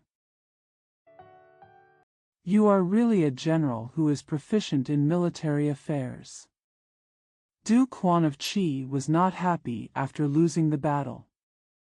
He wiped his sweaty nose with his fingers, as if he could wash away the bullying he suffered after wiping the sweat. His nose was not obedient. Just now, as soon as I wiped it dry, beads of sweat appeared again.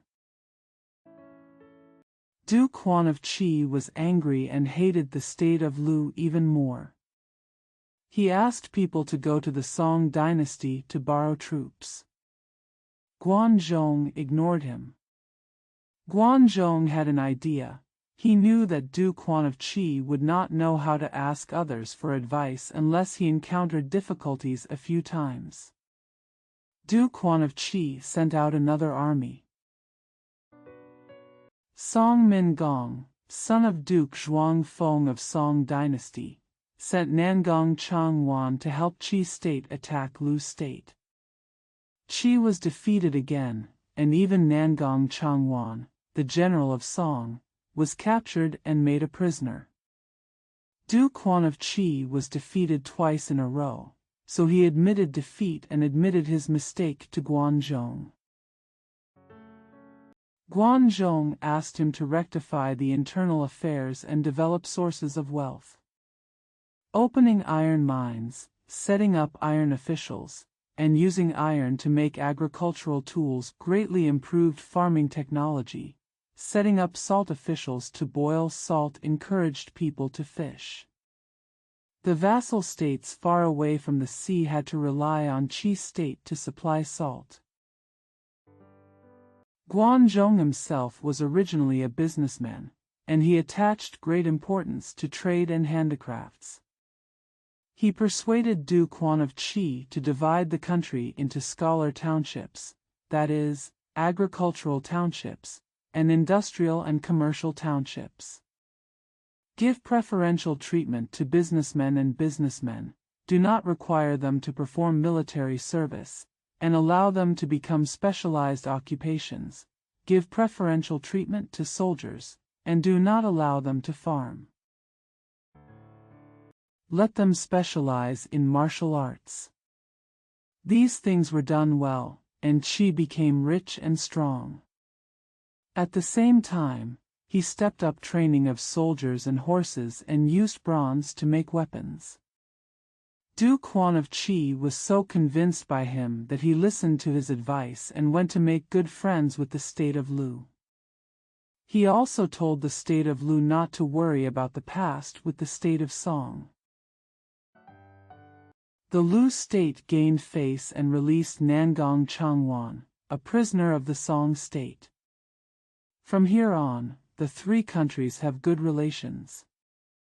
Duke Huan of Qi wanted to contact other princes so that they could form an alliance to assist the royal family, resist foreigners, and become an overlord. Comment. I remember that the debate on Chao Jiui was a text in middle school. The original text is appended as follows. In the spring of 10 years, the Qi army attacked me, and the general fought. Please see Chao Jiui. His countrymen said, meat-eaters plan, how can they do it? Jiui said, meat-eaters are despicable, and they cannot plan far. So he came to see him. asked, "Why fight?" The Duke said, "When it comes to providing food and clothing, you don't dare to specialize in it. You must divide it between people." He said to him, "If the small benefits are not widespread, the people will not obey." The Duke said, "I dare not sacrifice jade and silk, but I must believe in it." He said to him, "If you have little faith but have not yet developed, you will be blessed by the gods." The public said, "Even if it is impossible to detect the small or large prisons, it must be based on emotion." He said to him, "I am a loyal person, and I can fight. If I fight, please obey me." The Duke rides on it and fights with the ladle. The general will encourage him. Gui said, "It's not possible." Qi people drummed 3 times. Gui said, "That's all right." The Qi army was defeated. The general will gallop to him. Gui said, "It's not possible." Looking down at the path, he climbed up to Shi and looked at it, saying, "It's possible." Then he chased Qi Shi. After defeating him, the public asked why. He said to him, "Husband, fighting means courage. Once you are full of energy, you will be weak again." 3 and exhausted. He is exhausted and I am overflowing, so I overcome him. It is difficult to predict a big country, and you are afraid of potential dangers. I saw their tracks as chaotic and their banners as loose, so I chased them away. I wonder if there is another article like this in today's text. I remember when the teacher commented that Duke Zhuang of Lu did not understand military affairs and was not worthy of being a good king. I thought it made sense at the time, but now I think about it but I don't agree with it. As long as Duke Zhuang of Lu fully believed in appointing Chao Jui, he would be a very qualified king. Because the most important job of a king is to know and employ people. I still hold the previous point of view. This is the most difficult point. As for military matters, it is naturally good to know more. If you don't know much, just listen to the opinions of people who know it and make the right decision, which is already very good. There is a famous saying that goes, one big effort, then another, and then 3 times, it's all gone. It not only points out the importance of the word brave, but also points out the dialectical nature that blindly using brave may not necessarily lead to success. It still seems to be worth savoring today. Guangzhong established the salt and iron government to run the salt and iron industries, use iron to make agricultural tools for farming, and encouraged agriculture and fishing. A series of measures such as setting up rural and industrial and commercial townships, encouraging industry, commerce and handicrafts have enabled Qi's internal affairs to achieve unprecedented development. He allowed the soldiers to separate from production to practice martial arts and improve their weapons, which made Qi's military stronger. His series of measures were sufficiently creative at the time, fully embodying the talents of an excellent politician, and they deserve to be highly praised by later generations. Many books on political conduct in that era were attributed to Guanzi. Readers who want to know more about Guangzhong may wish to find relevant articles and read them carefully. Beijing Conference. 681 BC, the first year of King Zhou Shi, son of King Zhouzhuang. In the 5th year of Duke Quan of Qi and the 13th year of Duke Zhuang of Lu, Duke Quan of Qi said to Guangzhong, "Now that the state of Qi has sufficient soldiers and grain, can we join the princes of all countries?" Guanzhong said, "Why should we join the princes?" The king of Zhou dynasty. Although he is not strong, he is the common master of all the princes. The Lord can only follow the orders of the King of Heaven to unite all the princes in the world. Only then can everyone discuss ways, make an alliance, and jointly defend the Central Plains against foreigners. If anyone is in trouble in the future, everyone will help him. If anyone is unreasonable, everyone will take care of him. By that time, Lord, even if you don't become the overlord, others will still have to recommend you. Du Quan of Qi said, "You are right. But how to start?" Guanzhong said, "There is one name. The King of Heaven, King Zhou, has passed away, and the new king, King Zhou, has just ascended the throne. The Lord can send people to express his congratulations." By the way, I told him that there was civil strife in the Song dynasty and the new king had just ascended the throne. He asked the King of Heaven to issue an order to determine the throne of the Song dynasty. As long as the Lord gets the order from the King of Heaven, he can join the princes of other countries. Qi Huangong agreed to do it. Speaking of the Zhou dynasty, Duke Zhuang of Zheng fought against King Huan of Zhou. Zhu Dan shot the King of Heaven in the shoulder. Later, Duke Xiangang of Qi joined forces with Song, Lu, Chen, and Kai to defeat the king of Zhou, and he had no power for a long time. The princes of all the countries did not go to see him. Originally, the regular tribute paid by the princes was an important income for the royal family. The king of the Eastern Zhou dynasty lost this important income, and also lost the prestige of the king, and became a big puppet who was poor and weak.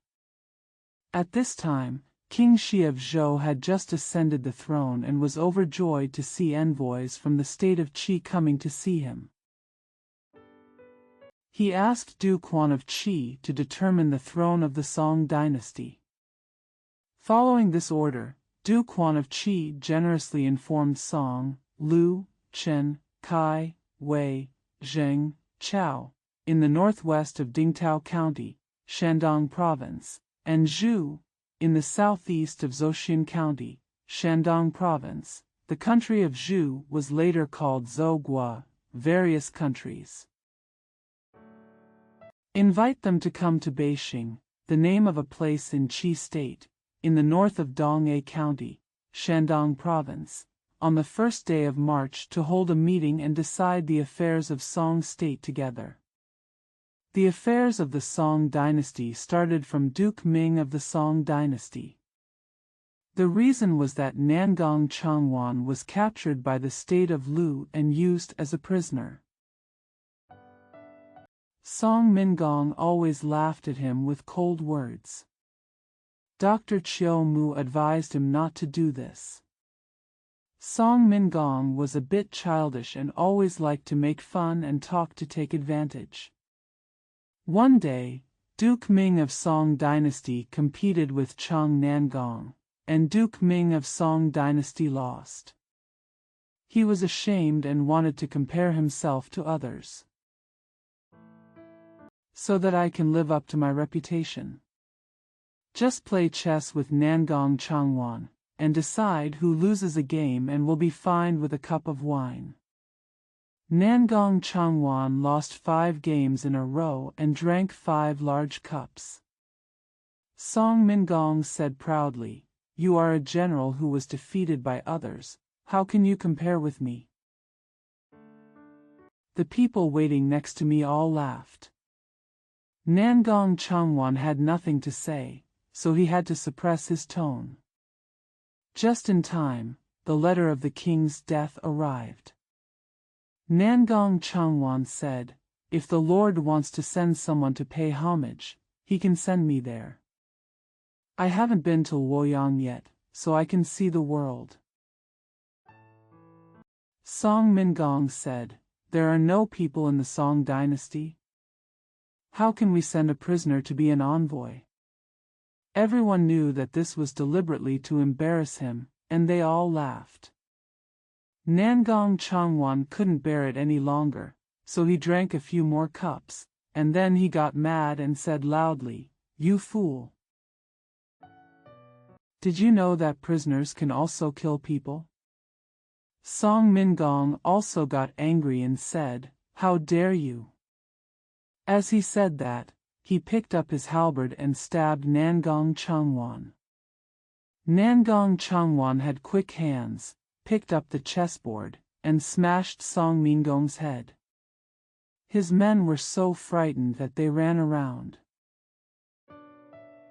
Nangong Changwan took out a halberd and met the doctor Chiu Mu. Chiu Mu asked him, "Where is my lord?"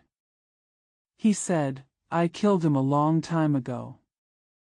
Chiu Mu was confident when he heard this. He knew clearly that he was no match for Nangong Changwan, but he still rushed over to fight with him. Nangong Changwan also killed him. When Dazai Huadu heard about this, he quickly got into his car and wanted to send troops. On the way, he met Nangong Changwan, and he told Nangong Changwan to kill him with a halberd in the chest. The southern official Wan Li, the uncle and brother of Duke Min of the Song dynasty, made Prince Yu the king of the country. Song Mingong's brother Yushua went abroad to borrow troops to avenge his brother. The common people of the Song dynasty and Gongzi Yushua's soldiers and horses joined together, killed Gongzi Yu and Nangong Changwan, and made Gongzi Yushua the king of the country. Guanzhong used this topic. Duke Huan of Qi was asked to summon all the princes of the country to determine the throne of the Prince Yushua according to the order of the King of Heaven. Duke Huan of Qi asked, "How many chariots are needed for the meeting this time?" Guanzhong said, "My lord has held a meeting under the order of the King of Heaven. Why do we need chariots? We are driving." The meeting of clothes, a peace meeting without chariots. Qi Huangong asked people to go to Beijing to arrange the venue first. There was a seat for the King of Heaven in the venue. At the end of February, Song Gongziyu said that he had arrived first and thanked Qi Huangong for his kindness. Then Chen Gua, Kai Gua, the princes of Zhou state also arrived. When they saw that Duke Huan of Qi did not bring his chariots, they felt embarrassed and withdrew their chariots 20 miles away. After notifying 8 princes, only 4 came.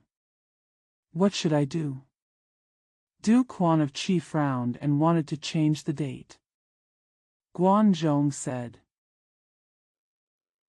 The 3 of them became a crowd, and now there were 5 countries, which was not a small number. If the date was changed, it would be obvious that what he said did not count. The 5 princes held a meeting on the originally scheduled day. Duke Huan of Qi raised his hands and said to the princes of the 4 countries, "The royal family has lost power." The princes of various countries seemed to have no common master, which caused frequent troubles at home and random fights abroad. The world is in chaos and people are in panic. I have followed the order of the King of Heaven and asked you to determine the throne of the Song dynasty and then discuss the solution. Everyone supports the royal family and resists foreigners. To do this today, you have to put one person in charge to lead it. When they heard that one person was going to be elected as the leader, they bit their ears open. Who should they recommend? In terms of status, the Song state is a duke, the first-class princes, and the Qi state is a marquis, the second-class princes. The title of Duke of Song is higher than that of Marquis of Qi. In fact, Duke Song's throne has to be decided by the Marquis of Qi, so how can we reject him? This can't be pushed out. Later, Qin Xiangong found a very legitimate reason. He stood up and said, "The King of Heaven entrusted the Marquis of Qi to join the princes, so he should be elected as the master." Do you need to say more? Everyone agreed. Duke Huan of Qi had to give in for a while, and then he became the leader seriously.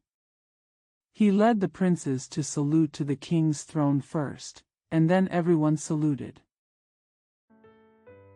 We discussed it at that time and made a covenant to the effect. On a certain day of a certain month of a certain year, Qi Xiaobai, Song Yushua, Qin Chujiu, Kai Xianwu, Zhou Ku, etc., under the orders of the King of Heaven, held a meeting in Beijing. Decide jointly to support the royal family wholeheartedly, resist foreigners, and help weak and troubled princes.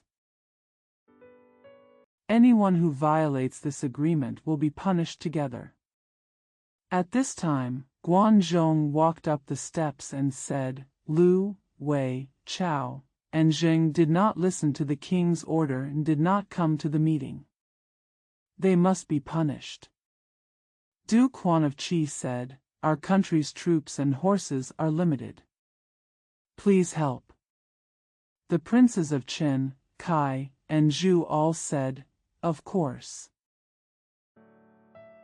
But Song Gongyu couldn't say anything. That night, Song Gongyu said to the people who came with him, "The Marquis of Qi thinks that he is unreasonable, which is really annoying. We are the first-class princes in the Song dynasty, but we listen to the second-class princes? Besides, we are here to ask them to declare my throne. Now that the throne has been decided, why should we follow them?" Those ministers all said, "Yes. Let's go back first." They left secretly before dawn. The next day, Duke Huan of Qi heard that Duke Yu of Song had left without saying goodbye, so he sent troops to pursue him. Guanzhong said, "Song is far away, but Lu is close. If you want to attack Lu first." Duke Huan of Qi asked him, "Other princes, do you want them to send troops as well?" Guanzhong said, "Qi's prestige is not great yet, and they may not be willing to listen to us. Besides, I didn't need help from anyone else this time. Let all the monarchs go back." They broke up and left. Duke Huan of Qi sent troops directly to the state of Lu. Duke Zhuang of Lu asked his ministers for advice. Shibo said, "It's better to make peace. We have been asked to go to a meeting by the King of Heaven. We shouldn't not go." While they were discussing, they received a letter from Duke Huan of Qi. Mrs. Wen Jiang heard this. He also asked her son to make good friends with the state of Qi. Duke Zhuang of Lu replied to the letter and asked Qi to withdraw its troops first, and then he went to make an alliance.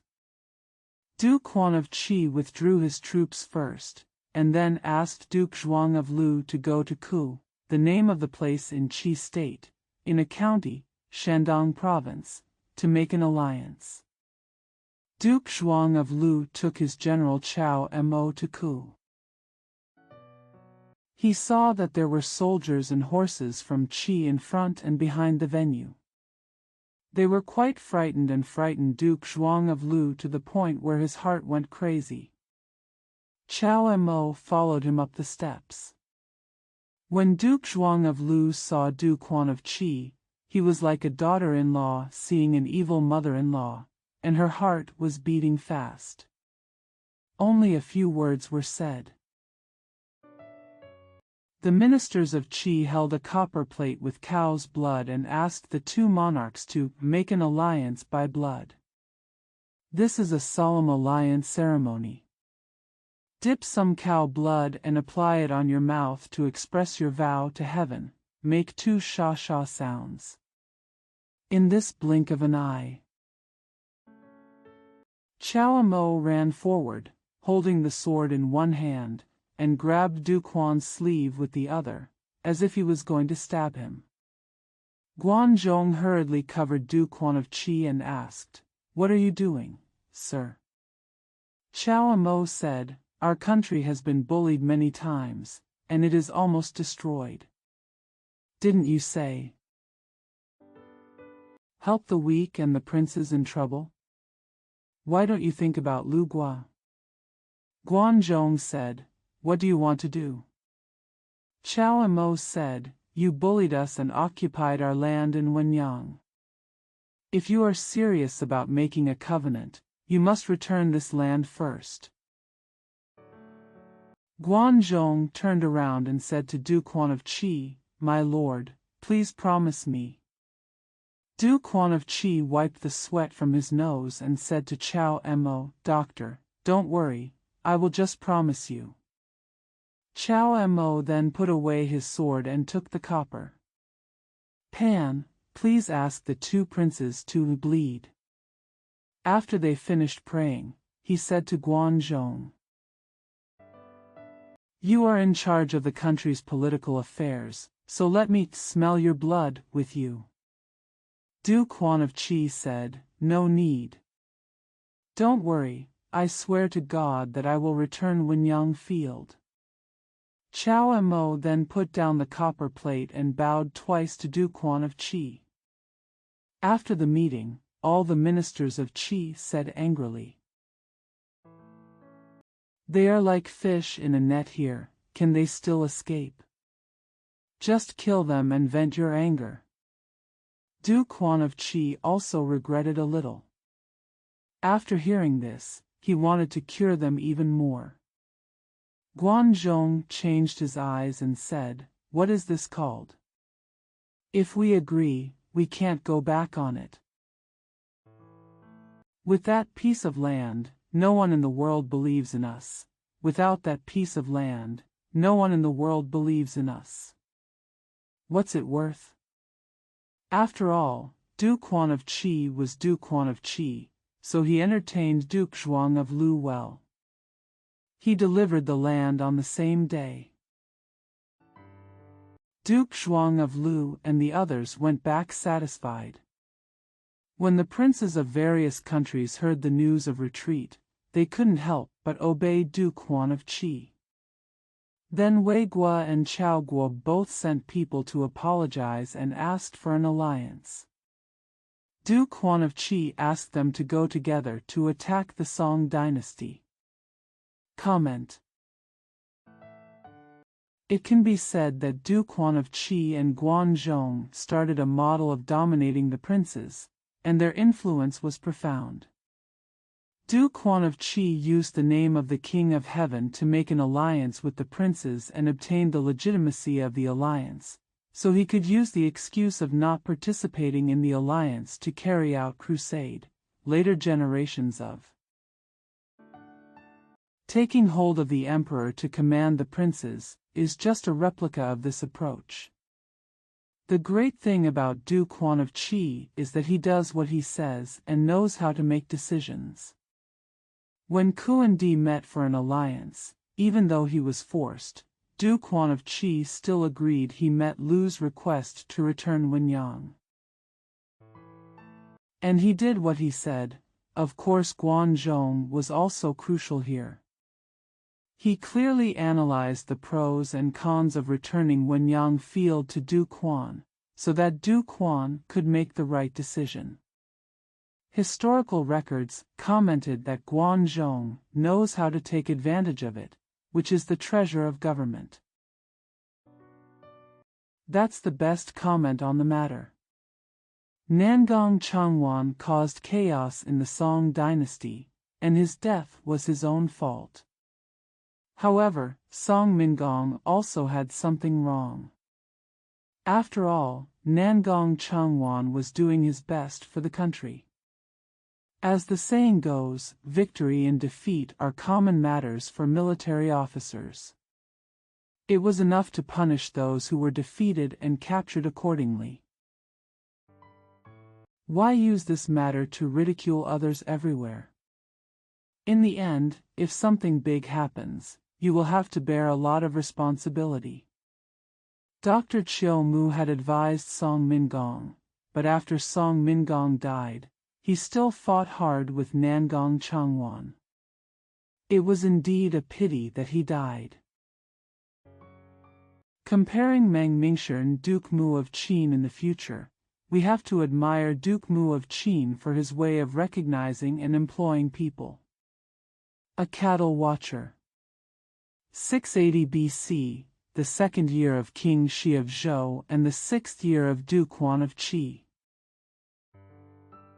Duke Huan of Qi sent an envoy to Zhou dynasty to report to Duke Huan of Song that he did not obey the orders of the King of Heaven, and begged the King of Heaven to send troops to conquer the Song dynasty. The King of Heaven sent troops to meet Duke Huan of Qi. Chen Guo and Chao Guo also sent troops to help. Duke Huan of Qi sent Guan Zhongxian with a team of troops to pick them up. He led the large group of soldiers and horses from behind. When Guan Zhong arrived at Mount Laoshan, in Linzi County, Shandong Province, the second sound of Lashaneo, he saw a cattle watcher, wearing shorts, bare legs, and a broken straw hat, singing folk songs. He didn't look like a rough man at all. Guan Zhong thought, this man seems to be quite capable. If nothing else, his eyes alone are smart enough. He asked someone to come and talk to him. The man tied up his cow, straightened his rags, and came. Guan Zhong asked him what his name was. He said, "My name is Ning Qi, from Weigua. I heard that the Prime Minister of Qi State was quite great, so I left the country and wanted to find a career under the Prime Minister. There was no one to introduce me, and I was poor, so I had no choice but to look after cattle." Guan Zhong asked a lot of questions, and he answered them very well. He is really a talent. Guan Zhong said to Ning Qi, "I am the Prime Minister, and our king is behind. I will write you a letter, and you can take it to see him. He will definitely use you." He wrote a letter at that time and left. Ning Qi was waiting for Qi's army at the foot of him. 3 days passed. He saw many soldiers and horses coming in front. The nearby farmers all stayed away. He was holding a broken straw hat and standing by the avenue waiting. When the monarch's carriage and horses came over, he raised his voice and sang, dash. Sanglang water, white ocean. There is a carp, half a foot long. Hate Yao and shun. Can't touch. Hungry in the belly, cold on the body. The road is difficult, groping in darkness. When will the genius shine? He sang it over and over again. Duke Huan of Qi heard it and called him up and asked him, "Who are you? Dare you mock the court here?" He said, "My name is Ning Qi, a native of Wei State, and I am a cattle watcher. I just know how to sing. Don't dare to mock anyone." Duke Huan of Qi raised his nose and said, "At the moment, the King of Heaven is in charge of the world above, and I am joining the princes below. Everyone is helping each other, and the people are all safe." It was just like this during the time of Yao and Shun.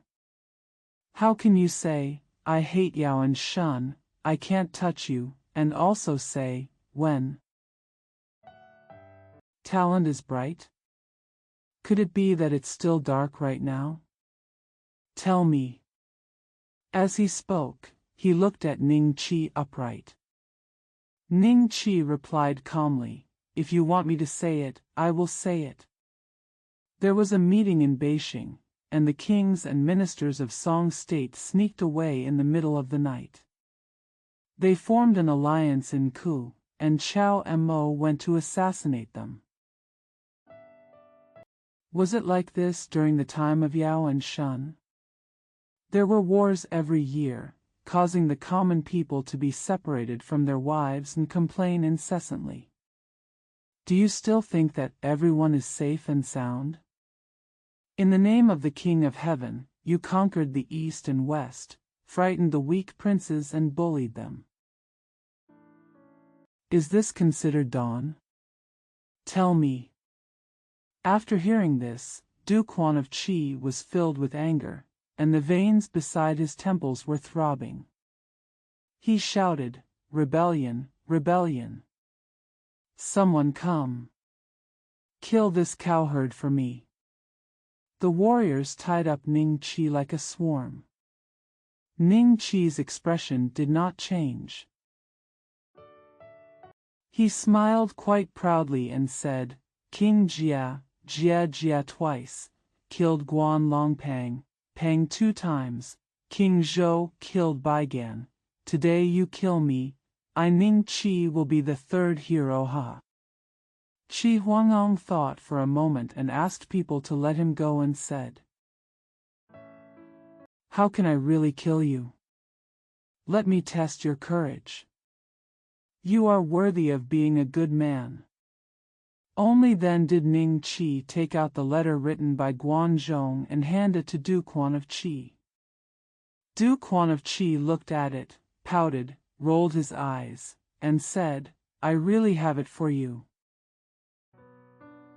Why didn't you take it out earlier? Ning Qi said with a smile, the king has to choose and choose the people he employs, and he has to test his courage. I help the monarch to choose and choose, to test his tolerance. Qi Huangong smiled, pulled him into the car, and left. At night, the soldiers and horses were stationed. Duke Huan of Qi quickly asked people to find clothes and hats. One of the ministers said, Are you going to pay Ning Qi an official title? Duke Huan of Qi said, That's right. Go and get the official clothes and hats. The minister said, Why are you in such a hurry? He said he was a guard. Chinese, we have to go and find out. If he is really a capable person, it will not be too late to make him an official. Duke Huan of Qi said, What are you asking about? Can Xiangguo's recommendation be wrong? If you want to use him, you have to trust him. I worshipped him as a doctor under candlelight that night. Dr. Ning followed Qi Huanggong's army to the border of Song dynasty. Qinghua. The troops of Chao Gua and Guan Zhong were waiting there. The king's soldiers and horses also arrived. Duke Huan of Qi was ready to attack. Ning Qi said, My lord has been ordered by the King of Heaven to gather with the princes. It is best to be reasonable and not to use force. If there is really no way to use force, it must be polite first and then attack. Let me go to see Duke Song first and persuade him to make peace with us, okay? Duke Huan of Qi patted him on the shoulder and said, You are really good. When Ning Qi met Song Gongyu, he said, Song country is really dangerous. Song Gong said, What? He said, The King of Heaven has lost his power, no one from above is in charge, and all the princes are fighting at will. The plots of plotting to usurp the throne continued one after another. Which king doesn't want to find a way to manage the country well? Following the order of the King of Heaven, the Marquis of Qi held a meeting in Beijing to confirm your throne and make an alliance. This is good for the Song dynasty and the world. You didn't keep your promise and walked away halfway. This is no longer right. Now the King of Heaven and the princes from all over the world are coming to question you.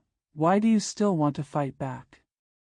The King of Heaven is right to accuse you, but if you want to fight back, it is unreasonable. Which side is strong and which side is weak, which side can win and which side must be defeated? How can such a wise monarch as you not see this? You have to think of something quickly, don't follow the confused people, and you will become confused too. Song Gong kept listening to him. He could only nod his head repeatedly and couldn't get anything in his mouth. When he finished speaking, he lowered his head and asked, "What do you think, Doctor?" Ning Qi said, "In my opinion, it is better to send some gifts to show your appreciation and then make an alliance with Qi state. In this way, the King of Heaven and the princes of various countries will be on good terms with you,